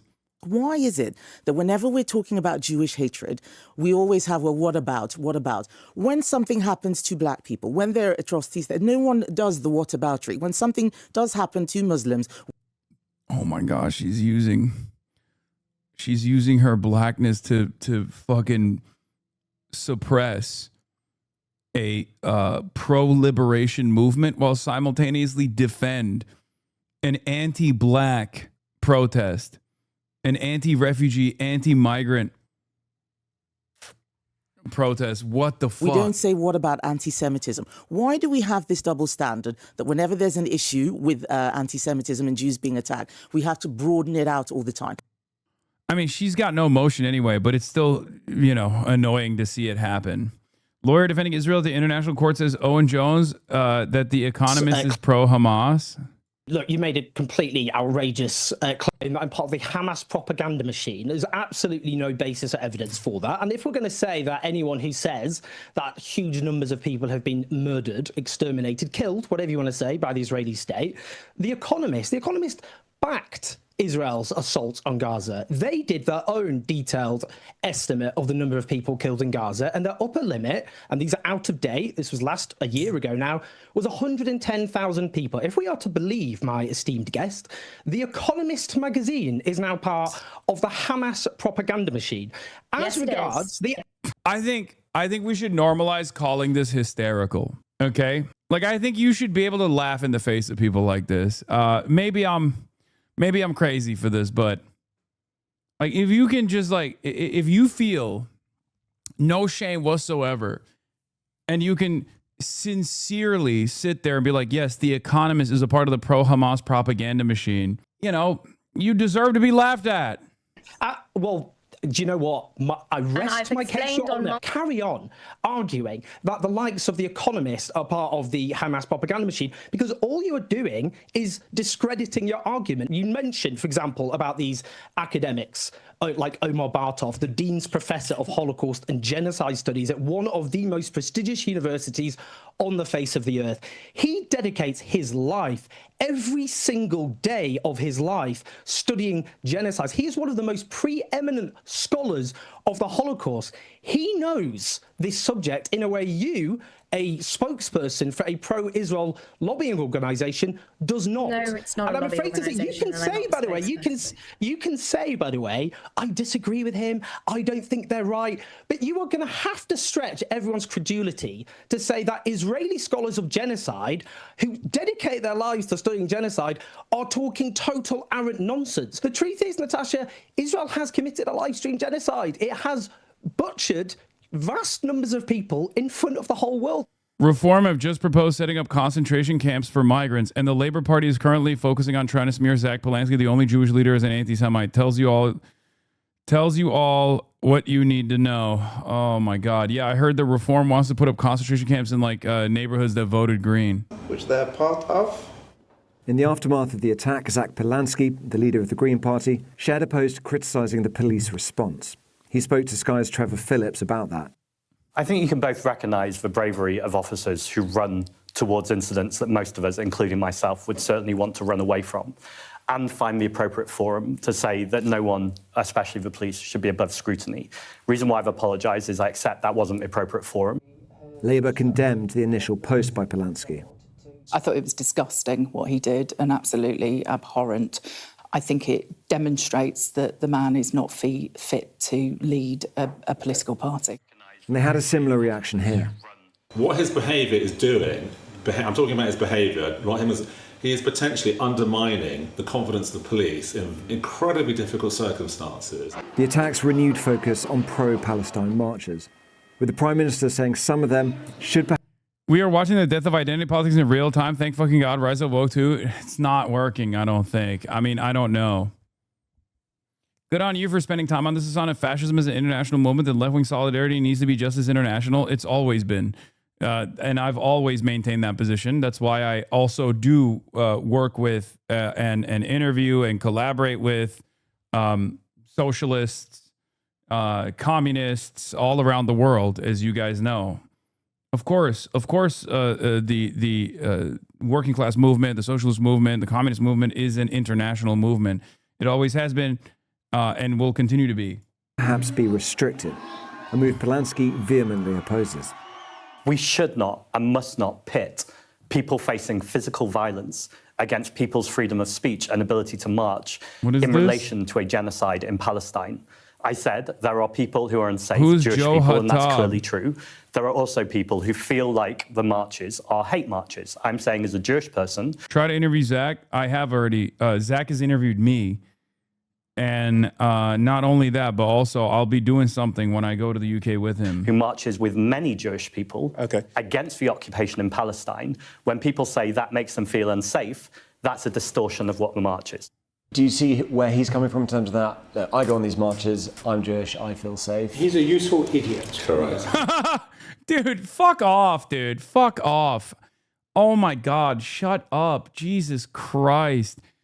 Dude, anyone that claims that an anti-genocide, anti-fascist movement is hurting their feelings can just shut the fuck up, okay? They should. Took the words out of my mouth. Yes, of course you can pick a handful of Jewish people there, but the vast majority of them regard these marches as hate marches. You know, the murders... Yeah, pro-Palestinian marches are hate marches. Yeah, sure. Knifings, the bombing of ambulances. This didn't occur a couple of years ago. It's totally related to the marches now. Someone who's born a Jew is a Jew. But when he's walking down the road on these marches, is he wearing a Magen David? Is he wearing a kippah? Because he wears a I mean, this guy isn't doing that either, right? The idea that like Jews are always wearing their kippah or anything else is fucking ridiculous. Like, what are you talking about? Plus, there's also plenty of Orthodox Jews who are anti-Zionists as well, also in the UK too. And those guys are very prominent at the pro-Palestinian rallies, ironically enough. Are they more Jewish than the average Jew because they wear the Orthodox gear, the Orthodox garb? God damn, dude. I know the argument that he's trying to present is like, oh, people don't know he's Jewish. He's literally the most prominent Jewish person in fucking British politics right now. Everyone knows he's Jewish. What the fuck are you talking about? Isn't what he just said anti-Semitic? I mean, he's dancing around the issue of calling him a bad Jew without openly saying it. There are literal Holocaust survivors that are at these fucking rallies, man. These guys are disgusting. Oh, yeah, they're accusing him of not being Jewish enough. They are trying to take away his Jewish identity because they just think that to be Jewish is to be pro-Israel. That's what the argument is. Is he wearing a tallit saying, I'm a Jew? Is he holding the Israeli flag? Or is he going as a pro-Palestinian actor? Yeah, why would he fucking hold an Israeli flag at the pro-Palestinian rally? God, this kind of shit, man. Yeah, you're only Jewish if you're pro-Israel. That's the argument, right? Disgusting. And I think he doesn't feel... This is unbelievably... This is so insanely hateful. Intimidated because he's not going as a Jew. One of those people who does go to those marches as a Jew is Stephen Kapos, who, as a child, survived the Holocaust. There we it met is. in another corner of North London, in a Palestinian cafe that he suggested. They are not threatening to Jews. We are I'm a fucking goat, dude. Our group of Holocaust survivors and descendants who stand on the side with placards proclaiming who we are, we get the most warm, enthusiastic response from the marchers. And they are happy family events, nothing to do with hatred at all. And it is a slur, a political defaming claim that they are in any way anti-Semitic. Few in the community here in Golders Green would agree with Kapos. This is a fiercely felt and fiercely fought debate. No wonder, given what is at stake: anti-Semitism and the safety of Jewish people. Tom Cheshire, Sky News, Golders Green. Zach Polanski is the only party leader who's Jewish, and he's being lectured on anti-Semitism by the media, by Keir Starmer. Keir Starmer called him disgraceful the other day. I think he said he was... Oh, God. Okay, I'm done. I can't do this. It's like, it's... Let's go to some good news. All right, y'all, this is crazy. We got to talk about this. So, Ben Shapiro's views plummet 85%. My dark woke king, Brigadier General, Rear Admiral Kyle Kulinski, covering the plummeting of Daily Wire, the end of Daily Wire. All right, now let's get to some good news. the demise of the Daily Wire. And Klibenstein points out here, insane how much Ben Shapiro fell off. So Ben Shapiro's YouTube channel, over 7 million subs, which is impressive. That's a lot of subs. But as you can see here, a video was up for 10 hours, it got 11,000 views. A video was up for a day, it got 39,000 views. His videos are struggling. Now, to be fair to him, I guess his live stream does better overall. He'll get, a couple 100,000 views or whatever over there. But the individual clips that he posts have gotten worse and worse and worse and worse. And of course, the reason why this is happening is because the bottom has fallen out from under MAGA. MAGA's a joke. It's not cool. It's not edgy. It's not fun to be MAGA anymore. MAGA they have the power. They have the control. They're ruining this country. The economy's in the shitter. The illegal and offensive war waged against a country that didn't attack us is something that only like 27% of the country is on board with. So it turns out if you're just a little regime simp, it doesn't work out well in this moment, right? Like, Fuentes, not struggling as much. Tucker, not struggling as much. Ben, massively, massively struggling because all he does, he's a fluffer for the regime. He's Donald Trump's ball boy. That's what he is. He washes Trump's balls on a daily basis. Well, if he was just doing that, there's you can do that and maintain your audience. The problem is it's Israel. And also because he's Jewish and also supporting Israel, a lot of the people on the independent media side are not really interested in hearing from someone who is constantly defending Israel, and certainly not interested in hearing that argument from a Jewish person. This is precisely the reason why Patrick Bet-David has been able to withstand the loss of revenue that Ben Shapiro hasn't been able to withstand. Also because Ben Shapiro is like unbelievably pro-Israel too. Like Patrick Bet-David at least is like he'll have like a little bit of ambiguity when he talks about these issues. He knows better. Whereas Ben Shapiro can't stop himself. Like every time the issue of Israel comes up, he's giddy. He's like, oh yeah, we're fighting Iran. It's so good, There's also another reason, and that's a larger problem, I think, in the MAGA movement. I have talked about this before. In the 2016 era, the MAGA movement wanted to present itself as like both counterculture, but also somewhat intellectual.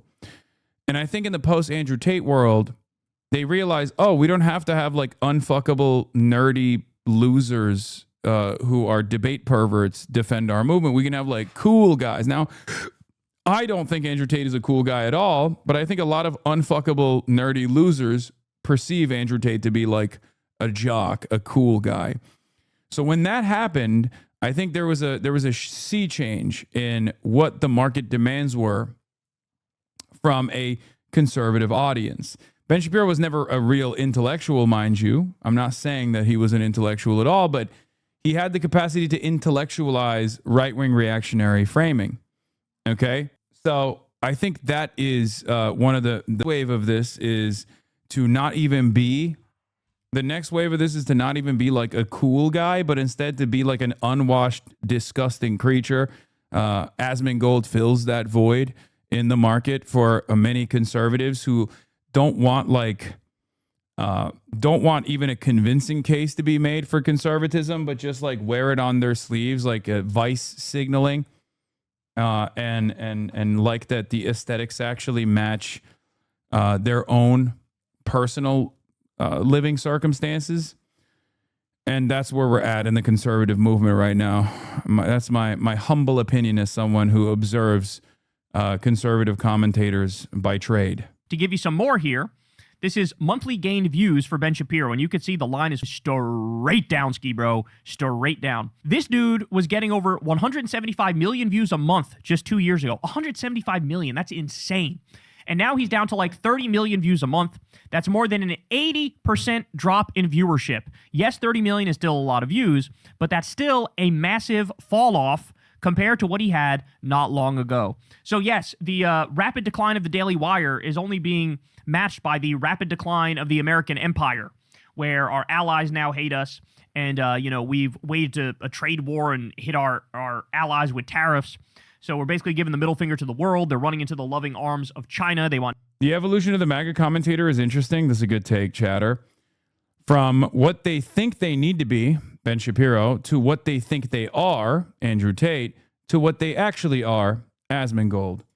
Yes, the evolution is complete. And that's precisely the reason why Nick Shirley and Asmongold get so much play in the conservative sphere, because they're not trying to even present an argument at all. They're just running around being like Somalis are parasites and need to be banished from the land. That's it. That's what the market demands are. And I suspect they can get even dumber. I think the next step in the conservative rhetoric is going to be someone even dumber than Nick Shirley, which is, I know, unbelievable, but you know, I'm sure they can go even dumber than Nick Shirley Nothing somehow. to do with us. Nobody could take our word seriously because Trump will say one thing and do the other, or say How one is thing. that possible? Just a guy that groans, a guy that just films himself basically like, I don't know, groaning at black people or something, like on the streets. That's it. That's the content. A guy that just like walks up to people who he perceives as like migrants or Mexican or black and just goes, "Ah! Ah!" And then that's it. That's it. Guy who grunts in the direction of non-white people. Watch this space. We have that already. Predict himself within the next sentence. People don't know how to deal with us, so we're alienating ourselves. The Daily Wire is in a similar position. They've made enemies of a lot of their former hosts. The message they're spreading is no longer appealing. And so we end up getting this. The Daily Wire slashes half of workforce as Ben Shapiro YouTube viewership plummets by 85% since last year. Restructuring at the Daily Wire leads to significant staff cuts as Ben Shapiro's digital influence wanes. The Daily Wire has confirmed mass layoffs across multiple teams, dealing a sharp blow to the conservative media empire Ben Shapiro co-founded into a billion-dollar operation a decade ago. The company's restructuring, announced on May 1st, came through a spokesperson statement citing investment in new production formats and geographic expansion. Former employee Candace Owens immediately alleged that more than 50% of the staff have been removed, a claim the outlet's own editor-in-chief publicly dismissed as insane. The cuts arrive as third-party analytics data point to a sharp erosion in Shapiro's digital reach, with his YouTube channel shedding an estimated 85% of its monthly viewership from a late 2023 peak. Confirmed and disputed claims at the Daily Wire. In a statement provided to the Wrap on May 1st, the Daily Wire spokesperson confirmed the restructuring included layoffs to a number of teams, with cuts largely concentrated at its Nashville production office. No headcount figures were provided. The company said it would continue investing in editorial and investigative journalism, having recently established a Washington, D.C. bureau with White House briefing room credentials. Political reporter Cameron Arcand, who covered the D.C. beat for the outlet, confirmed on X that he had been impacted by layoffs today at the Daily Wire. He described the situation as tough news and said he was seeking new opportunities in journalism and communications. So you have some numbers, they say up to maybe 60%, more than 60% of their people got laid off. Editor-in-chief Brent Scher responded directly on X, yes, the company had layoffs today. It was always really tough. No, it's nowhere near 50% of the company. That's insane, and also insane to post without verifying. Independent industry tracker layoffhedge.com estimated approximately 100 roles cut, representing roughly half of the remaining workforce at the time of the publication. And then they go on to the collapse of Shapiro's YouTube, and they talk about the YouTube income declining massively, 85% decline in views, so on and so forth. Hemorrhaging survivors. So they say in the past 30 days, while shedding 20,000 subscribers, losing 20,000 subscribers. So now remember, let's not forget, they were trying to compete. The Daily Wire was trying to compete with Disney. They were trying to be the conservative version of Disney. And Netflix looking... Just think, a year ago or so, Shapiro was in music videos rapping with Tom McDonald, How the Mighty Have Fallen. Yeah, they missing that U.S. aid money? No. I think there is legitimately no audience for like whiny pro-Israel sentiment, like angrily demanding that America actually do more to protect Israel. There's just, what person wants to hear about that? No one. System where, you know, they had like their kid shows. They were laid off a while ago, the kid shows people, but they tried to create. But I think that was their biggest problem. I did call it. This is what, remember at the time when they established the Bentkey production side, when they were going to start making like more professional content, what did I tell you? I said, this is what took out the NRA. Did I not tell you this? The media game, especially professional media, is unbelievably costly.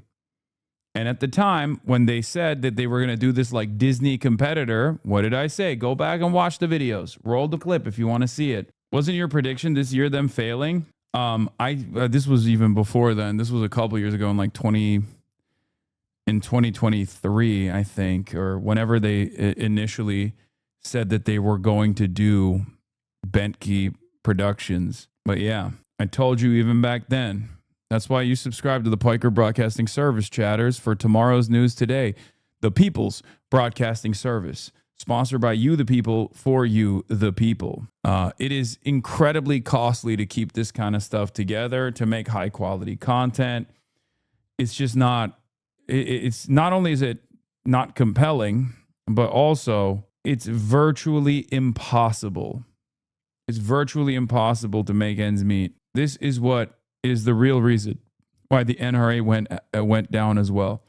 Their own version of like Game of Thrones. That was a massive debacle. Everybody hates the story and it fell apart. But these things cost a tremendous. What is this? The thing is, a lot of Zionists in America still do not understand how hated Israel is by the general public. They think they're just unpopular, not the most hated country in the world. Pop culture accounts benefit from being anti-Israel. Their followers want them to be. This is just nuts. If you don't agree with the messaging of an account, point that out specifically. Not everything is a psyop or something coordinated. As I said earlier, Pop Base and Pop Crave cater to young audiences.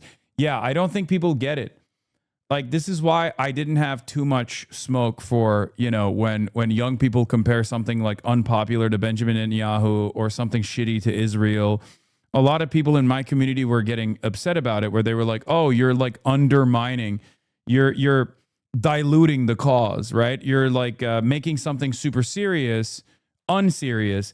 And I, at the time, thought, no, that's not a bad thing, actually. That's a good thing, because it just reasserts how unbelievably unpopular Israel is. And yeah, we are now officially in a place where Israel is so insanely unpopular, especially under the age of like 45, that usually people, when they want, they will literally say, oh, this is like the best content creator in Israel, right? Yeah, my kids call each other spiritually Israeli. Yeah, when someone is being annoying or feel a sense of entitlement, people go, oh, you're being spiritually Israeli.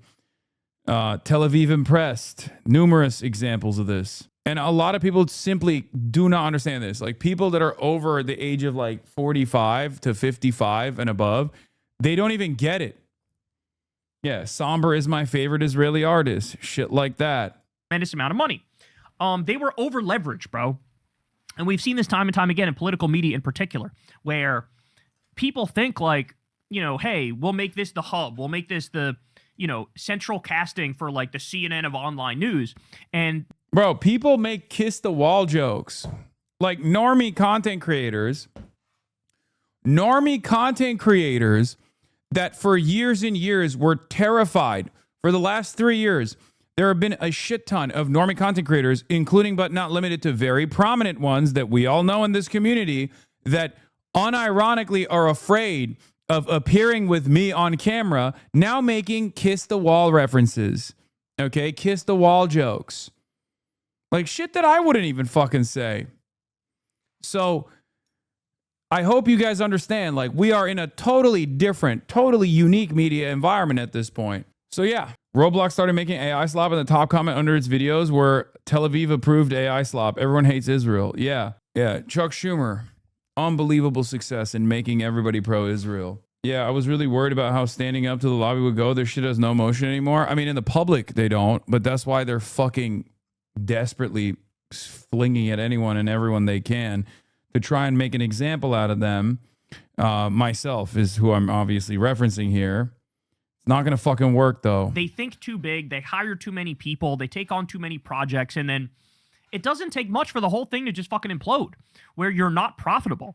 And so that's exactly what happened here. They're not fucking profitable. But the good news for them is the billionaire class, I guarantee you, will love to rush in and prop up the Daily Wire. I would be shocked if there isn't some right-wing billionaire out there that immediately goes in and props them up. Because the fact of the matter is, they're one of the only major, outside of like Fox News, the mainstream ones, they're one of the only major big right-wing outlets that is still not only dick-riding Trump, but dick-riding Israel and Zionism, supporting the genocide and all that. So I do think there will be some form or fashion of a lifeline for the Daily Wire, in the sense that it's not going to go away. And, you know, the billionaire sugar daddies will rush in to save the day, because that's always what happens with right-wing outlets. Now, by the way, I would say, if, like, you know, if it's like you're sticking to a message and sticking to your principles, and that's why your business is hurting. Normally, I would actually give credit that, like, good, you're not like trying to ride the wave and go with the flow, and like you're staying true to who you are. And like there's something commendable in that, even on, in the down times.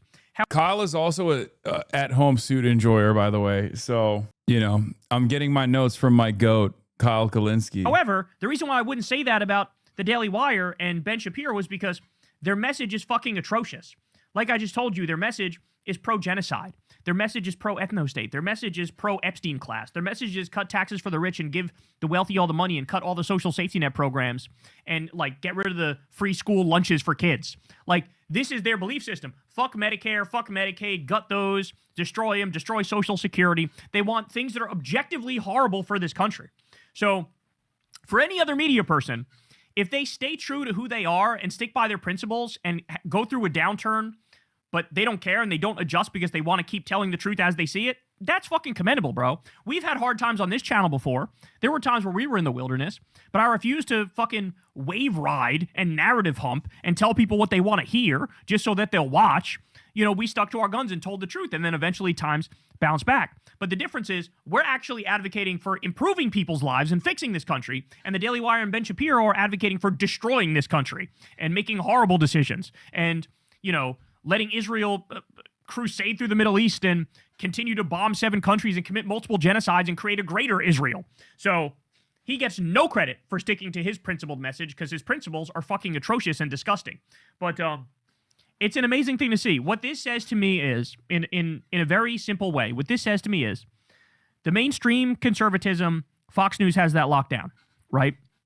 But the so-called new media world or alternative media world or independent media world, even though they're not independent, that is now the lane of the Asmongold's and the Nick Fuentes and the Tucker Carlsons and the Megyn Kellys, because at least they have the foresight to realize Trump is going to be dead at some point relatively soon, and you need to stand for something. God, I love Kyle's commentary, man. He's just fucking awesome. He's great. He's great. Something other than just sucking Trump's nuts from the back. And so that's why they're trying to carve this other path, right? The other path being, yeah, we're conservative, but we're anti-Iran war, right? Like, they need to find a way to appeal to a broader audience. That has to include being against that war, because nobody fucking wants this war. Nobody with a functioning brain wants this war. But, it'll be some form of, like, Christian fundamentalism mixed in with anti-war politics, mixed in with white nationalism. Like, that's sort of the future of conservatism. In the way... What do you think about Mélenchon's very strong start into the French presidential campaign in 2027 and his chances of winning? If he can't establish a popular front like he did last time, he's dead in the water. And I am not so confident in the party socialist / the social democrats / the social fascists actually allowing that to happen. I hope it does. I would love to fucking be homies directly with the next president of France. I love him. He's amazing. He's fantastic. He is what France needs.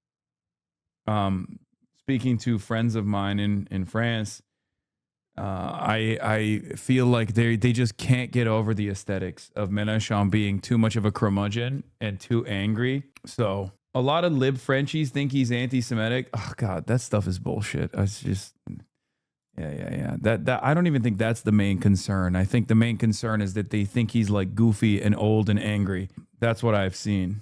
He needs that Wemby endorsement. I don't think Wemby is a LFI, fortunately. You just hate on Mélenchon because he's a better streamer than you are. I'm honored. So was AMLO. So is Claudia Scheinbaum. That's fantastic. I want them to be better streamers than me. Since you're a suit guy now, fraudulent by the way, and you just watched Casino, you have to choose what your favorite fit by De Niro was in the movie. Dude, I am not kidding when I say this. This is the reason I need all of them. This doesn't do it justice. Every single suit that Robert De Niro wears in the Martin Scorsese Casino is incredible.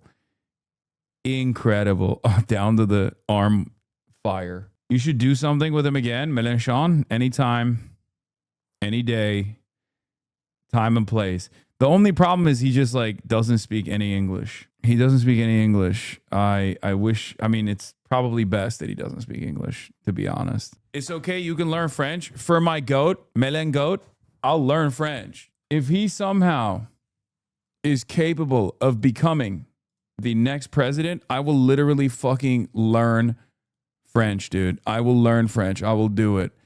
Hasan derangement syndrome scale. What the fuck is this? Wait, hold on. Is this the... Hold on. I'll just show it like this. You have the polyglot advantage. Level 1, casual critic. Mentions Hasan occasionally in relevant context. Examples, mainstream journalists, political commentators, occasional critics. Key indicators, infrequent mentions, critique specific takes, not a recurring topic. Mentions per week, how often they talk about Hasan. Low. Total HDS level to the max. Level 2, reaction driven. Regularly reacts to Hasan for engagement or content. Examples, Asmongold, Shoe on Head, other reaction content creators. Key indicators, reacts to Hasan frequently, covers controversies for views. Hasan is part of their content rotation, not the core. Level 3, active antagonist, consistently attacks Hasan with personal or ideological hostility. Examples, who the fuck are these people? Sidney Watson, John Del Arroz, other ideological critics? I don't even know who these people are. Key indicators, frequent negative posts and videos, direct callouts and personal attacks, brings up Hasan unprompted, seeks to damage credibility. I would say that these guys are there too. Level 4, chronic HDS, a substantial portion of their content and community revolves around opposing Hasan. Examples, Destiny, Ethan Klein. Key indicators, years-long fixation, repeated debates and streams exclusively about Hasan. Community built around the rivalry, calls for deplatforming or punitive action. Level 5 is institutional. Hasan is framed as a political or societal threat by organizations, media institutions, or officials. I mean, this is a separate. Level 5 is not the highest level. I think the highest level would still be Destiny, Dan Stalkman, Ethan Klein, Rape Tone, those guys. Lamau Michael Knowles speaking about you in the Mehdi live debate. Oh my God. Examples, Fox News, Wall Street Journal op-eds, The Atlantic, New York Post, Vox, Politico, ADL, Anti-Defamation League. Key indicators, sustained negative coverage, institutional statements and campaigns, portrayed as extremist threat, uses political weapon in party or public discourse. Special category, acute HDS, rape tone variant. Extreme fixation and hostility in a short time span with constant unhinged output. Examples, rape tone. Key indicators, high volume, low restraint, unprompted obsession, extreme personal attacks, attempts to provoke or escalate constantly, makes us on a full-time target. HDS metrics, how we measure the symptoms, unprompted references, deplatforming advocacy, calls for bans, coordinated campaigning, works with others the platform to push narratives against Hasan, longevity of obsession, how long the fixation has been going on. Yeah, I think dude, there are a lot of people on this list. There are a lot of some infamous, some formerly famous people on this list, but these are, I don't think the tier, the levels are correct. You've had more drama arcs than One Piece, brother. Yeah. It was really funny when I found out this popped up on my For You page, but I found out that Ethan Klein only follows me on Twitch. Literally no one else, just me, which is a perfect indication of his mania. And I said, Hasan derangement syndrome is real. Ethan Klein accidentally revealed that Hasan is the only account he follows on Twitch. He responded, I think I saw this. Finally, proof that Ethan has been intentionally avoiding my content. I barely even speak about this dope anymore, but he's still boosting deranged, obsessed, snark accounts. Who else would I follow on our work Twitch account, Bozo? Wait, that's really funny. He just admits it. He's like, no, it's actually normal and good and healthy that I only follow you. Why would your work account only follow me, man? Also, I barely even speak about this dope. Now, I have not been keeping up with the Kleins, but I assume that, what is this? It's true. Only 22 mentions last month. It's an improvement. I was about to say, I highly doubt that he has stopped talking about me altogether. I mean, it would be great. And yes, only 22 mentions in 1 month. That is a noticeable improvement from the 3 mentions a day that he was averaging for months and months on end. It is pretty funny, however, that he says, I barely even speak about this dope anymore. Who else would I follow on the work account? Brother, don't you have literal employees that stream on the platform Twitch? Don't you have your own Twitch profile? I feel like there's plenty of other accounts that you could be following.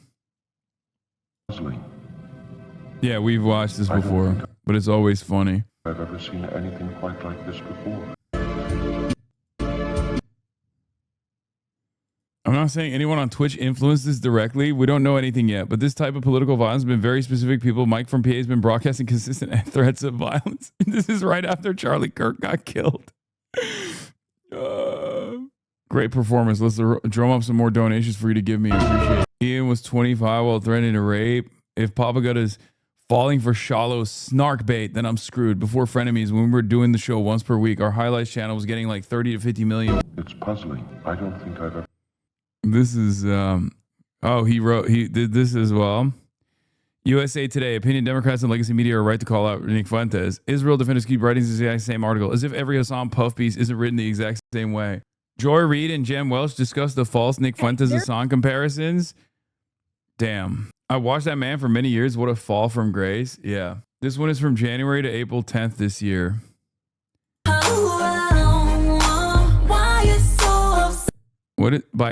By April 10th, Zionist Ethan Klein had already posted 90 Instagram stories about Hasan Piker since the start of the year, but go on lying about how you hardly speak about him anymore. Anyway. Free press writer Dan Stalkman still supports H3. Yeah, I mean, it's in his circumstance, like, it's not even beneficial for him. Like, he actually had a career before this, and if he had stopped doing this shit, he probably would have salvaged that career. But he chose to burn it all.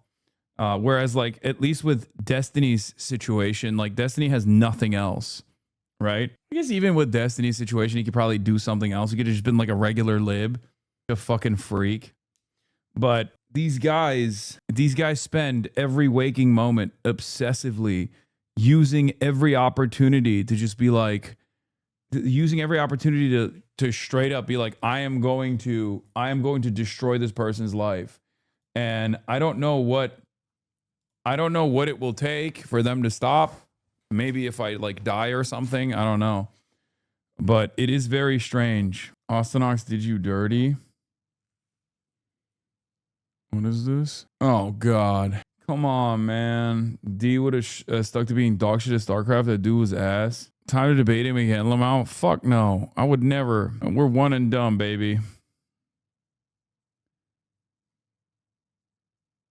I'm not kidding. I will commission those bespoke suits for you. I make bespoke suits. I had one client in my life who also slowly built the Nero Casino wardrobe. Oh, God. Austin Ox. Fucking Christ, dude.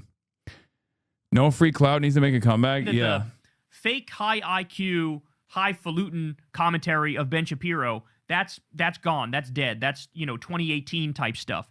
Nobody cares about you fucking talking in a nasally voice about marginal tax rates and how the woke kids with purple hair are ruining the country. Nobody cares about you reacting to woke TikToks. They've seen it 17,000 times. And so it's just a dead way of delivering shit. And this is the proof of it right here. All right, y'all. That's the show, man. I love y'all very much. You guys all know the drill. Everybody subscribe to the channel and click that bell icon. Support the show on Patreon. That link is below. This is a real independent media, so you guys make it happen with $2 a month, $5 a month. Those donations, they go a long way. You can also sign up for Crystal Kyle and Friends on Substack. That link is below as well. And I'll see you guys tonight on Corrin's World. I'll see you there. Peace. Hey, y'all. Do me a favor and like and subscribe. It helps out big time in the algorithm. Tucker Carlson says he wants to meet you. I would ask, would you be on his show? But yeah, I watched this. He basically says, I don't know. I feel conflicted about Tucker Carlson. I've opposed Tucker Carlson my whole life. I think he should do it. I think it's unbelievably dumb not to do it. He should absolutely go on the Tucker Carlson broadcast if given the opportunity. Okay? That's it. He's not against it necessarily, but he's not against it, but he says like, oh, I have my reservations, all this stuff. And I think if we go on these shows, we should oppose some of their heinous views, which I agree. I think that he should. My only reservation here is that people will just add to the list of reasons he's a Nazi. Yeah, that stuff doesn't work. It doesn't matter. He should do it. At the end of the Sirota video, he points out the same thing you did about Tucker using backstabbing tropes of anti-Semitism control. Yes. Why go? He's already winning. First of all, there's another race happening. Okay. The idea that he's like got this in the bag is very silly and no one should ever feel that way. It's probably campaign poison to feel that way. When we set out on this campaign, I was fully convinced that working people in this state have a lot more in common with each other than they might think. We often find ourselves surprised to realize that we have almost everything in common. And in the spirit of that, we're going to sit down this morning with a Republican voter from Machias and try to find out what we agree on. Yeah, they asked me earlier, a minute ago, why I got into politics, or how long, if I'd always been involved in politics. I haven't. 10 years ago, Trump decided to run, and he spoke my language. And I voted for him again. I voted for him 3 times because I wanted to see how he was going to continue, because I thought he was doing okay. And then this turn, I What are you going to say if he turns into a Fetterman? Imagine being more mad at Tucker using anti-Semitic tropes than Plattner mass murdering people. Dog, Tucker Carlson is a media figure that defended with the maximalist racialized terms all of the wars that Graham Plattner partook in. What the are you talking about? And Tucker Carlson is white nationalist. What the? Dude, what the? Like, this kind of stuff is so busted. Like, you can't be... If you're anti-Graham Plattner and you're anti-Tucker Carlson, at least you're consistent. If you're pro-Tucker Carlson and anti-Graham Plattner, you're inconsistent. You're a moron. Last time we talked about Plattner, Chatter said he was worse than Fuentes. Oh, my God. Oh, my God. Oh, my God. I can't. I don't want to. I can't do this. Answer the Fetterman question. I've already explained it to you. Anyone can be John Fetterman. Anyone can get brain damaged into conservatism. What the fuck are we talking about? John Fetterman is a unique case. Okay? It's so unique that if you apply the Fetterman technique, then anyone could get stroked into being a reactionary conservative. I told my wife, I said, I'm going to vote for him this time, but he's got 1 year. He's not only not done what I thought he was going to do, he's gone not. Yes, far worse than Fuentes, the guy who volunteers to was worse than an edgelord. Please don't tell me you're that dumb. Okay, is Donald Trump worse than Graham Plattner? Is Donald Trump worse than the average person that went into active duty? Donald Trump has never killed someone with his own hands. I mean, we don't know if Plattner did either. We just assume that he did. But let's say he did. Iraqis are dispensable? No. Yes, Trump is worse because he has executive orders. Fuentes doesn't. Oh, so it's the executive orders.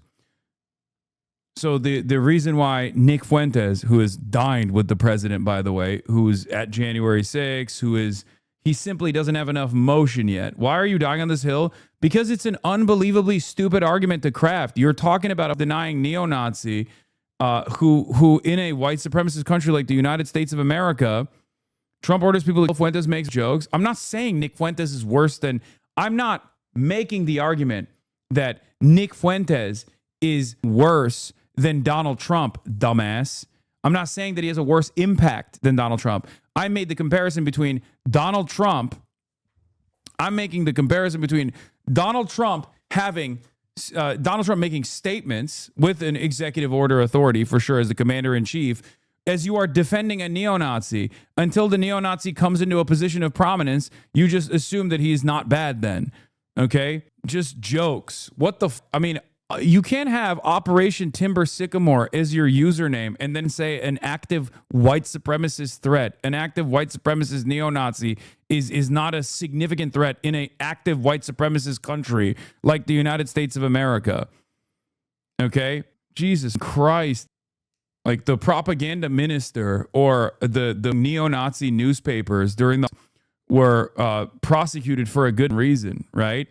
They were also actively fomenting and defending the violence that was taking place, the violence that was taking shape. Guy who's like, well, Der Stormer is not that bad, actually. Like, what a stupid argument. We always end up here when we talk about Plattner. I know. Why can people not just agree to disagree about one Senate candidate? I don't know. I don't know why all these ultras handshake with radlibs and ultra Zionists for some weird reason. It genuinely feels like it's an active psyop. It genuinely feels like a psyop.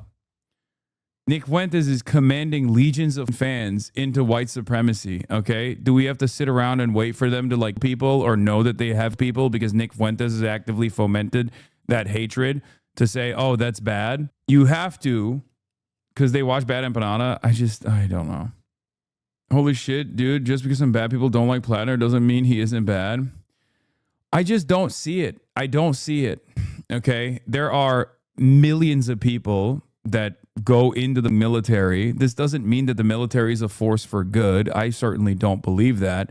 Having said that, there's something in my analysis that is missing from what people are seeing, and I haven't been able to like adequately explain it. Because people just go, oh, it's not a psyop. I just value Iraqi lives. That's it. No, you don't. You don't. Okay? You just don't. You want to feel like this is a moral choice that you're making. But if you were to ask Iraqi people, if there was an anti-war veteran who went to Iraq, they would choose the anti-war veteran who went to Iraq over the person who didn't go to Iraq, who defended the Iraqi invasion and continuously defends more military incursions. That is literally the calculation that Iraqi people make. I'm an Iraqi idiot against. I said I'd vote for Plattner. He's the lesser evil. Oh, okay. So you'd vote for him. So you understand that voting for Graham Plattner is a far better choice than voting for Susan Collins. What you're missing from your analysis is that they are creating a record so they can point to it and say, I told you so, I told you so. I mean, maybe. It's weird because you only see this kind of behavior online and towards other leftists. I've been in a Maoist organization for a long time, and IRL is completely different. We have critics of U.S. politics, but never this annoying. Yes. Anyway, the thing I was going to explain is I have a firmly held commitment to a fundamental value that many of you do not have in this community, no matter what happens. And that is, one, the idea that people can change and grow and that nothing is like irredeemable except like, you know, I don't know, being Jeffrey Epstein or being Adolf Hitler, right? That history is riddled with people who have, due to their social conditioning, started off doing horrifying things and then somewhere along the line changed their mentality and actively fought back against those same reactionary forces that led them astray. Okay? I don't know if Graham Plattner is that person.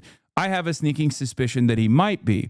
Having said that, the way that people cover this issue, the way that people approach the subject matter is so out of whack for some weird reason. Yes, Zukov fought in the White Army. The entire vanguard is comprised of former White Army soldiers as well. This is a normal part of the process. Not to say that Graham Plattner is a Marxist-Leninist, but adjusted to current American material conditions in the imperial core, after 100 years of domineering international capitalism shepherded by the United States of America, a war that was fought and won for capitalism and the capitalist force in this country. And that should help you understand what the starting position of the average American is. Okay? I wish that we lived in a world where there was already a Bolshevik movement. Okay? I wish, but that's not the world we live in, especially in the United States of America. As far as Senate runs go, given his current opinions, given the way he communicates about endless American militarism around the world, he is far better than the average senator, like a cut above. Okay? That's it. We dedicate at least an hour to this. Every time Plattner comes up, can we just get a Plattner that says your take and never talk about this again? That's never going to happen. Don't you think part of the growing includes addressing the harm you cause, not just becoming better in the future? I agree with you, and I think that Plattner has grown, but why is it wrong to want him to address the harm he caused? Because he's running for he's running to occupy a Senate seat in the United States of America. And the fastest way, and from what I understand, he has talked about his past and his military record, but the fastest way to get completely destroyed by even fucking Susan Collins is to come out and be like, the American military is dog shit, and I'm a war criminal, and I murdered children, okay? Because that's the expectation that some of you have. Some of you unironically want him to come out and do a fucking Maoist struggle session and be like, I'm up 20 points. It's time to see if we can destroy this fucking campaign. I'm going to come out and say the American military is comprised of fucking baby killers or some shit. And even then you'd be like, oh, he's just saying that to win my favor. As though you are in any way, shape, or form relevant to the fucking public discourse. As though you are representative of any significant demographic in this country that goes out to vote, or not even fucking vote, really. You're like less than 1% of the fucking entire country as far as a political movement. You are Jay Sakai people that are demanding 10 lashings in every fucking statement. Every time someone comes out and says, yes, I held up arms, in the interests of the petro-capitalist pedophilia state, and I destroyed the lives of Iraqis, you need that to happen every single time, like a fucking land acknowledgement before he says any other word. Okay? And even then, you'd still not be satisfied regardless. The SA is already at like 5% of this, and this is like 5% of that. Yeah, this is way past the point of even the Democratic Socialists of America. And it also annoys me because it comes across as somewhat insincere, because half of you motherfuckers learned about what anti-imperialism is by spending a good deal of time in here, and now you run around talking about how I have no need for Hasan's commentary anymore. I've moved beyond it. I've become a true moral being, a very annoying person. That's why it fucking frustrates me to no end. Okay? Yes, in the grand American realm of political discourse, even my perspective is considered fucking radical, okay? And many of you think I'm a pussy who loves American empire and murdering Iraqi children. That's what you think about me, okay? Sometimes I think maybe I have done sometimes I think maybe I've done too much of a fucking safe space here for a lot of people. Like, you have to go outside and talk to the average person every now and then. They do not have these sorts of opinions. Our goal should be to educate people on the dangers of American empire, but you're not going to be able to get a word in edgewise if your starting point is to literally be like every fucking person that you know that has joined the military is a fucking baby killer. Okay? There's a fuck ton of veterans in this community as well. Many veterans who are now fighting against American imperialism. I've had plenty of veterans on the show. I've interviewed plenty of veterans. I'm friends with plenty of fucking veterans who are anti-imperialist. Okay? I have not and never will be one of the, troop exploder style leftists. I think it's gross. I think it's a substitute. I think it's not only counterproductive, it comes across as repulsive to the average person, and our job is to communicate our goals and our desires and our ideology to as many people as possible. And on top of that, I think it's just unbelievably unappealing. It just makes it seem like you are somehow automatically a more moral person because you didn't make the fucked up choice of signing your life to the Defense Department. Okay? Yes, it's a perfect way to explain how moral of a human being you are because you didn't join the U.S. military. I get it. It's free ball. And that's why a lot of people, I think, in this community love saying that shit. Okay? Everyone has the capacity to rehabilitate themselves. What they do now matters more than what they have done in the past. Anyway, any lefties here who have served in the military, this is from Grand Platter in 2021. I did 4 years in the Marine Corps infantry and 4 years in Army infantry and 4 total combat tours in Iraq and Afghanistan. I was leftish when I was in, vehemently opposed to the war in Iraq, but somewhat supportive of Afghanistan. Although when I left there in 2011, I was fully against our presence in the country. It was always difficult to square my politics with the job, something made harder because if I'm being honest, I really loved the work at the time. I often rationalized by thinking it was better that I was an NCO where the metal meets the meat and could influence my guys to do the right thing as opposed to embracing the baser instincts of people at war. But it was difficult. Every day was a stark reminder of the ethical horror show that imperialist adventures always turn into. It was also deeply disheartening to see men I liked and respected conduct themselves in awful ways because, frankly, morally bankrupt military campaigns always seem to extend that rod down to the people tasked with doing the fighting. Every platoon has the resident lefty, and I was mine, and wasn't alone. There was no real contention, just the usual shit-talking that occurs in combat units. Most of the guys I served with really didn't care one way or another about the politics of it all. They were there to fight, and that was about it. Hardcore, flag-waving nationalist types were about as common as those who felt it was all bullshit, with most falling on the side of apathy. This has definitely resulted in a long-term issue for a lot of guys I fought besides, as it becomes increasingly clear the wars were a waste of our time and dead friends / violence we committed was all for naught. At least my pre-existing cynicism meant I never felt let down by the experience, while a lot of guys I served have struggled with that over the years. My time in America's imperial wars definitely radicalized me further, and I'm significantly more left today than I was back then. It is difficult to see all that horror as well as the grift and corruption and not find the entire thing utterly bankrupt. I did used to love America, or at least the idea of it. These days, I'm pretty disgusted by it all. I had an IRL ultra friend who ended up practicing those views in person at the local city council and ended up arrested for threatening them with guillotines. Now they can't help out anyone from jail. You have to operate in the real world? Yes. Plattner in 2018 says he's a DSA member. Combat veteran after GOP opponent says campaign is war. You don't know shit about war. It always blows my mind How many people assume I'm a conservative because of my combat service? When they find out I'm a DSA member who canvasses aggressively for progressive Democrats, it's like watching the gear wheels in their heads shear off. Republicans don't give a shit about service or heroism. They just care if you're on their team of cultish fascism. Anyway, I've never been the type of person who just like automatically venerates veterans across the board. Okay, the concept that like, oh, you're a veteran, thank you for your service. I don't do any of that shit. Okay, I don't do that, and a lot of people get very pissed off about that. I care about who you are as a person. I've met plenty of fucking dickhead veterans, and I've met plenty of amazing veterans. Okay, and I'm pretty sure that plenty of veterans in this community would probably echo that sentiment as well. They know a lot of dickheads and they know a lot of great people. The reality of the matter is who you are now is what is most important. What your opinions are now, what your worldview looks like now, what you are doing now to change that result, to change the realities is what matters. Okay? I think it's incredibly fucking silly to just it's one completely ahistorical. The idea that you can build a fucking movement, especially in a country like the United States of America, where the military is a jobs program, is the largest hiring body in the fucking country after Walmart.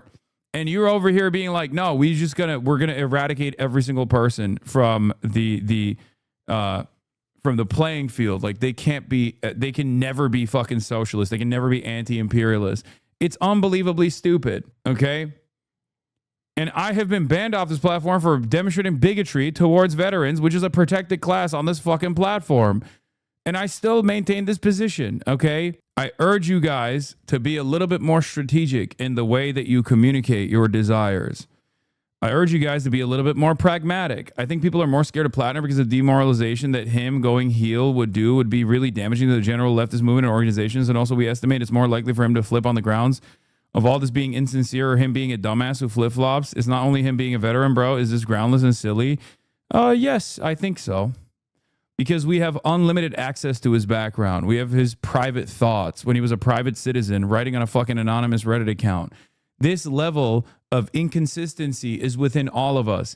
This level of inconsistency exists within your heart and your mind as well. Okay? If you were to look back sincerely, or if you were to get a random third party to make an assessment on your Reddit post, on your ideological journey, where you were, as a private citizen, writing whatever fucking comes to your mind, I'm certain that there would be some blemishes in there too. That's ironically part of the reason why I think people like Graham Plattner, as a matter of fact. They see those blemishes and go, hey, you know what? This guy doesn't have the fake patina associated with the likes of Pete Buttigieg, who have been posturing towards a presidential run since he was 12 years old. That's it. I've always been understanding of the imperfections of every single person because I am imperfect myself.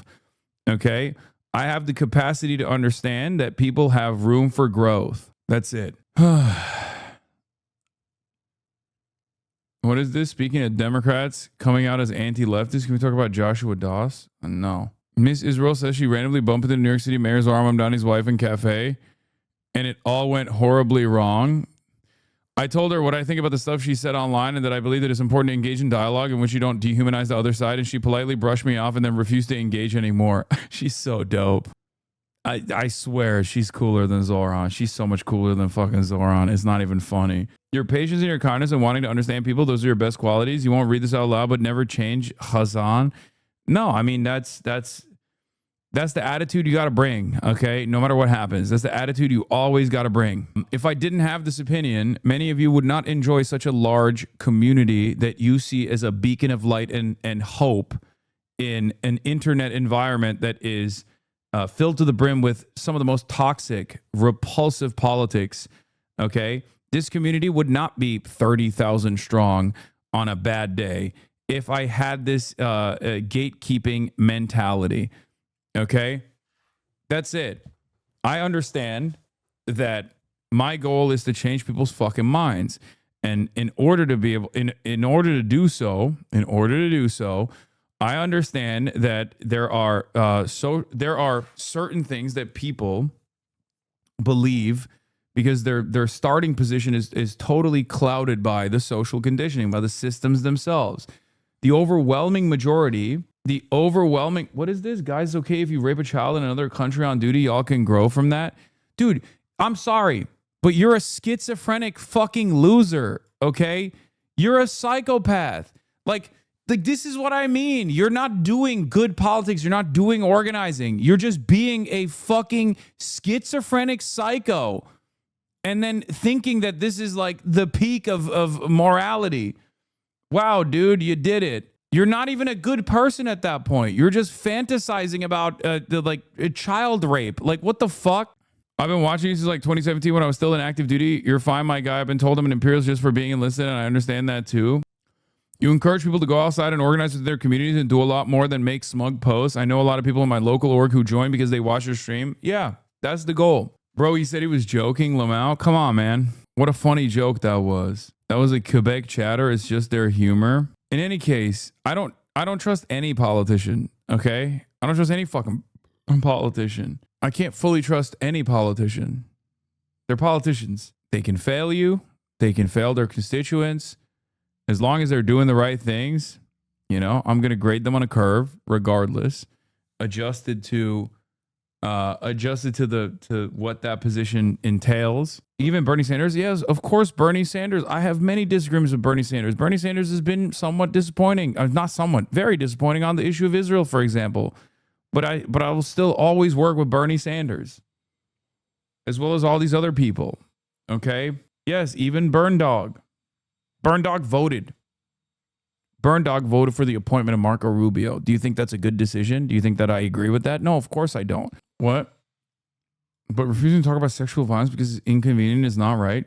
You think Graham Plattner has like anything to do with like someone doing child rape? The fuck? I banned that person because in an effort to like justify their distaste, they chose to invoke raping a child. People's arguments always revolve around, well, you wouldn't say this about the IDF. Yes, I would. Okay. If an IDF veteran turned around and became an anti-Zionist, then yes, of course I would talk to that person. And as a matter of fact, I have talked to that person. His name is Ofer Kasif, who was a paratrooper in the Israeli occupying forces and then became a conscientious objector, went to jail, and now is a member of the Knesset. So yeah, it's so fucking stupid. Completely the opposite direction, but pretty far. Yeah, he's gone pretty far beyond what, and it's not good for the country. Right. None of what he's done is good for the country, and that's what I wanted. I hate to say, I'm not going to say I was wrong, because I don't like to say I was wrong, but I will admit, you know, yeah, I'm questioning pretty hard on things. Trump came along and told a lot of us that something that we knew to be true was actually true, which is that we live in a system that's stealing from us.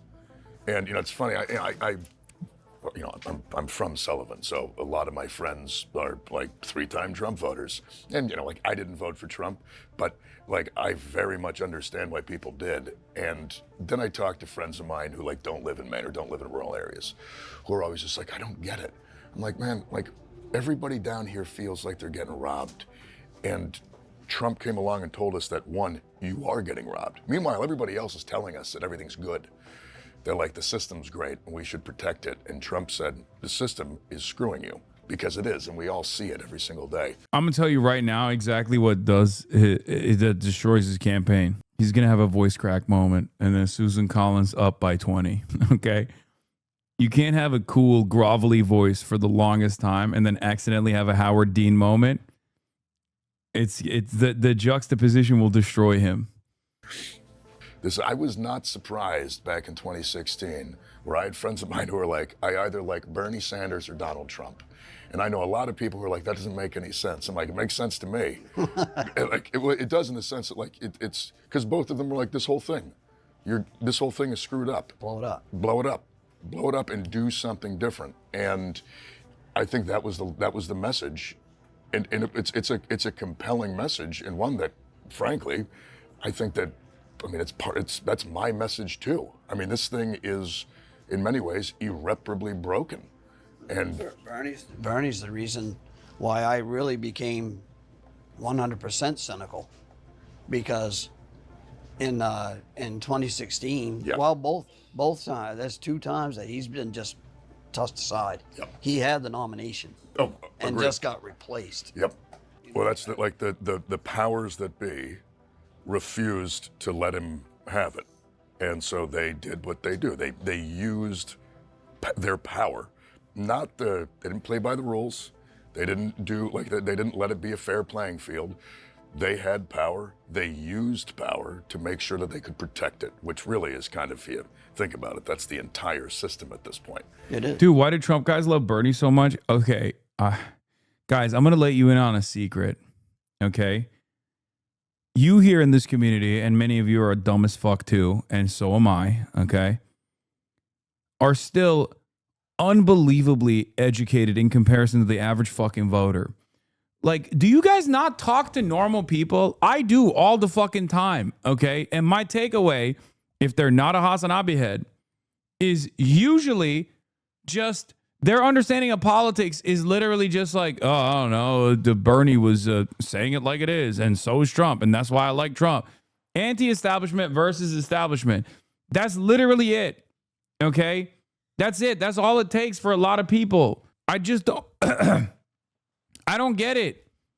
Please go outside sometimes and talk to human beings. Please, please, please, please, please, please, please, please.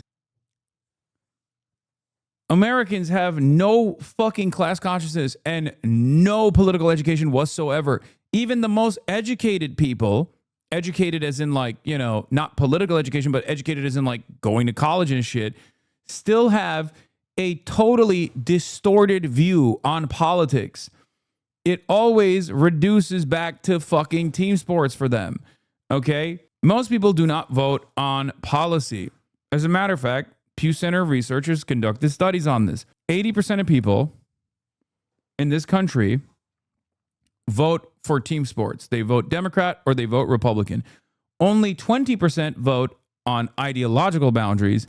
And even then, the ideological boundaries are not necessarily because like they are self-identifying like liberals or self-identifying conservatives, okay? Even their understanding within the confines of liberalism. There is no expansion beyond liberalism, okay? When they talk about like why they vote ideologically for the Democratic Party or why they vote ideologically for the Republican Party, it's still within the confines of liberalism. There is no Marxist politics in this country, okay?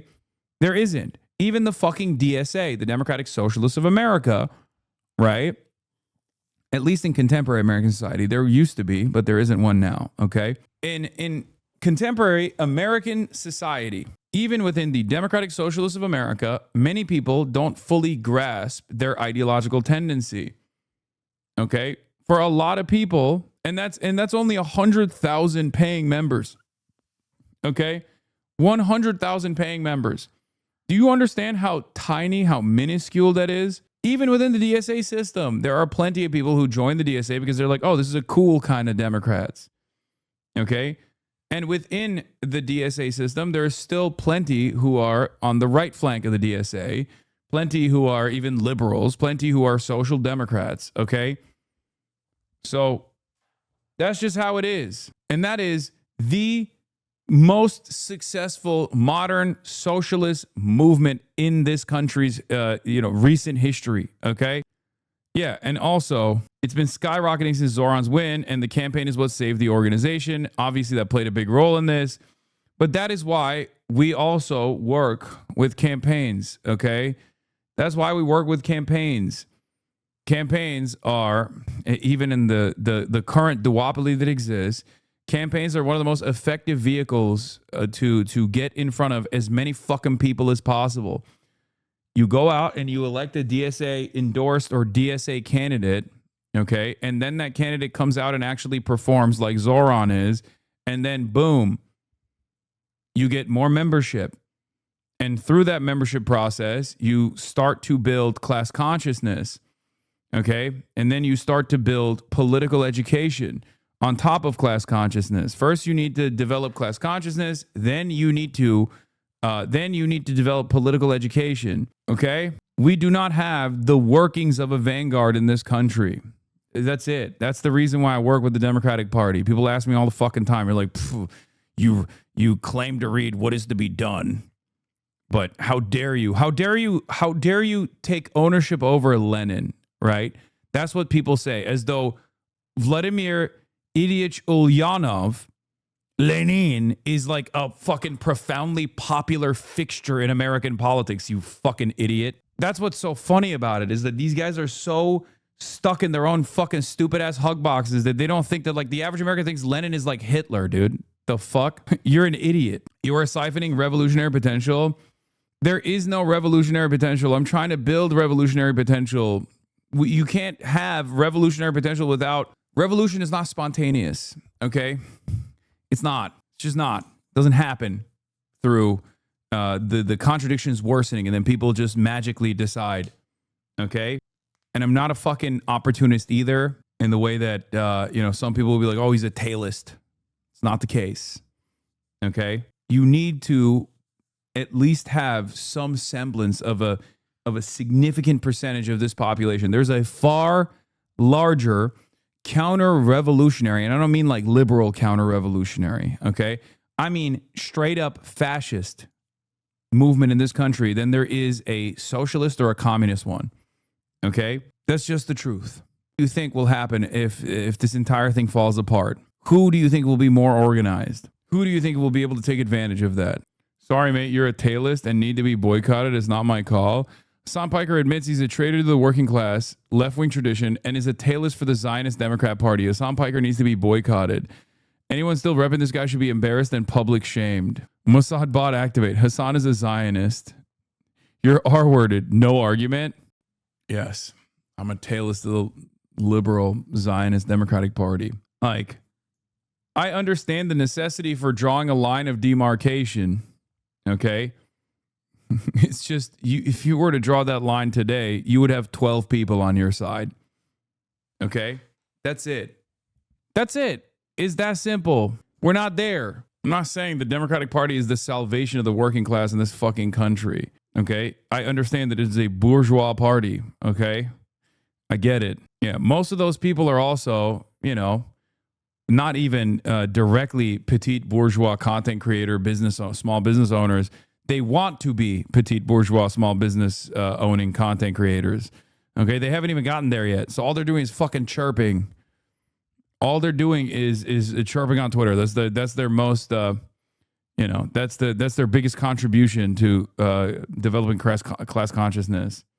Okay, but Fidel had 13 people, eats Domino's and drinks Mountain Dew. Yeah, he had 89 people. That was reduced to 13. And you know what he also had? A fucking communist movement in the urban areas that joined movement, okay? In a country that was dominated by a brutal authoritarian fascist dictatorship that was aligned with the American state's interests. He developed a peasant army. Do you guys have a peasant army? Do you even, here, if you want an apt comparison to a peasant-based movement, okay? Historical examples obviously exist. I'm not talking about like the Russian Revolution. There's obviously back and forth friction there. But if you were to look at it, like one of the most successful peasant movements is obviously under Mao. Okay, there is nothing in the industrially developed world, especially in the imperial core, that resembles a peasant movement. The closest that you can arrive at with a peasant movement would be the undocumented migrant labor force in this country. And I don't see any of you dumb bitches going out, not you in this chat, but any of these dumb bitches going out and fucking organizing the undocumented migrants. Okay? They are the closest as a class, like as a peasant class, they are the closest to a peasant class. And none of you motherfuckers are organizing around that. Anyway, this isn't to say that there aren't fantastic movements all around the country, even in deep red states. There are. But if you're wondering why I do what I do, I make it very clear. What's your health insurance situation? I'm on my wife's. Yeah. Okay. Health insurance is horrible. You really couldn't come up with a... Chairman Mao didn't have social anxiety. He absolutely did. That's not even a joke. He did have social anxiety. He had tremendous anxiety. As a matter of fact, I forget what it's called, but he had like anxiety related, like he had like physical convulsions as a consequence of the anxiety that he felt. Of course, he was like constantly under threat, so he was experiencing tremendous state repression. But yes, he did have a lot of anxiety. So you're wrong about that. Or inefficient way. It's just like everything else. It's broken. It's broken. What did Ronald Reagan say? The 7 words. I'm from the government. I'm here to help. Yeah. Well, the thing is, for me, is like until this last year, because this last year with the Republican budget cuts, it hit the VA pretty hard. But until this last year, my VA care has been spectacular. Like I go up to Bangor, or I can do community care in Ellsworth for the small stuff, like going to the urgent care and stuff. And my VA care has been... Also didn't speak Mandarin. Granted, China didn't have unified language at the time. Yes, he spoke a regional dialect. It was life-changing. Something feels weird, I just call up my doctor. I'm like, hey, this hurts. And they're like, come on in. They do an x-ray, they take a look at it, and then I go, and we just take care of it. Things don't have to wait. I don't have to like set things off because I'm afraid that I have to pay Platter for it. isn't even a Demsoc though, and that's bare minimum. Yes, he is. He's a Socialist Rifle Association guy. He's a DSA guy since like 2018. He is. The fuck? And now he's like, when asked, he's like, oh, I'm not a socialist, I'm a small business owner. Like, yeah, dude. He's running in fucking Maine, okay? To me, that was one of the things that really kind of changed my opinions on what well-run government programs can do. I've never received a VA benefit. Really? I got out of the military in '86. You've got an honorable discharge? I got a general discharge. A general, yeah. Really? Yeah, but geez, you've got a general that... Last fall, because I am getting older, and I said last fall, I said, Hasan knows as much about this as I don't know what this is. Mal could read Mandarin, stand ideographic languages that people speaking many dialects could still all write and read the same. What? No, I was just saying like he spoke in a regional. Is it? Why are you getting fucking mad? Oh wait, never mind. You were actually giving me praise. I didn't understand because you wrote in a Hunanese dialect, I think. Hasan knows as much about this as a Chinese person. Mal could read Mandarin, standard Chinese characters. The beauty of an ideographic language is that people speak many dialects, could still write and all read the same. Is praise. I thought you were fucking making fun of me. I'm sorry. I don't read Mandarin, so. Maybe I'll check into it. So I went to my local VA in Machias. Yep. And there's one woman that works there. And she gave me a phone number, and I said, so is this, she said, that's to a lawyer. And I said, what's the lawyer for? She goes, that's who you're gonna have to go through to get your discharge upgraded. And I said, you kidding me, really? Yeah. A lawyer? I said, why not just go to why can't the VA do it? So one of my best friends from Iraq, guy did 2 tours, did Fallujah Ramadi, a legitimate war hero. I've seen this guy do like actual heroism in combat. He smoked pot. After we got back from our 2nd deployment, popped on a test, got discharged out of the Marine Corps, kicked out OTH, other than honorable, no benefits. He spent years just struggling. I mean, this is a guy who legitimately, is an actual war hero, and he didn't get a single shred of support from the VA. And it was all because the way that they write the rules. We wound up getting his discharge upgraded. But it took, like myself and a couple other guys that he served with, we all kind of got together. We got a lawyer involved. We got this, and what was awful the whole time is being like, this shouldn't be complicated. Right. I mean, this guy has a combat record. Like, we can look through his service record book and his DD-214, and you can see that this guy did things for the nation in war. And yet somehow now we got a lawyer involved, and we did all this thing, and it worked in the end. But it was a multi-year process, and it was so frustrating. And that's something that for me, like one of the reasons I want to go to the U.S. Senate is that having gone through these things personally and seen directly like what the bureaucratic problems are that keep people from getting it, I want to go up and write policy to make all this easier. I also want to, frankly, unleash like an army of social workers to go around the country and find vets who aren't getting the benefits they deserve and then do the process for them. Because when people are working really hard or people are struggling, the idea that they're going to go home, sit down and like figure out all this paperwork, like hire a lawyer. I mean, if you're working paycheck to paycheck already, who's got nobody has extra money to go hire an attorney. Yeah. I mean, you're doing it in the evening when all the offices are closed. What's up, man? How goes the battle, bro? It's going. How are you? I'm good. Oh, by the way, one of the things, I hate this guy. He's a chud. I like Tucker. He's based. I'm a low common denominator hater. Ask me anything. Ask him if there's a plea of attention. Wait, what? I think war is bad. Debate me. You will lose. I too think war is bad, chatter. So I guess we are in agreement. All right, let's see what the CNN debate looks like. Los Angeles candidates are about to take the stage in the fight to lead the I mean, honestly, I don't want to do this right now. To save our beautiful state of California. The Golden State's top job is up for grabs as Gavin Newsom exits after 2 terms and high-profile clashes with President Trump. Poll if you will be mentioned. I don't think I will be. I've only interviewed Tom Steyer. And aside from sending me the Clash Trader hat, we don't have really.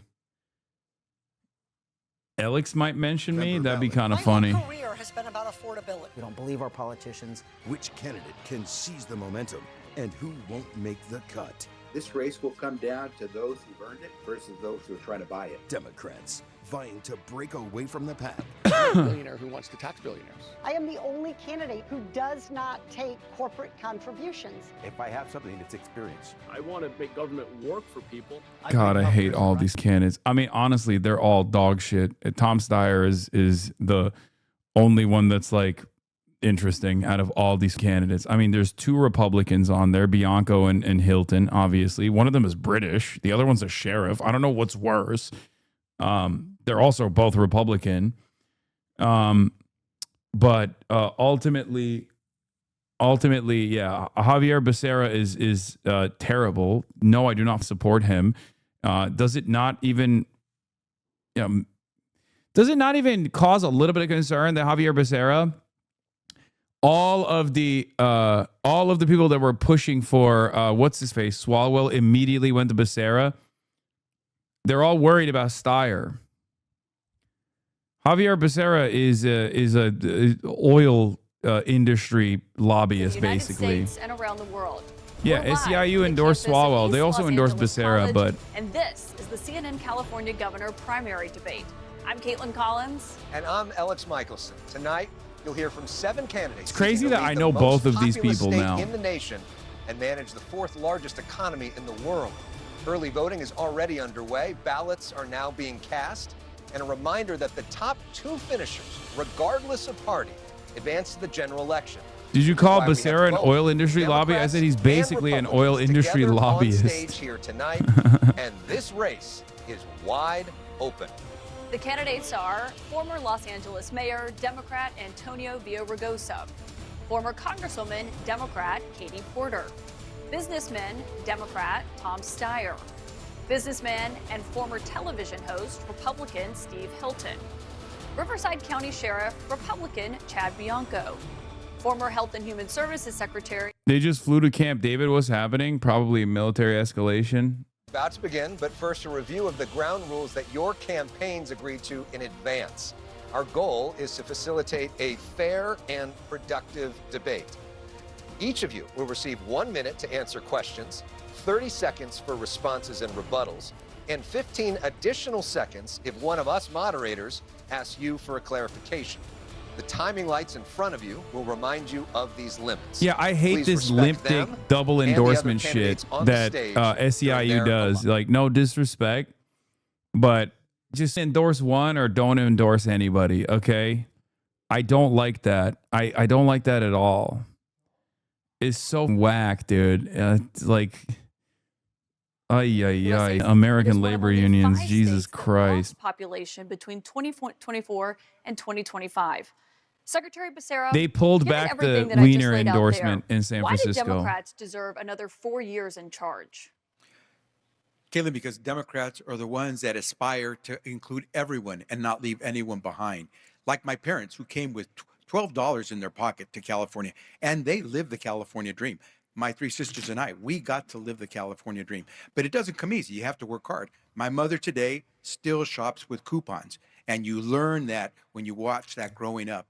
And I know that my job as Attorney General, as Secretary of Health and Human Services, is always to help people like my parents who are working hard. And that's why I fought for our families, made sure that when Donald Trump was attacking us the first time, we went toe-to-toe with him more than 120 times. I had to sue Donald Trump to keep him from destroying our state of California. When I was Secretary of Health and Human Services, we expanded access to health care to more Americans than ever in the history of the country. We were able to negotiate lower drug prices for the first time in history for Medicare, and we proved that we could drop prices by up to 80%.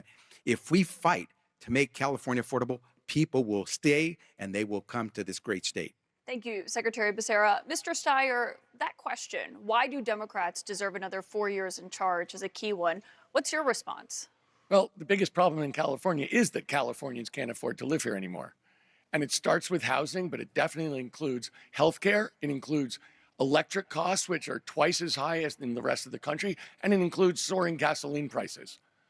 I have a plan for every single one of those. The difference between me and everybody else is I'm willing to take on the corporate special interests. I'm willing to push for single payer. I'm willing to take on the electric monopolies. They're spending big against me, and that proves it. I'm the change agent, and I'm the progressive. Mayor Mahan, what's your response?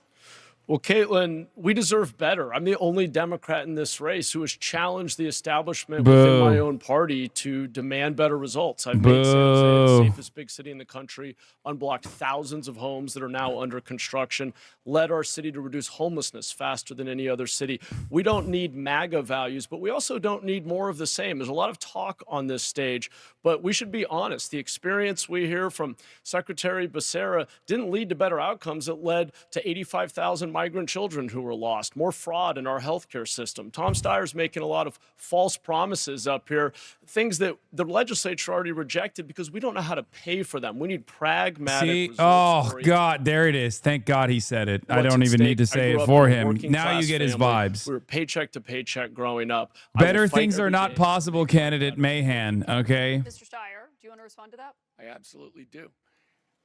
I will, on the first day, call a special election to close a corporate real estate tax loophole that's worth over $20 billion.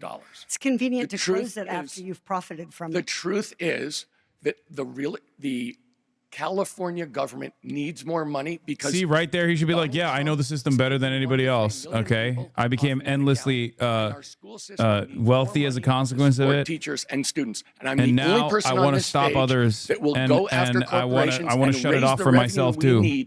To have a system that actually works for California. So raising taxes Mr. Hilton, can I get you to weigh in on this prospect as voters are facing this as they go and they're getting their ballots now? Pull a Trump. Be So, Caitlin shameless. and Alex, it's interesting. We've already seen a couple of things that we'll probably see a lot of in this debate, which is the Democrats. Boo! You're British. You're British. You're British. Boo! You're British. You're British. I don't want to hear it.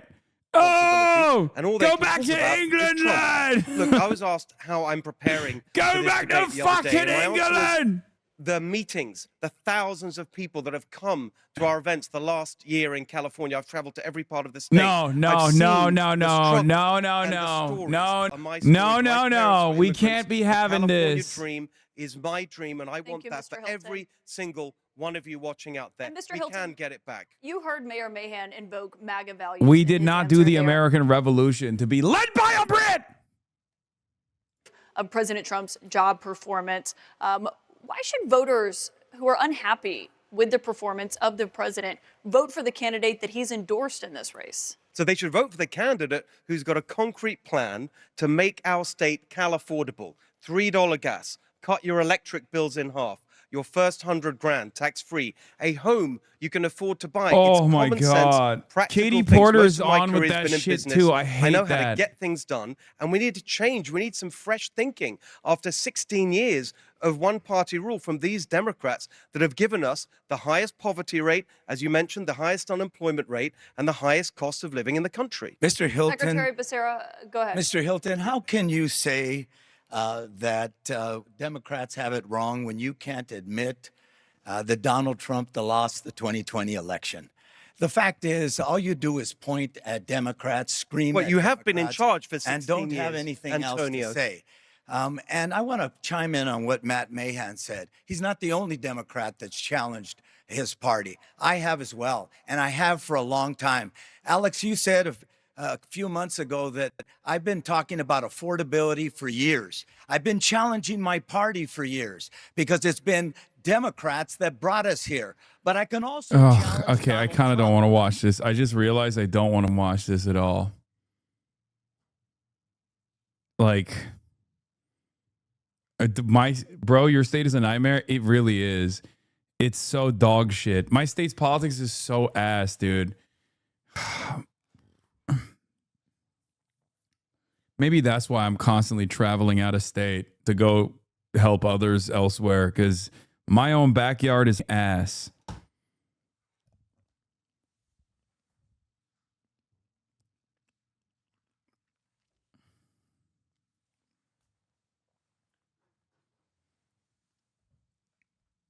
New York is right there. No, I'm not a coward. I'm not going to run away. Bro, I'm in Indiana. Why California doesn't have good politicians? It just doesn't. It does not. Raising the cost of living in California the most, and that's Donald Trump. The price of gas has gone up $1 to $2 because of Donald Trump and his war in Iran.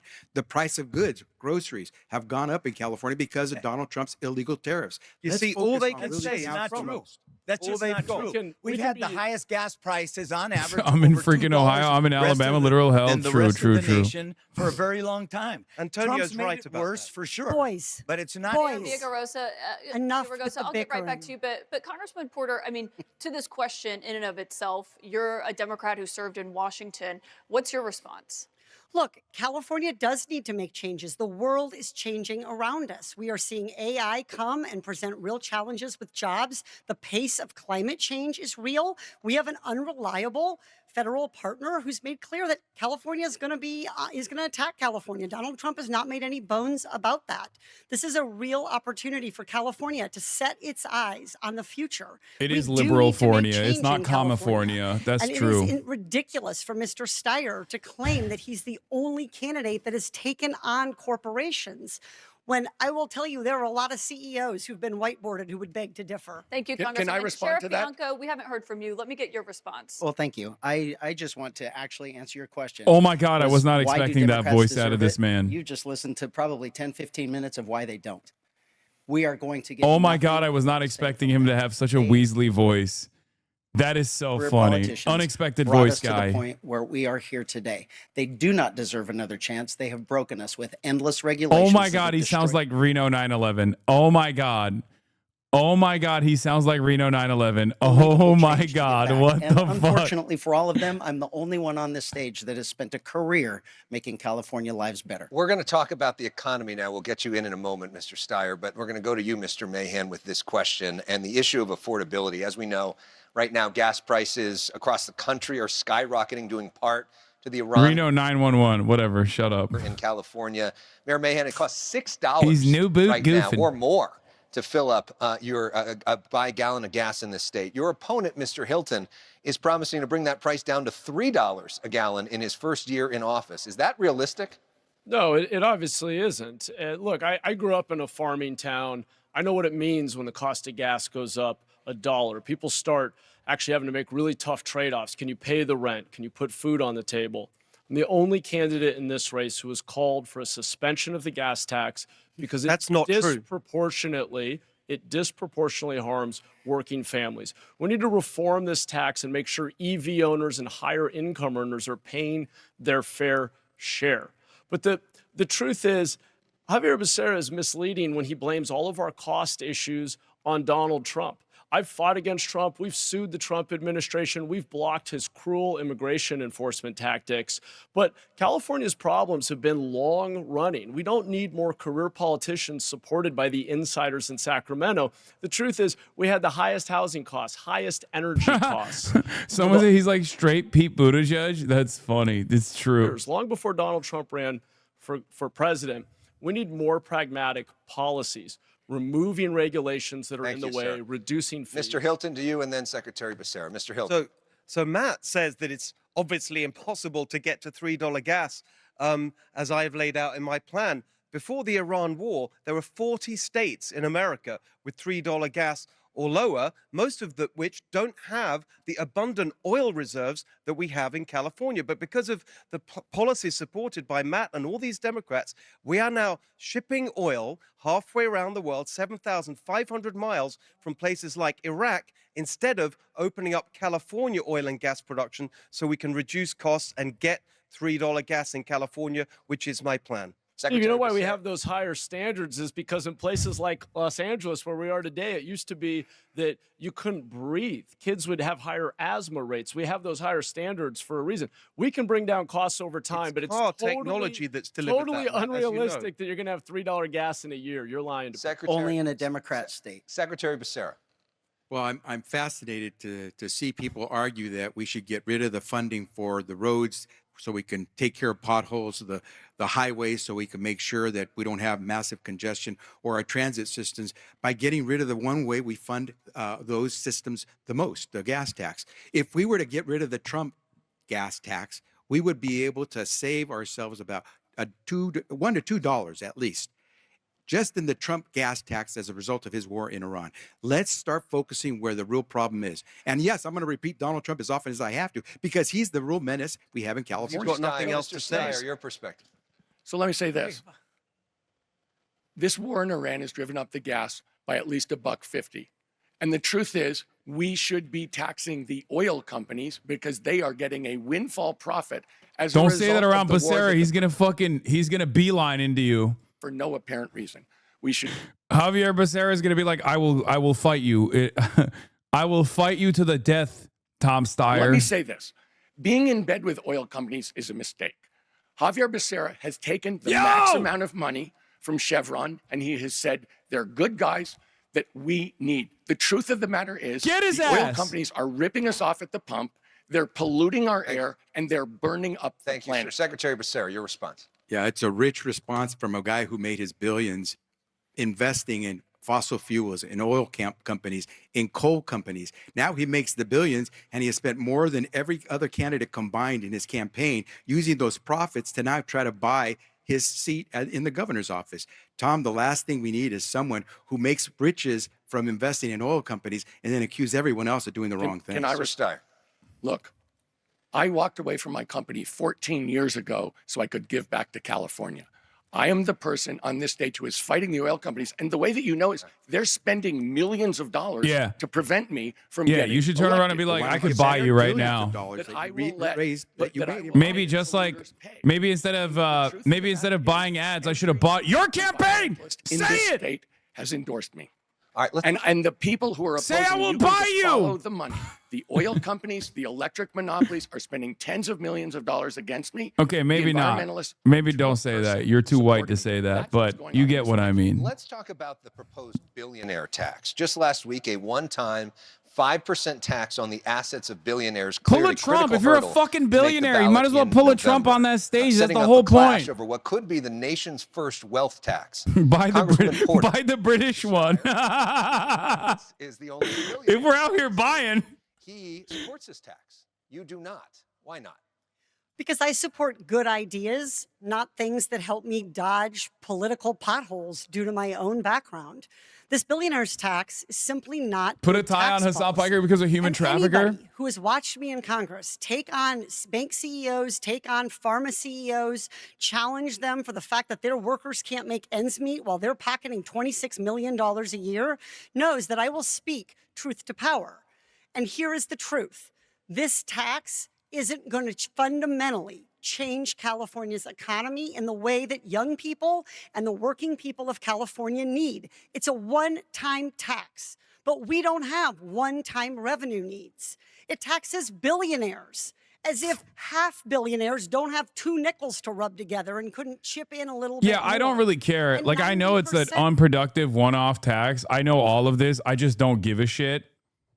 Like, I think it's good. It's good to start. It's a healthy muscle to exercise.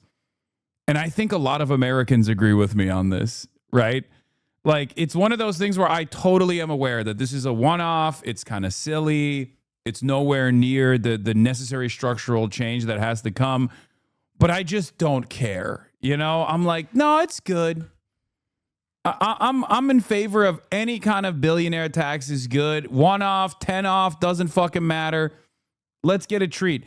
People also complain about the way that this will the way that this tax will be utilized and stuff too, where they're like, it's a one-off tax and it can only be spent on healthcare in the state. Great. Fuck it. Why not? It's rich to say she supports good ideas, and she's the one saying everyone gets a $100K deduction from their income to talk about bullshit ideas. I know that one was so fucking annoying. Real estate tax loophole, and it's spread throughout. I'm the only candidate that's actually balanced two budgets. Congresswoman. I'm confused. Do you support the billionaire's tax that is going to be on the ballot He should in just November? take the L yes on this. or no? Katie, I just said I will vote for it if it's on the ballot in November. So what I've said is, get his ass, get her ass. Far Good. enough that in fact it is a one-time. He said it's not even good enough. We need to go farther. Throughout the government. Look, Let me weigh we in. have an I'm the education only system. candidate We're that's gonna beg actually for money. balanced two budgets. We're going to bring Sheriff Bianco in first, and then we'll get you, Mr. Mayor. Sheriff Bianco. No. Thank you. Don't get Reno 9/11 back in there. Who cares about this guy? Why are there too many candidates? Fuck! Is how we started this program off to begin with. Everyone is leaving California, and it's because of their horrific policies. I agree with Katie that this is a horrific tax bill, but she is wrong on one thing. This is not a billionaire tax bill. You just have to read it and read what it is. I have spent my career suffering the consequences of their decisions and their policy that they love talking about. I am the one that deals with it. And the 140,000 people that are paying 50% of the taxes are going to leave. And then the wording of that bill. Oh no, the super wealthy might leave Riverside. The next question goes to you, Mr. Oh no, they're not leaving. That's why they're in California. Shut the fuck up. Such as Oracle, Chevron. Okay, Charles I can't. I'm muting this guy. I'm sorry. This guy doesn't exist in my mind. Okay. Listen, California's very own Andrew Cuomo. I'm sorry. I don't even see him. I will forget about him. Former mayor of Los Angeles. He does not exist. Okay. Just imagine him as non-existent on this debate stage. Cut. And I could tell you this. We over-rely on the upper income tax. That's why you have feast and famine virtually every year. So the problem with the billionaire tax, it's a one-time tax. It's flawed. If I believe that people that make that kind of money Did you change his position on this? I could have sworn he told you he wouldn't vote for the tax, but now he will. I'm glad he's taking the L on it. Because, like, he was trying to be fucking super literal about the tax. And I tried to communicate to him that, like, listen, big dog, no one cares, okay? You're a billionaire. Think about why people don't give a shit about this tax being a one-off. Okay. Your response in terms if you want a long-standing billionaire tax or a better, reliable long-term funding revenue strategy, that's great. But you should say yes to this. When they earn a little more, they trip up into a different tax bracket and they have to pay more. That's all I'm suggesting we do for corporations. And by the way, not only would that say to the corporation that has a banner year and makes $1 billion, you pay not the same rate. Maybe you pay a tiny bit higher rate so that we can provide tax relief for families earning less than $100,000. Oh, God, I hate this. I can't believe that she's running on this, by the way. Oh, my God. Oh, my God. Tax relief for families earning less. Dude, it's a race to the fucking bottom. Americans, stop with this bullshit, okay?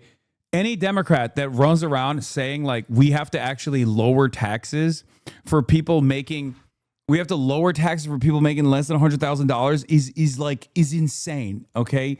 You're fucking insane. No, the goal here should be to adjust the progressive taxation structure so that it's more meaningful, and you get to actually tax the wealthy. Okay, taxing wealth, for example, not just income. This is what we are supposed to do in this fucking country. Not cut the taxes for 99% of the fucking population. No, don't say you can do both. Don't be stupid.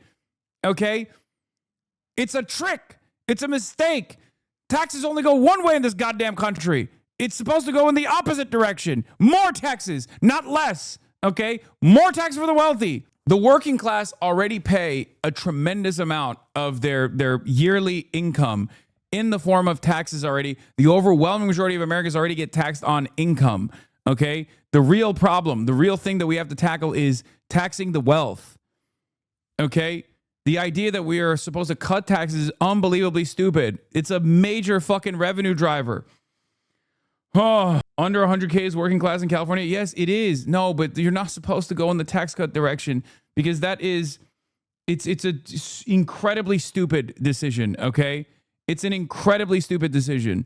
Cutting taxes for the working class is going to only go in one direction. You're just cutting taxes. You're never going to increase.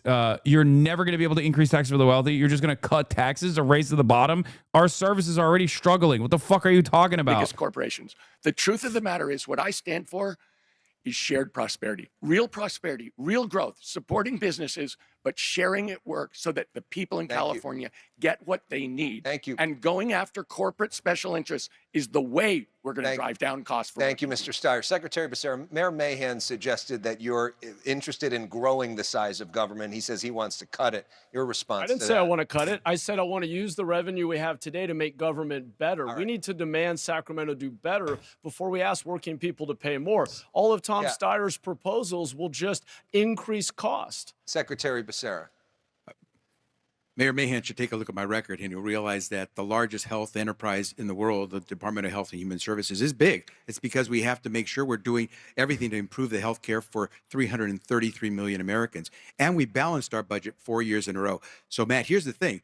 I've been able to balance budgets much larger than your city of San Jose and make sure that we continue to improve health care for more Americans. But on the issue of taxes, here's the point.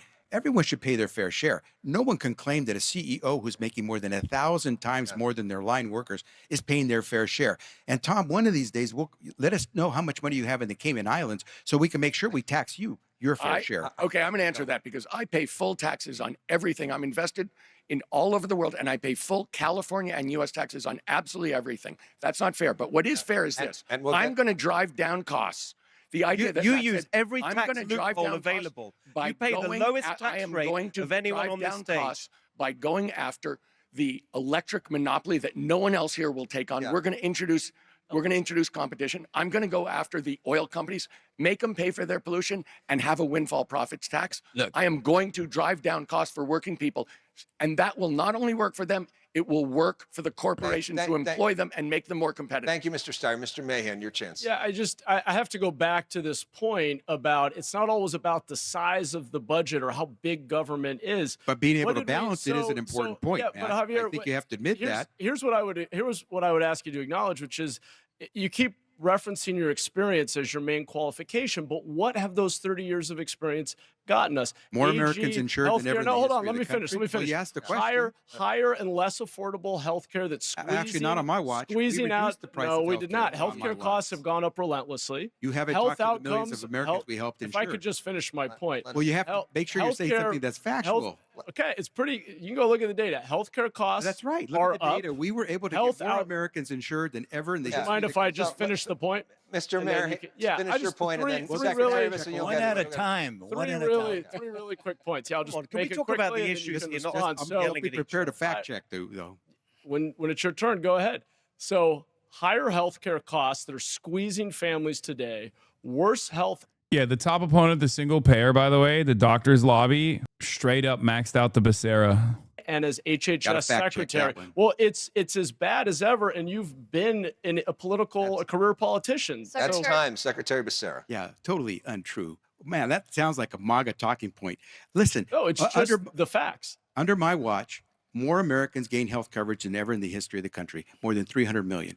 Under my watch, we were able to give folks access to the Obamacare insurance policies on the marketplace for, in some cases, $10 or less a month in premiums. Today, those are skyrocketing, and people are losing those premiums and insurance coverage because Donald Trump abandoned those health care subsidies. Thank you, Secretary. Learn the facts, Matt, before you start talking on the stage. We're going to come back to healthcare because obviously it's a huge topic for everyone in this state. Come on, man, you're parroting talking points like you've been paid off. This is shameful of you. Nation, which is immigration, as all of you know. Mr. Hilton, right now, Steyer President is Trump lying. Steyer lies about shit all the time. Steyer still has a financial stake in oil stocks. You know this. You are ignoring are you ignoring the research? 40K maxed out. Come on, man. You're parroting talking points like you've been paid off. I have sources and research. Sit down. Oh, you're a Becerra fan. Look, man. Anyone that says they're in favor of Medicare for all or single payer that then gets the opportunity to implement it and chooses not to is always going to be a fucking enemy in my book. Okay? That's it. And yes, it's not like Tom Steyer is someone I'm super excited about either. I've told you already. I've told you from the start that I'm not in favor of you're paid off with 3 white hats. How dare you? Yeah, it's because Tom Steyer sent me the class trader hat. That's why. Clyburn endorsed Becerra. Yes, the entire corporate Democrat political machine, the entire corporate. Oh God, Javier Becerra wants single payer. Sure, okay, dude, get the fuck out of here. Listen. Javier Becerra is a product of machine politics in this state, and machine politics in California has been devastating for California politics. I live in it, and I'm sure you live in it too, but you clearly don't have as much as a distaste as I do for machine politics. This is not talking points. This is lived reality. This is what the fuck? What are you talking about? I'm third gen California. Okay, who gives a fuck? So you've experienced it, as have I. What are you talking about? I didn't even know that Javier Becerra had Javier Becerra heads in this fucking community. You're talking to Mr. LA man. Yeah, he said 3 generations. Okay, well, I've only been here for 13 years, you know? I'm not 3 generations in. Tom Steyer is a billionaire. Javier Becerra is a slave to the billionaire interests. That's it. And same with Katie Porter. Both Katie Porter and Becerra, but especially Becerra, is the one that they immediately consolidate support behind once Eric Swalwell was no longer viable because it came out that he's like fucking sexually assaulting all of his staffers. Mr. Bianco, you've been very well behaved tonight, especially compared to CBS, and I actually appreciate it that you've been waiting your turn and following the rules. And I would appreciate it if everybody could do that, because I think Californians are actually owed some answers to questions. We were told we can interject. Congresswoman Porter, on the question itself on these farm workers, which are a big part of California's economy, what's your answer to that? Chevron, they're not the bad guy. Decision of the federal government. Yeah. It's the job of the governor to protect every single Californian, period. There are no qualifications on that. Are you doing that? Are you doing that by having a sanctuary state policy? Absolutely not. And I was on the stage telling everyone what was going to result I would like to get from sanctuary state. Complete and it's forcing us to be less safe. May I give an answer? Go ahead, it's the job of the California governor X to is protect trash, dude. every What do you mean? single Californian. What do you The mean? sanctuary Twitter is state trash? policy Yeah, is I know Twitter is designed to make trash. sure that our state resources, the taxpayer dollars, the public servants that we have are focusing on doing their jobs, which is not cooperating with the federal immigration authorities. Contribute to our economy, they pay taxes, and they're one of the only ways that our state has been growing in recent years. Mayor Villaraigosa? You know, you say you're a sheriff, and I know you are, but you clearly don't know what Don't argue with Becerra heads, they're delusional libs. I'm the only one up here that has to work with it. Mr. Bianco, excuse me. The fact is, since 2019, the state has turned over 12,000 violent criminals to the federal government. Sanctuary law does not protect Both of these violent people should not criminals be in on the the way that stage. You constantly say they do. Yes, it does. We've turned over, this state has turned over 12,000 criminals. I'll tell you what I think is illegal is a sheriff of Riverside County sequestering It's because you're lying to votes people. in the way that you did. It's because you're lying to people right now. The Supreme Court said that you No, they done didn't. it in the first place. No, they didn't. May I interject on this? Caitlin, Can I go? Go ahead, Mr. Becerra, Secretary Becerra. So I'm the only one who actually has experience taking on Trump in the way he's handling undocumented immigrants, because when he was president the first time, I was the attorney general, and we took him on straight on in court. We stopped him from trying to force local law enforcement to do the bidding of ICE. We were able to make sure we protected the DACA program for our dreamers all the way to the Supreme Court, and we beat Donald Trump. What we have to do is make sure that Trump cannot invade California, and you can't stop him if you've got a governor like Steve Hilton, who is his dad. Donald Trump's his daddy, and he will protect him all the way through. Thank you, Secretary Becerra. Mr. Hilton, I'll let you respond to that, and I have a question for you, Mr. Steyer, after that.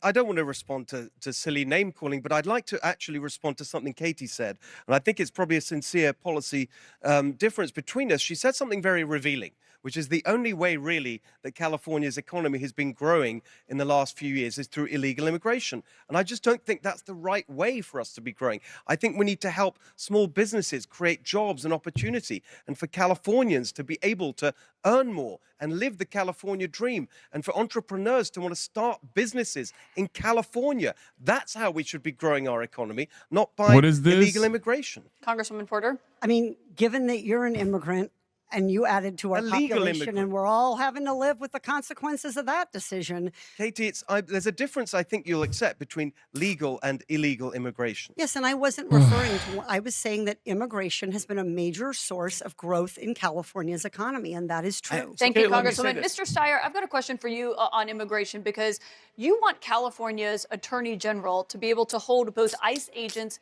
and their leadership criminally liable for what you say is, quote, violent illegal conduct on the job. Does that include the former DHS Secretary Kristi Noem, who oversaw the ICE operations in Los Angeles last year? Look, the governor of California should hold people accountable who break the laws of California, specifically including ICE agents and the people who send them to racially profile, which is illegal. Joe, just say yes, bro. You're too wordy, Tom. Which is illegal. Thomas! It should go up the chain. Say yes. Fuck it. Eat the media cycle. What do you mean? Lean into the fucking drama. Come on. You're a fucking billionaire. What are they going to do? Should be held liable. It is oh not my legal God. for federal agents to come Oh to my California God, Thomas. and break the law. It is absolutely critical. He's just so fucking wordy. Oh my Lord. Just say yes. Fact, ICE to me is a criminal operation. I've said all along, we should abolish ICE. It's breaking the law. It is coming here deliberately to break the law. And then that's why I'm saying we should hold them accountable. We should inspect the detention centers that they have in secret. So just to we clarify, should have a Mr. legal Steyer, defense fund. Yes, I do. I don't know. I would go all the way up the chain. I've gone as far as Stephen Miller. Stephen Miller should be held accountable. That's what I'm talking about. In California, that's the point. But just to clarify, since Kristi Noem was the Senate-confirmed Department of Homeland Security Secretary, do you believe that she is someone who should be prosecuted? If she has given the orders to break the law in California, yes. Sheriff Bianco, what's your able response to to that? prove it. No one has broken the law in California. And this is why. No one. Cop. Classic cop. No one. I'm sorry. It doesn't matter. If you're law enforcement, you are incapable of breaking the law. Infuriated up with emotion because they don't want to tell the truth. ICE agents are enforcing the law. Yeah, ICE agents are good. State policy, They're so handsome Democrats in the way that they prattle around in their into our cities tactical and gear. To find these criminals. I love ICE. Yeah, Villaraigosa this guy's really going to fucking do a great job as the California governor. You are not making it! Because of an illegal immigrant that had been deported 3 times because of DUIs. That sometimes I walk up to ICE agents and I say, arrest me, officer. Here, I put my hands behind my back for you. Mayor Villaraigosa, do you want to If respond? an undocumented worker killed somebody, who is this guy? He should go to jail. He should be prosecuted. It's too late, don't you think? How about the 3 DUIs before that? Finish? No, Or do you want to be the bully that you always are? No, you know, you're an oath keeper. We all know that. And I'm very proud of it. No, well, you should. I'm very proud of it. And guess what? You're going to swear an oath, and you swore an oath. You should know what you were swearing and be proud of defending it. I don't think an oath keeper is qualified to be governor. I don't think you know what an oath keeper is. Let me answer. This guy can't even fucking get his. Oh my God. He can't even get his dunks out. God damn it. You're talking to a fucking member of a white supremacist militia, bro. Just say it out loud. Be like, my opponent here is perhaps standing around too many brown people for the first time, given that he's a part of a white supremacist militia. Just say that. Not enough. Steve Hilton, let me be clear. You know, I know you're recently arrived to California, but if you've read the Bay Area Institute, the UC Merced study, immigrants, if we took them all out, including the undocumented, it would be a $274 billion hit to the California Sheriff Bianco, economy. just to follow up on what you were just saying there. Okay, I literally think he's just Andrew Cuomo on Ozempic. I think he's Andrew Cuomo on Ozempic. Call him out for being British. Everybody that wants to, like, again, lie and emotionally get all spun up about the Oath Keeper organization, I just would, before you... Dude, one of the top candidates who is a Republican in the California jungle primary is literally a fucking Oath Keeper from a different state, okay? And he is defending being an Oath Keeper on the goddamn debate stage. What the fuck are we doing? Extremely proud of swearing an oath to defend my Constitution against politicians like You this. misunderstood my wife's comment and gave her a day off, and now she's trying to pay an Etsy wish to make you shit your pants. Please don't. Do you also support Don't do that. prosecuting the leadership of ICE? I think we should police Donald Trump's masked mercenary force that they call ICE. I think we should prosecute any of the forces that violate the law. And I think we should jail anyone who has violated the law. That goes all the way to the top. I if agree. anyone has violated the laws of California, they should serve time. And I'm telling you, no one has. That's, you know, there are two people who are dead in Minneapolis because they were simply doing Don't their lie. civic duty and being able to Your act civic under duty the is Constitution. bringing Oh a my gun and God. fighting with Oh my cops. God. Your He's civic so duty is to try aggro and about run over defending cops. ICE. Come on. Well, You've already been called A lot out of about Oath your other Keepers Democrats. brought evidence- guns to the the evidence will Capitol, come out. Mr. Bianco. Just be honest. Sheriff Bianco, as the member of law enforcement here, last week the Department of Justice sued the state of New Jersey because the governor there signed into law a mask ban for ICE agents. A similar law in California was blocked last month. Do you believe that ICE agents who are Southern California conducting billionaire immigration Stewart and Linda enforcement should be able Resnick, to the owners wear of a mask when they're AgriGiant, on the the wonderful job? company, I pistachios, believe that pomegranates, the state of giving California Javier doesn't get to Becerra. dictate what they do. Would I Nice. Do I allow my deputies to do that in certain circumstances? Nice. The answer would be, I guess, yes, because depending on the circumstances that the federal government has jurisdiction over. Okay, that, I'm fucking bored. This sucks. I'm already out. I saw at least a little bit of it. I'm done for the night, everybody.